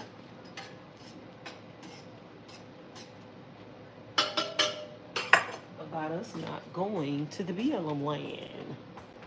She should have went. Y'all, I got a wet spot on the back of my skirt because I've been laughing and peeing on myself. I got to go take a whole bath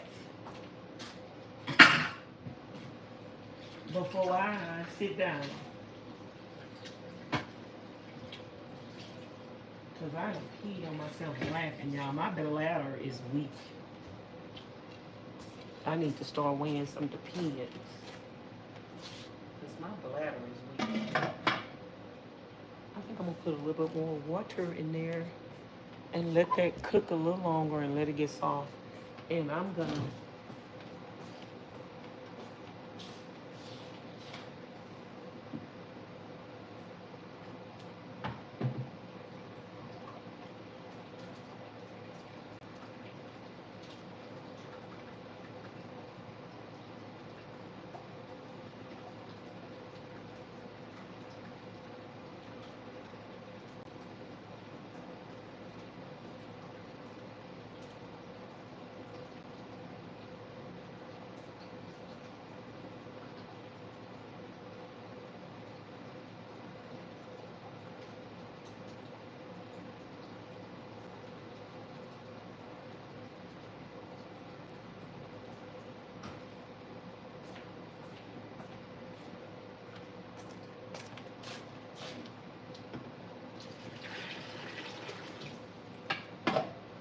I want them stems to cook down more.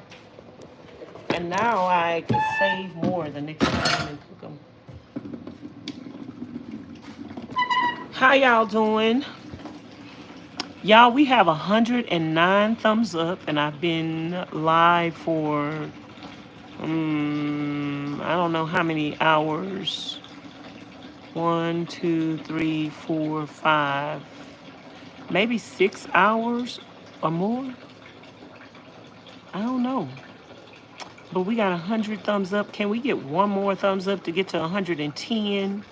Double tap the screen or hit the three dots at the top of the video and then hit the thumbs up. Thank you. Somebody gave me 110 thumbs up. I appreciate y'all. I love y'all. Y'all, I just been on here hanging out with y'all and talking about some of everything, y'all. I've been having fun. My friend, Ms Charlene, in the background talking noise. We've been making somebody mad today, y'all. I just know it. I done made somebody mad today. Number one, because I'm still in Ms Charlene's house and I ain't going nowhere until I'm ready. Number two, she ain't kicked me out yet, so they mad because she ain't kicked me out. Sorry. Not sorry, I got my own key. What that mean? Miss Eleanor, if you have your own key to somewhere, what that mean? Do that mean you live there? If you got your own key. Do that mean you live there? I got the keys to the Jeep. Ooh, ooh. I got the keys to the Jeep. Y'all, I might come back and write some names. Ms Charlene want me to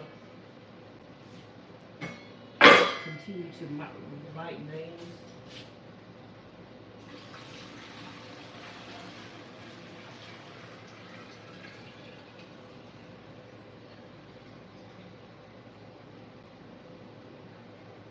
I hope that don't overflow. I got the keys to the Jeep. Ooh, ooh. I got the keys to the Jeep, y'all. When you got keys to somewhere, what does that mean if you got the key?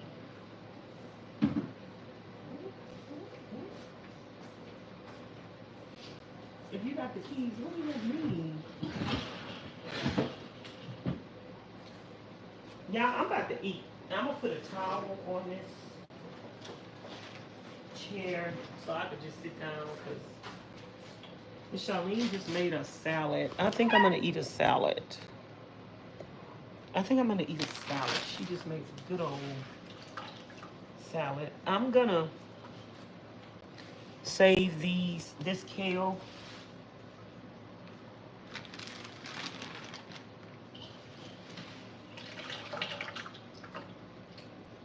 So I could saute some kale and onions tomorrow.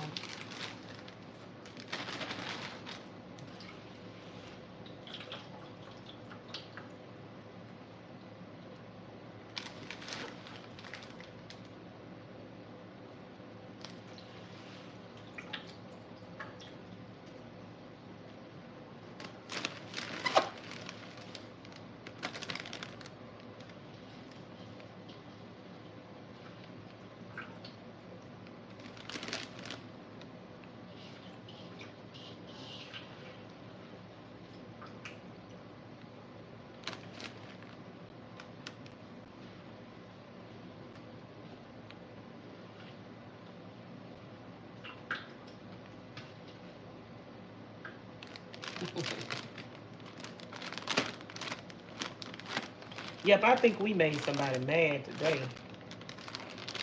We made the devil mad today. Because we had fun.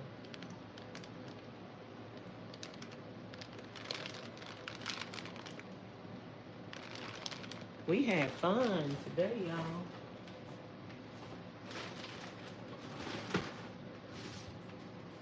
Let me show y'all. Girl, Ms Charlene said I lied. Ms Charlene was down to 116 pounds. Girl, now she down to 114. Look at that salad, y'all. She put everything in it but the kitchen sink. Girl, she got mushrooms, banana peppers, onions, black olives, cranberries. Oh, I know what she didn't put in there. She didn't put no pumpkin seeds in there. She got broccoli, carrots, cucumbers, olives. We got kale. She got cheese. Y'all, hold on. Let me ask her if she put some pumpkin seeds in here. Did you put some pumpkin seeds in the salad? Put some pumpkin seeds in the salad? I tried to put some in there.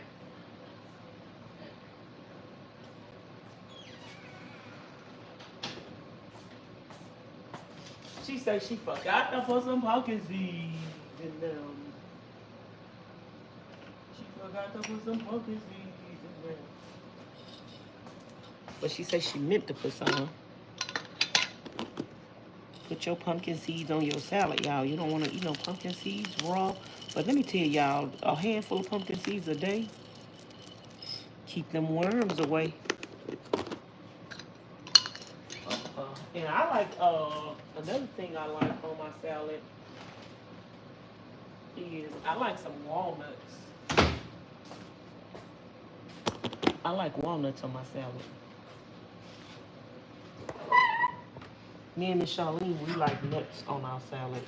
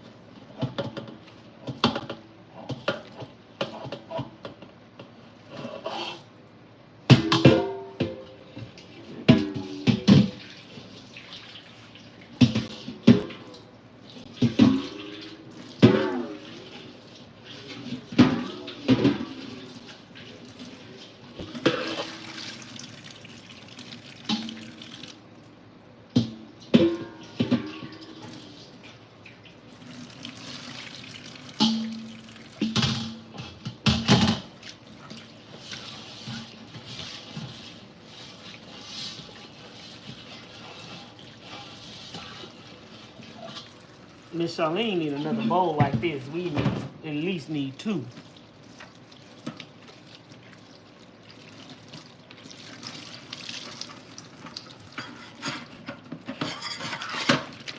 We at least need two.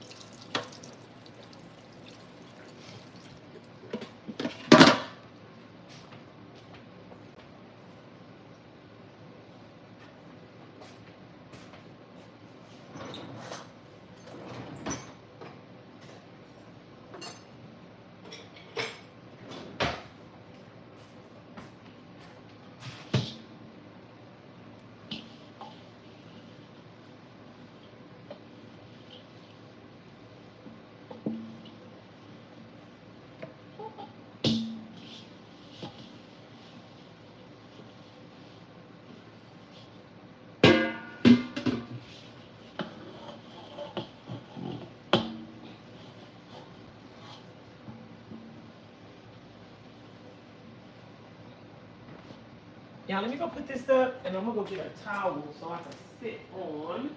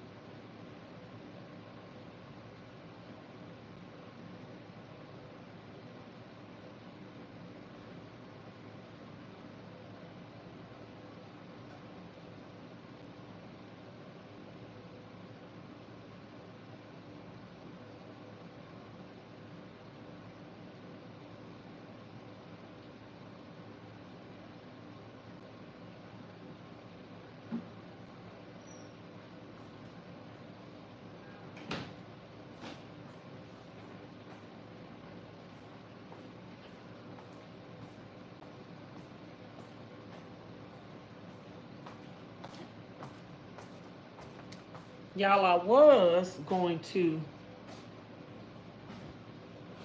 go take a bath and come back and eat, but I'm gonna go eat first because I'm hungry.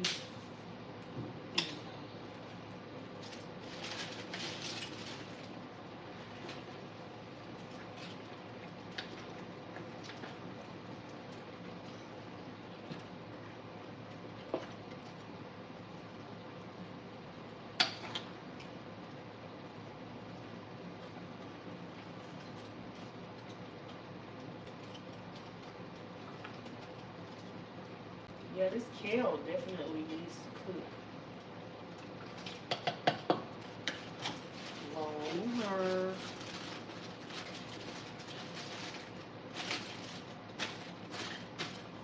Let me get a plate.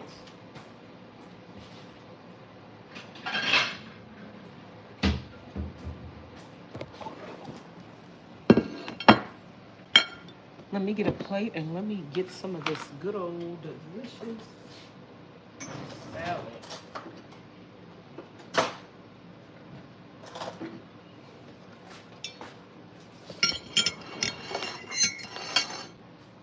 Let me get a spoon and a fork.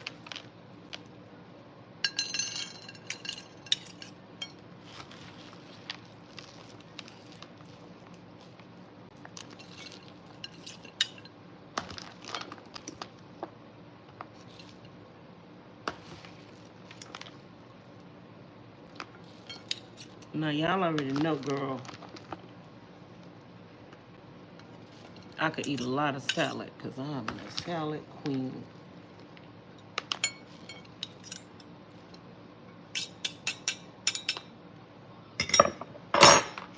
I'm about to get some chicken. We have some chicken salad.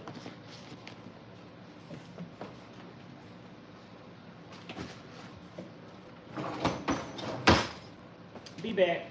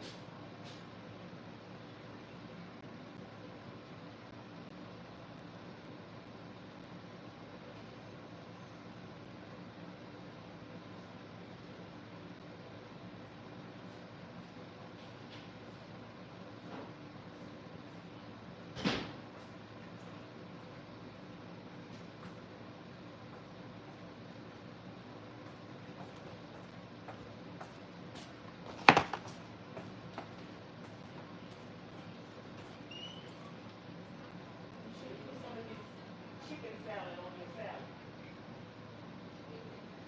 Did you taste any of it?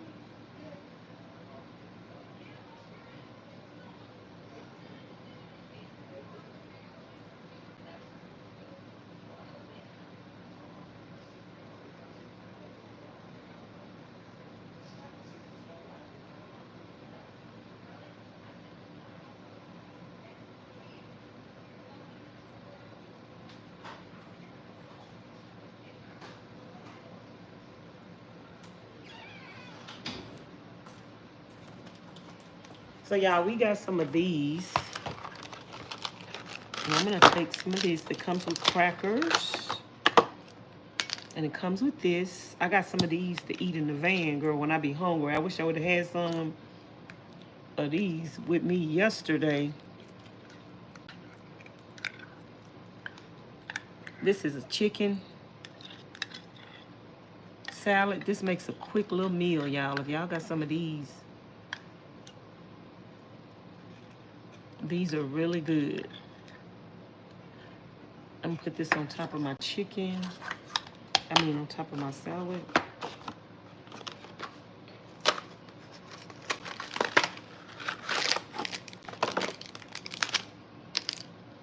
I like that they come with a little spoon.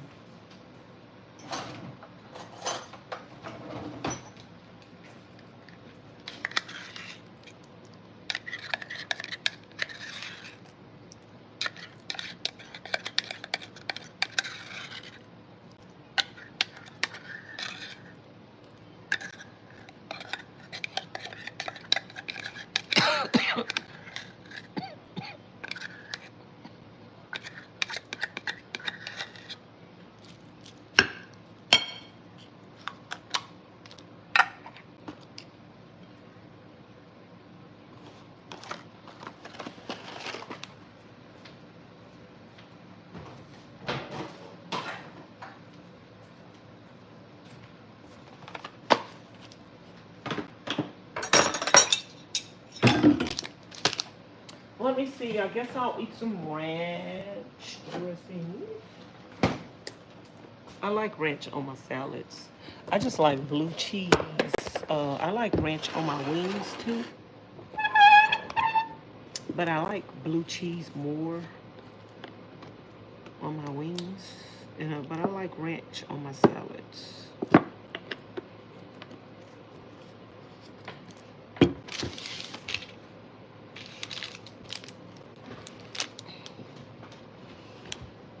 Okay, how y'all doing? What is Miss you have been there over 30 days. Now she's gotta evict you. Oh Lord, she ain't about to evict me.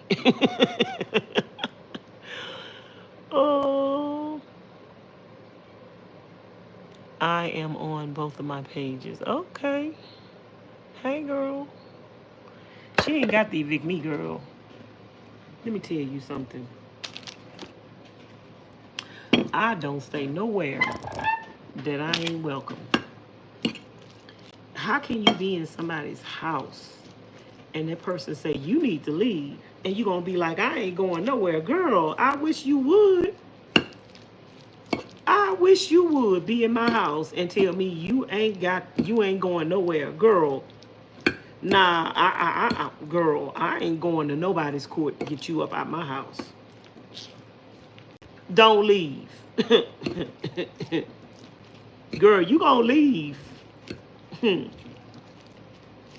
I ain't gonna say what I'm gonna do, but I'm gonna say you gonna leave out my house if I don't want you there. So nobody would never have to worry about Vanessa being up in your house. And you say you got to go, girl, you can wake me up in the middle of the night and say you got to get out of my house. I'm gonna say, okay. Girl, I wouldn't dare stay in somebody's house. Unwilling? They don't want you there? Is you crazy? Mm-mm.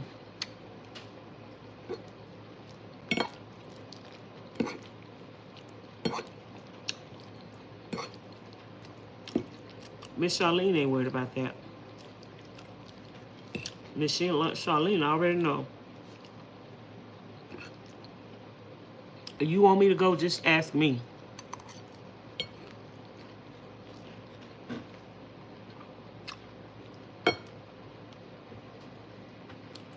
I ain't gonna be like, oh, you got to wait till in the morning. Girl, I will start packing my stuff in the middle of the night. I will get, I wouldn't feel comfortable.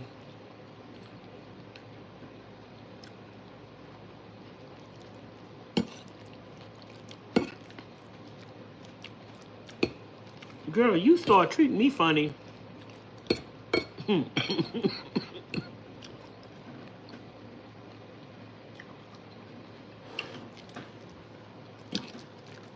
First of all, I don't feel comfortable in other people's space. This is a unique situation.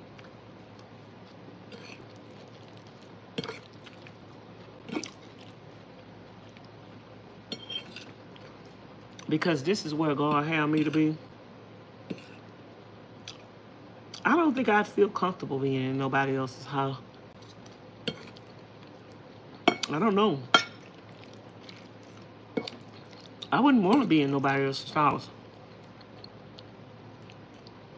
This is just where God had me here. This is my first home, second home, or third home. I don't know which one. Anybody worry about me being in Ms Charlene's home? Let me make it clear.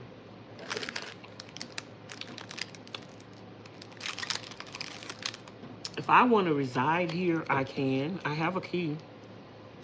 If I want to consider this my residence, I can. If I want to register to vote in this state, I can.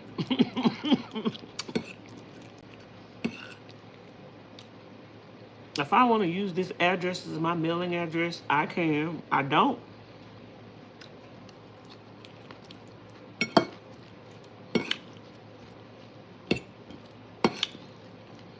I get my mail at my mail service.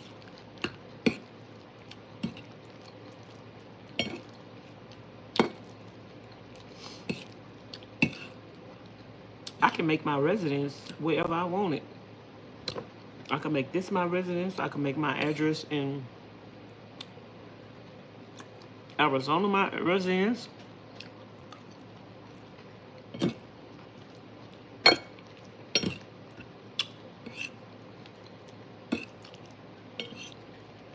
I could become a citizen of Nevada.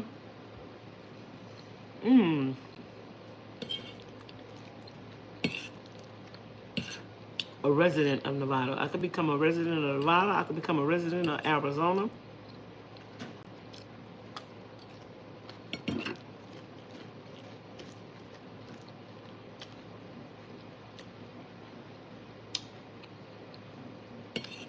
I could become a dual resident. I could have dual residency in 2 states. I've talked to people from Arizona and Nevada and Texas, and from the agencies, from different agencies.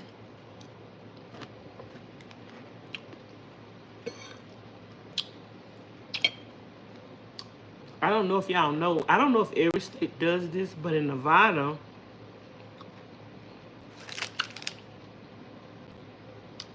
you could have 2 licenses. I could have a license from Nevada and Texas. Or I could have a license from Nevada and Arizona if I wanted to.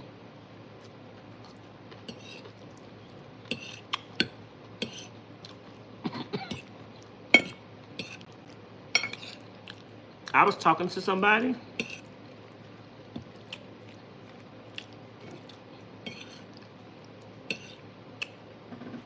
I had went to the DMV with somebody else.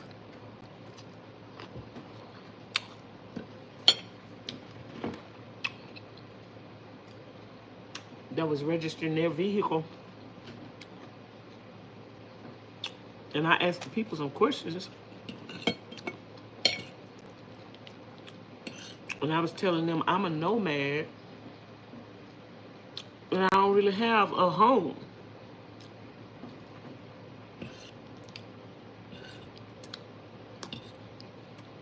And I didn't know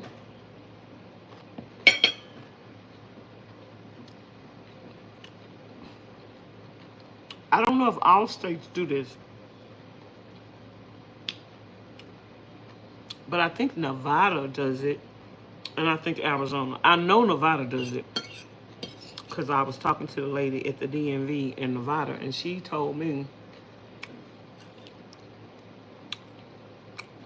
that Nevada has a license for nomads.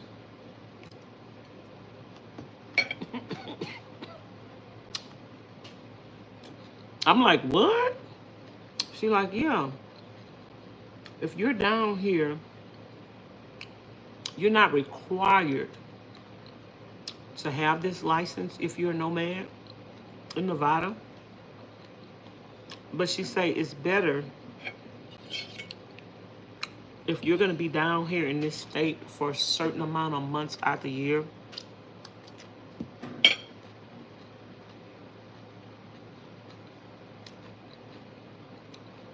It's better to have a nomad license. And if the police stop you, you give them both of your licenses to show them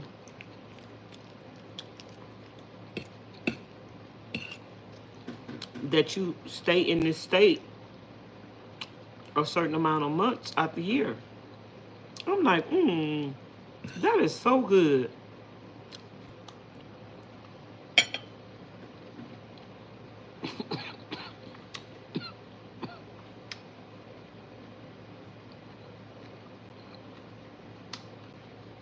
So if anybody is a nomad and you're in Nevada, Nevada welcomes nomads. You don't have to give up your license in another state.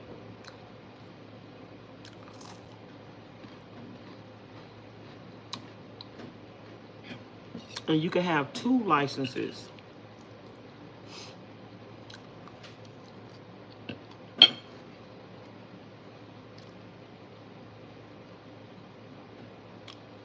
I didn't know you could have 2 licenses, y'all, but in Nevada you can. I don't know if every state do that, but Nevada do. It's called a temporary license. You're not giving up your other license. You're not giving up your residency in other state. It's a temporary license.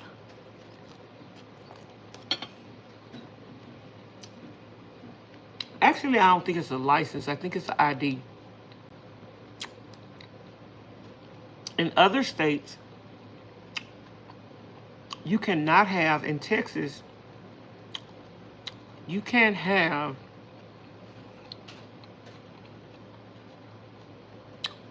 in Texas, you cannot have a license and a driver's license. You cannot. In Texas.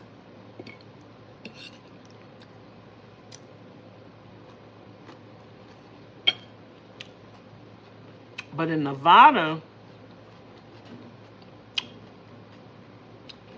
you can have a license from another state and you can have an ID from Nevada. Now,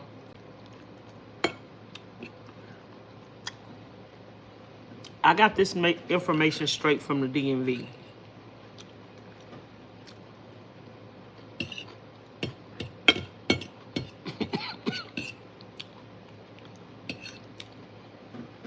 Do your own research. Don't take my word from it. But if you are in Nevada a lot, if you want to have a ID for Nevada, you can get one.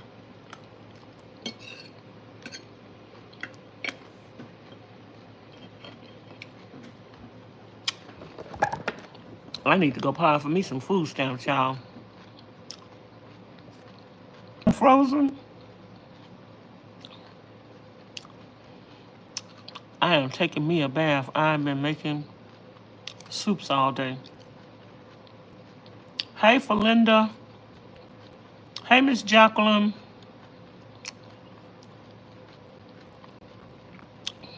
Girl, this salad is good.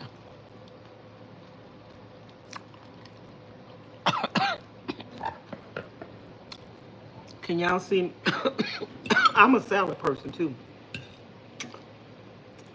I love me a good salad.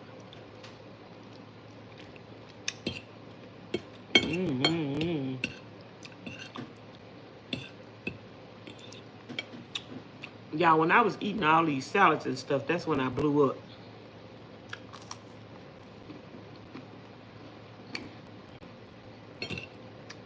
So I guess I'm about to get fat again.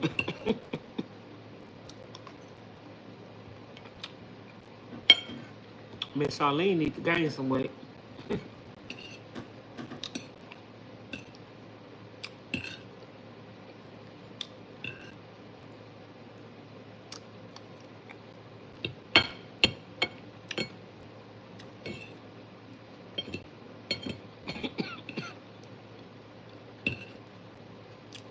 Yeah, y'all, but I want to do a parasitic cleanse.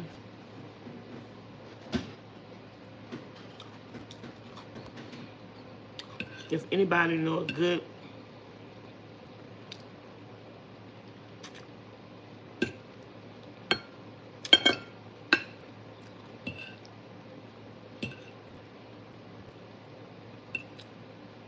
recipe for a parasitic cleanse, let me know.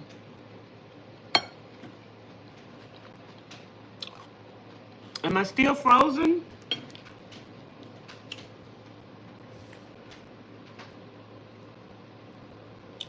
Let me see.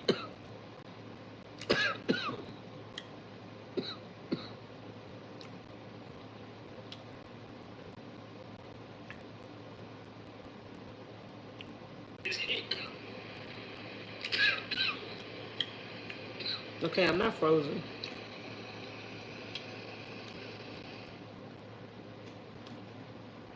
Can I get 2 more thumbs up to get to 120 thumbs up, y'all?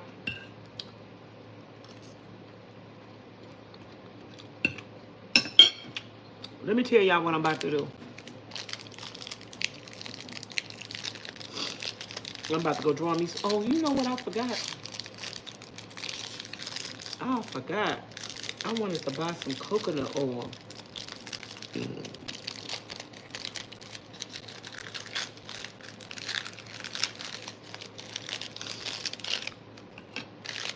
I want to buy some coconut oil.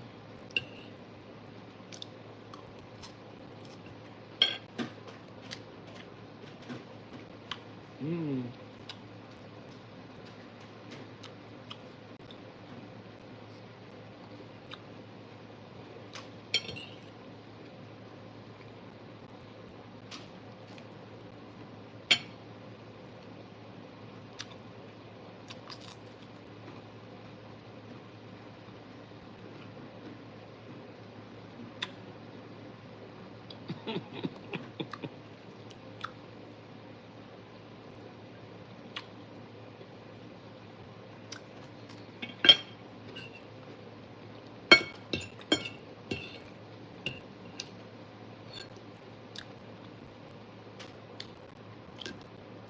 Miss Candace, what state you in?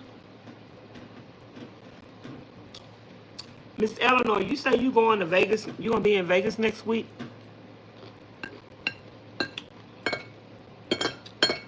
Or the first week of July?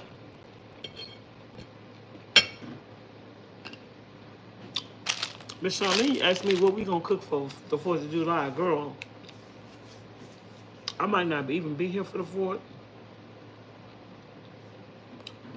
But even if I am, we don't have to cook nothing special.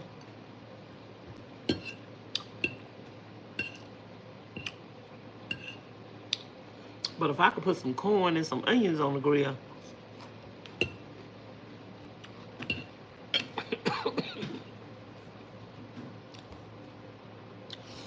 We can put some hot dogs and some corns and some onions on the grill. That's good with me. We ain't got to do nothing special, child.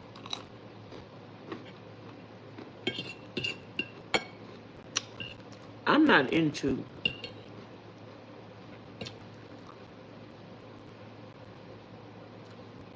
doing certain things for the holidays. That don't faze me.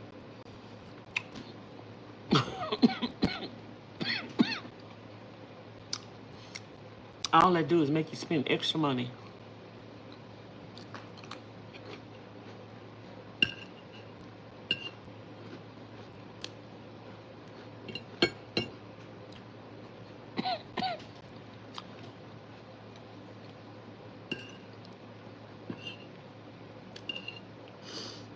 Okay, y'all.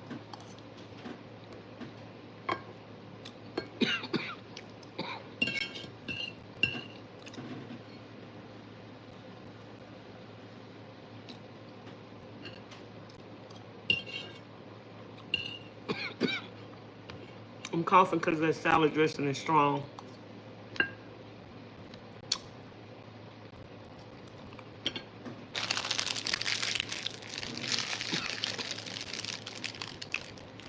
And I put a lot of it on my salad.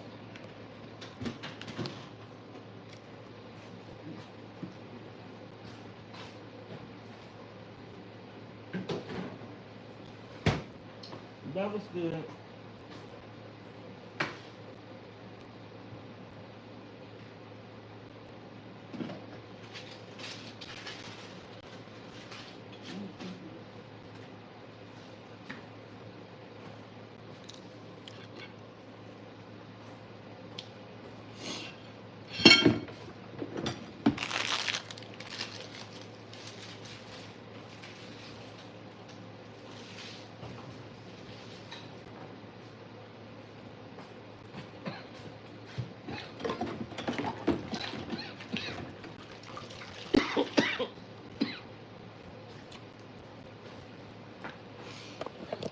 I thank y'all. Y'all spent all day with me. And to think I wasn't going to even come live today.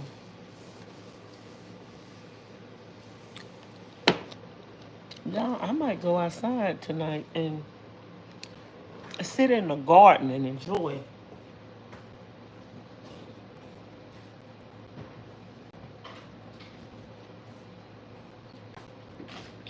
I might.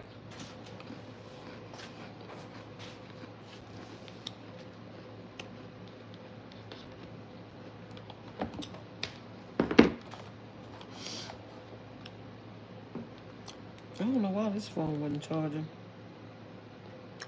I don't know why I wasn't charging. But I might come back live. Maybe, maybe not. I'm probably not going to do this. It's just the idea.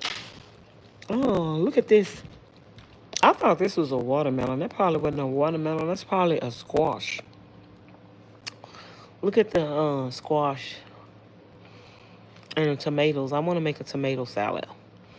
And look at this big old zucchini Ms Charlene got.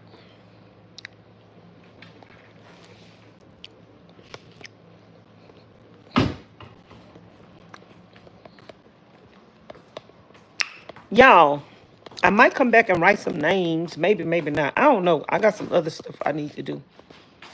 But I'm about to get my butt up in this bathtub because I have a weak bladder, y'all. I have a weak bladder now. As a part of my everyday life. I don't care.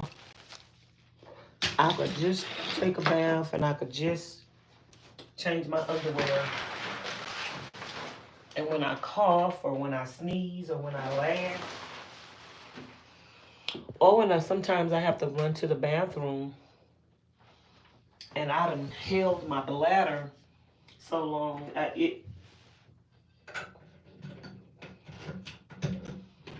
TT on myself a little bit. There are a lot of people in America with incontinence. I'm one of them. And it's nothing to be ashamed and embarrassed about. I probably need to start wearing the peeing diapers.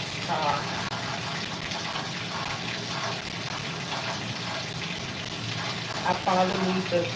I'm using a little olive oil in my water because I forgot to buy some coconut oil.